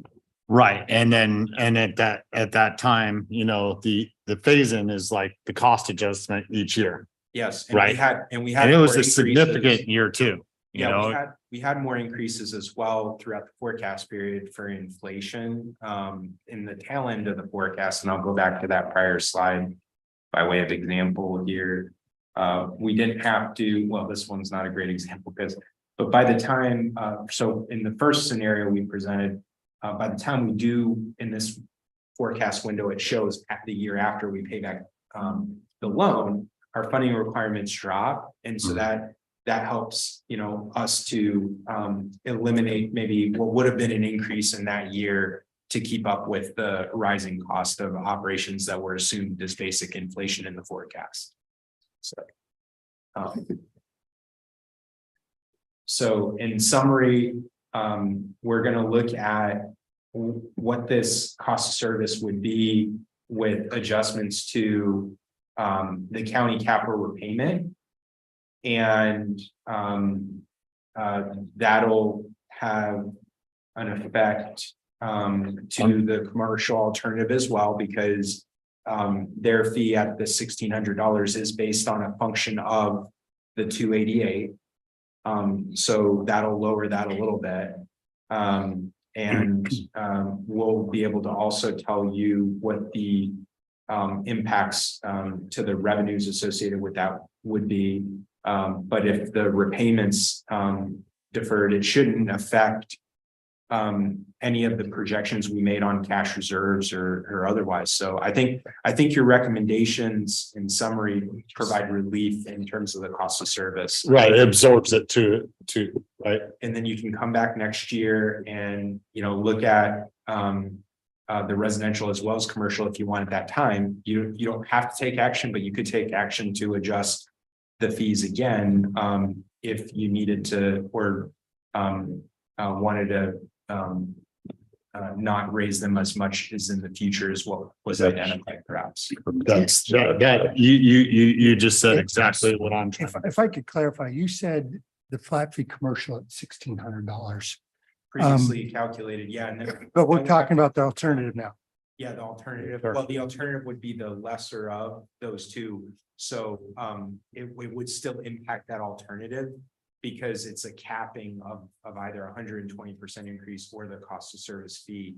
And because that cost of service fee is 5.45 times roughly the $288, if that 288 drops, then that cost of service fee that we estimate then also drops. Yeah, I just wanted to make sure that we weren't using the flat rate across the board. Okay, No, we are. so not. we're clear, no interest, 8 years. We'll wait for the cost adjustments until next year with the Prop 218, the same time as commercial. Zia, as our former interim CEO or CAO would say, have we captured all our balloons? Or did we let any float away without answers to your questions? No, I think I have clear direction. Stuck them with a pen. Okay, So that's my motion. County council wants to. Well, I apologize. I'm sure it's just me. So that we're looking at just an increase to the parcel fee, not one that's staggered over a period of years or phased in over a period of years. It's just going to be an increase to the fee and it's going to be whatever that number is, which is going to be lower now because of the changes that we've made to the repayment of the general fund loan. But we do need to revisit a cost adjustment to make sure that we're not making the same mistake Calaveras County did in the past. And that will become in year 2. And that way we can make sure the data is right for the cost adjustment. I agree. Is that clear? Is council? Yes, we can always revisit with a look again at costs and a Prop 218 process. It can always be revisited. Okay. Supervisor Garamendi. Yeah, I'm sorry, maybe after this, somebody could write this all down so we could make sure, read it against our Yes. 48 pages of notes, make sure we captured it correctly. Chris, you don't have it, you We'll weren't, come you back weren't and writing this type as well. do this again. Do I need to state more clearly what my motion is, Well, council? I have Then one can question repeat before, I just have one more question, and I noticed when we were going through these slides, on slide 40, the next one. In the middle, land use code 1200, Yes. it says current average rate 298, Yes. proposed 288. Current revenues 79,000, it's going, you're reducing the cost, and we're getting 152,000 from a reduced cost. Yeah, that's an excellent observation of a mistake that we made in the table, because I think that you know, the equivalent unit rate is still 288, but because there are 2 units on the parcel, they're actually gonna get you know, the double of that rate. So they're gonna get charged 288 twice or 270 twice. 288 twice. And so in the prior column where it says the current rate, that's actually Alright. $300 because they're getting the $150 twice. Okay, So I just very want, perceptive of you. I'm sorry about. I'm following what you're saying. I just want to make clarification on that, Yep, that's you're what that's, absolutely correct. okay. All right. And, So- and it's proofs out in the revenue calculations to the right. that Well, that's- I saw the numbers and the numbers looked correct, other than those 2 numbers, and I just The want, unit cost, I think it was just, you know, when we were copying it for the PowerPoint, it's not linked up to the file, so you just, you know, copy and paste down, so Scrivener's error, apologize. all right. So, Mr. Chairman, one more quick clarification. So before this goes to the hearing, we're going to get to see this to make sure it correctly reflects what we've discussed today, correct? Yeah, I believe I can have this calculated today before we leave the county and send it to staff for their review before they share it with the Board of Supervisors. Okay, we just got a lot of moving parts. I think we got There's it a lot all. of moving parts. I think we do it. Yeah, sorry, just to clarify, we can once that's done, you know, staff can certainly push that out to the board. I don't believe we'll have another board meeting before beginning the noticing. Correct? That is correct. So we would need to identify what that fee structure is on that notice prior to us disseminating that notice. So with Terry's corrections or revisions to after your suggestions, we would be able to provide you with those revisions that would then be on the notice that would be disseminated. I have a question. I'm not here to I agree with what Ben just said, but talking about the future and a second 218, the risk of all the work here and then going into a second year, I'm just really concerned. I know staff really looking at the pros and cons and the risk of all of this, and making sure that we're going to, in the first run, get what we're gonna be, you know, get hopefully what we're gonna be able to get. And if not, you know, we're looking at what we don't get this year into a second year. That's gonna be compounded with a commercial. I just wanna make sure we're talking out and airing this out, because this is a you've got to be very strategic and very calculated and run the risk of a possible, this may not happen. And what are we going to be looking at and the type of work we will be going into the next cycle in year 2 as well. So is there some of the things that you guys are analyzing and working on this data that we're going to be able to get that information for, you know, basically a plan B or C on this? And I know that's something that we don't want to talk about. I know, and it's been kind of taboo, but we've got to talk about it, because what are we going to do with the what ifs? So if I'm hearing you correctly, if we come back with a Prop 218, potential Prop 218 notice next fiscal year, you're concerned about that process. Is that? I'm concerned about this year and the next year, because there's no guarantee. We're doing this. We're hoping for the best. We're trying to do what we can to reduce that cost to make it palatable for the public to support this. However, there is always that risk factor that we don't know what that return is going to be. like any vote, any election. So are we as a county working to make sure that we have an alternative also for next year, along with those commercial rates, if this doesn't work? Can I, It's a 218 process. It's Sorry. It's, it's a Prop 218 process with a protest procedures, there's not an election piece because of the type of fee this is. but the amount of protests. So regardless, votes or protests, however it is, you get the majority of the protests saying no. Are we prepared for that? That's all I'm asking. Are we as a county prepared for the protest and the results of a no? well, I think that's always the risk that you run with the Prop 218 procedure. And that's something that we have to evaluate as we move through. And if Sarah, if you could correct me if I'm wrong, in the event that you would like to suggest an additional increase a following year, you can do a one-time noticing that would essentially affect the following year as well. So if you put out a notice that you have an increase in your parcel fee and there's let's say the two-phase approach, right? You could potentially put an increase on that second fiscal year, and that first notice would substantiate that notice time. Okay, I just want to make sure we're talking it out and open and we're having these discussions, because this is a very complicated and uncomfortable discussion, and I'm not trying to rain on the parade. I just want to make sure that we're having that ugly conversation about it too. I absolutely, that is a question, because that is a possibility. Let's say there is a solid protest and, they're able to hit the numbers on bringing back the fee increase. In that case, it's the same situation as we're in now. Right. We're upside down, we're in the red, and our option doesn't work. Other options supplied by other people don't work.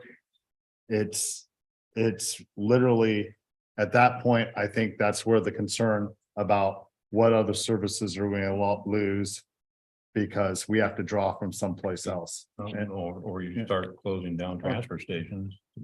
Right, and then start reducing costs. Right, yeah, and at that point, we're looking at situations where people are dumping more stuff on the side of the road because they don't want to drive the full distance. That's a good possibility. Thank you. I just want to make sure we have that discussion before we wrap up. I and understand. Walk out the door today, so. No, It's a conversation, when we do the public hearing, we have to have all this conversation that we're having right now, so it's all out there and people understand.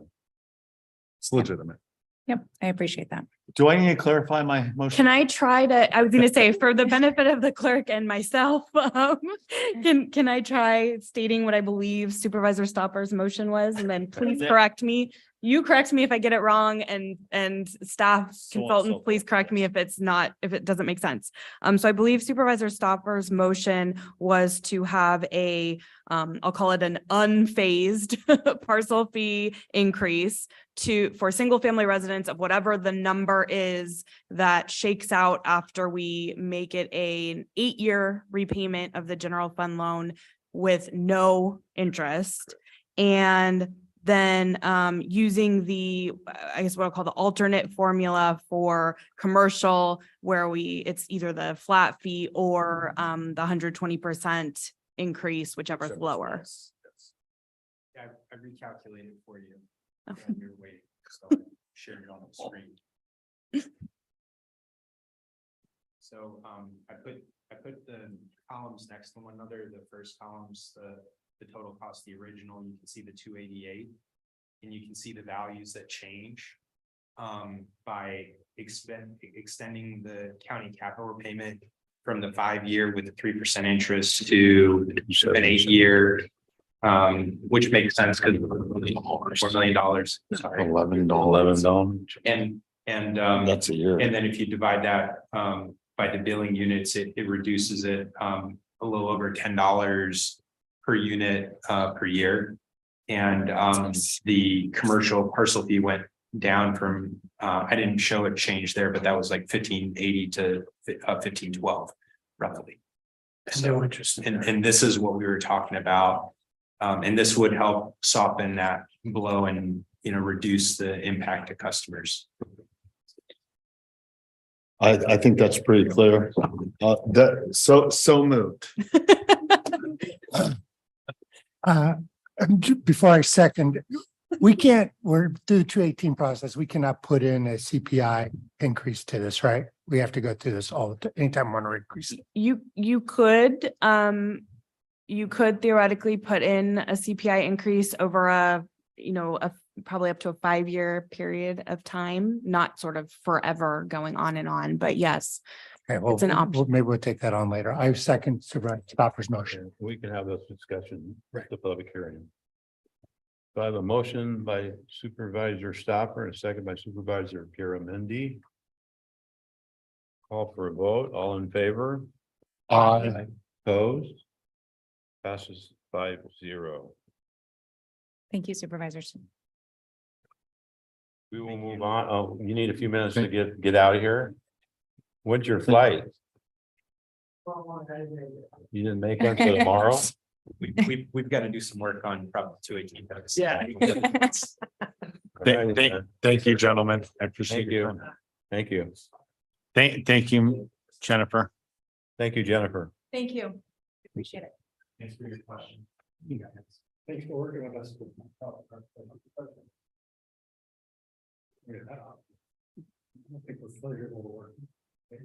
What, look, we can change that. If you're coming back, you'll be back. It's not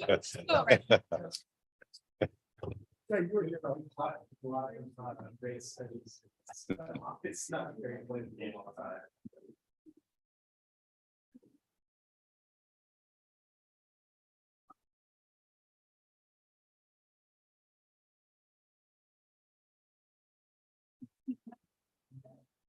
Thank you.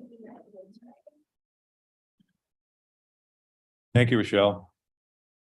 Long day, huh? All right, we'll move on to the next item on the agenda, which is supervisor announcements in compliance with Government Code 53232.3D.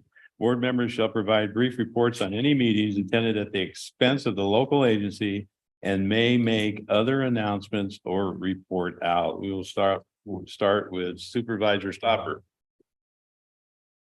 Check my calendar for the correct day here.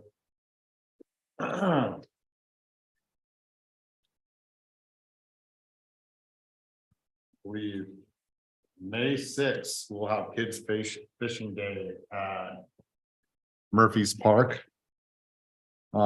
Fish and Wildlife meeting tomorrow. Went to motherload job training meeting over a week ago on Monday. Good information. I think there's a point now, with a few different things in structuring that I talked to Dave Teeny about, at some point because they kind of align because he's the facilitator for the Central Sierra Economic Development District, that I want to bring back an informational item to discuss with the board on the Central Sierra Economic Development District and how we would want to work with it in the future. So it's sustainable and we don't have to go through what we went through in the past when it got dissolved before and us having to take care of the employees' medical and other things when it came to retirement and everything. So we're just talking strategically on how we want to move forward in the future because Mr. Teeny won't always be there, at a certain point. And we want to do it in a fashion that benefits the county and doesn't cost us through the future if it doesn't end up working out. So that's all I have to report now, and I'll discuss a possible item later in the year. It doesn't need to be right now. Supervisor Fallendorf. May 6th is the copper car show. So I will be there with the Roadrunners. So if you want to come hang out, let me know. But I know I'm competing with the fishing that same day going on in Murphy's. I'll keep And then this coming May, we will not have a COG meeting due to various schedules and different things going on, both with staff personally and a few board members. We've decided to cancel the May meeting, and our next meeting will be in June. You. And that's all I have. Supervisor Garamendi. Thank you, Mr. Chair. I have had meetings on the 17th on Golden State Connect Authority in Sacramento. Also, I will be meeting again tomorrow on Golden State Connect Authority, as well as other RCRC meetings in Sacramento. Friday, UMRA has its meeting, which should be nice. And then next week, I have to do a quick flight to Houston to present on Golden State Connect Authority. So I'll be in and out. Houston, huh? Yeah, they really sexy destinations. Yeah. Could have been worse. Hopefully the weather's good and there's no tornadoes or rainstorms or. I'm gonna go tell them what interesting things we're doing in California. That's good. Specifically Calaveras. We Yeah. start with Calaveras. We are the center of the universe, Mr. Chair. We are. Agreed. Always have been. Certainly in our minds. Supervisor Huberty. Chair, I attended the Central Sierra UCCE meeting on the 19th last Wednesday. Jolynn Miller reviewed the Master Gardener Program and the 4-H Development Program. She also, it was very similar to her presentation that she did here. She reviewed the new advisors and the grant funded positions that they're bringing on. And they are looking to hopefully increase their budget this next year, but they're sending paperwork to back that up. Thank you very much. Supervisor Fallendorf, you remembered something? Yes, I did. I go back. I participated in Ag Day last week on Thursday. So for those of you that don't know what Ag Day is, it is hosted by the Farm Bureau and young farmers and ranchers. And it brings in 4th and 5th graders from all of the schools across the county. So if next year you're interested, we could really use some presenters. Present a cow. Yeah, you can bring a cow, you can bring a horse. Bring a rabbit. But it was really great to participate and see all the kids, and they had all kinds of stuff, from flowers to honey, goats, tractor safety. SPI brought the logging truck. It was really, really awesome to see. So anyways. Great. I attended the Calaveras Public Power Authority meeting on Wednesday morning, and a very interesting meeting with things that are going on with Western Power, which who we belong with, as far as when we get charged for power for all the government buildings. The PG&E is pressing to increase those rates enormously. And there's some opposition to it, but we right now we are looking to do the electrical here at Government Center that's truly needed, and the cost could be escalating very easily depending on what happens there. I also on Monday I attended the Central Sierra Child Safety Agency, and that was it. Chair, I should have said that I attended with you on that as well. Completely. That's fine. Okay, I attended that with Supervisor Huberty and I here. We were here, it was a Zoom meeting. We were allowed to post and we had it here. So he was in the office and I was sitting right here. So we got kicked out of the admin conference rooms. So staff, do you have any announcements? CEO Hitchcock? And again, it's not coffee, so you're good. The only announcement I have is we had a very good strategic planning meeting with Supervisors Fallendorf and Garamendi, and went through our entire strategic plan and the progress that we're making. And I believe that copies from that meeting were forwarded to all of the board members, and I think staff has some really good work going on. So Please take a look at that document, and if you have any suggestions or concerns, let us know.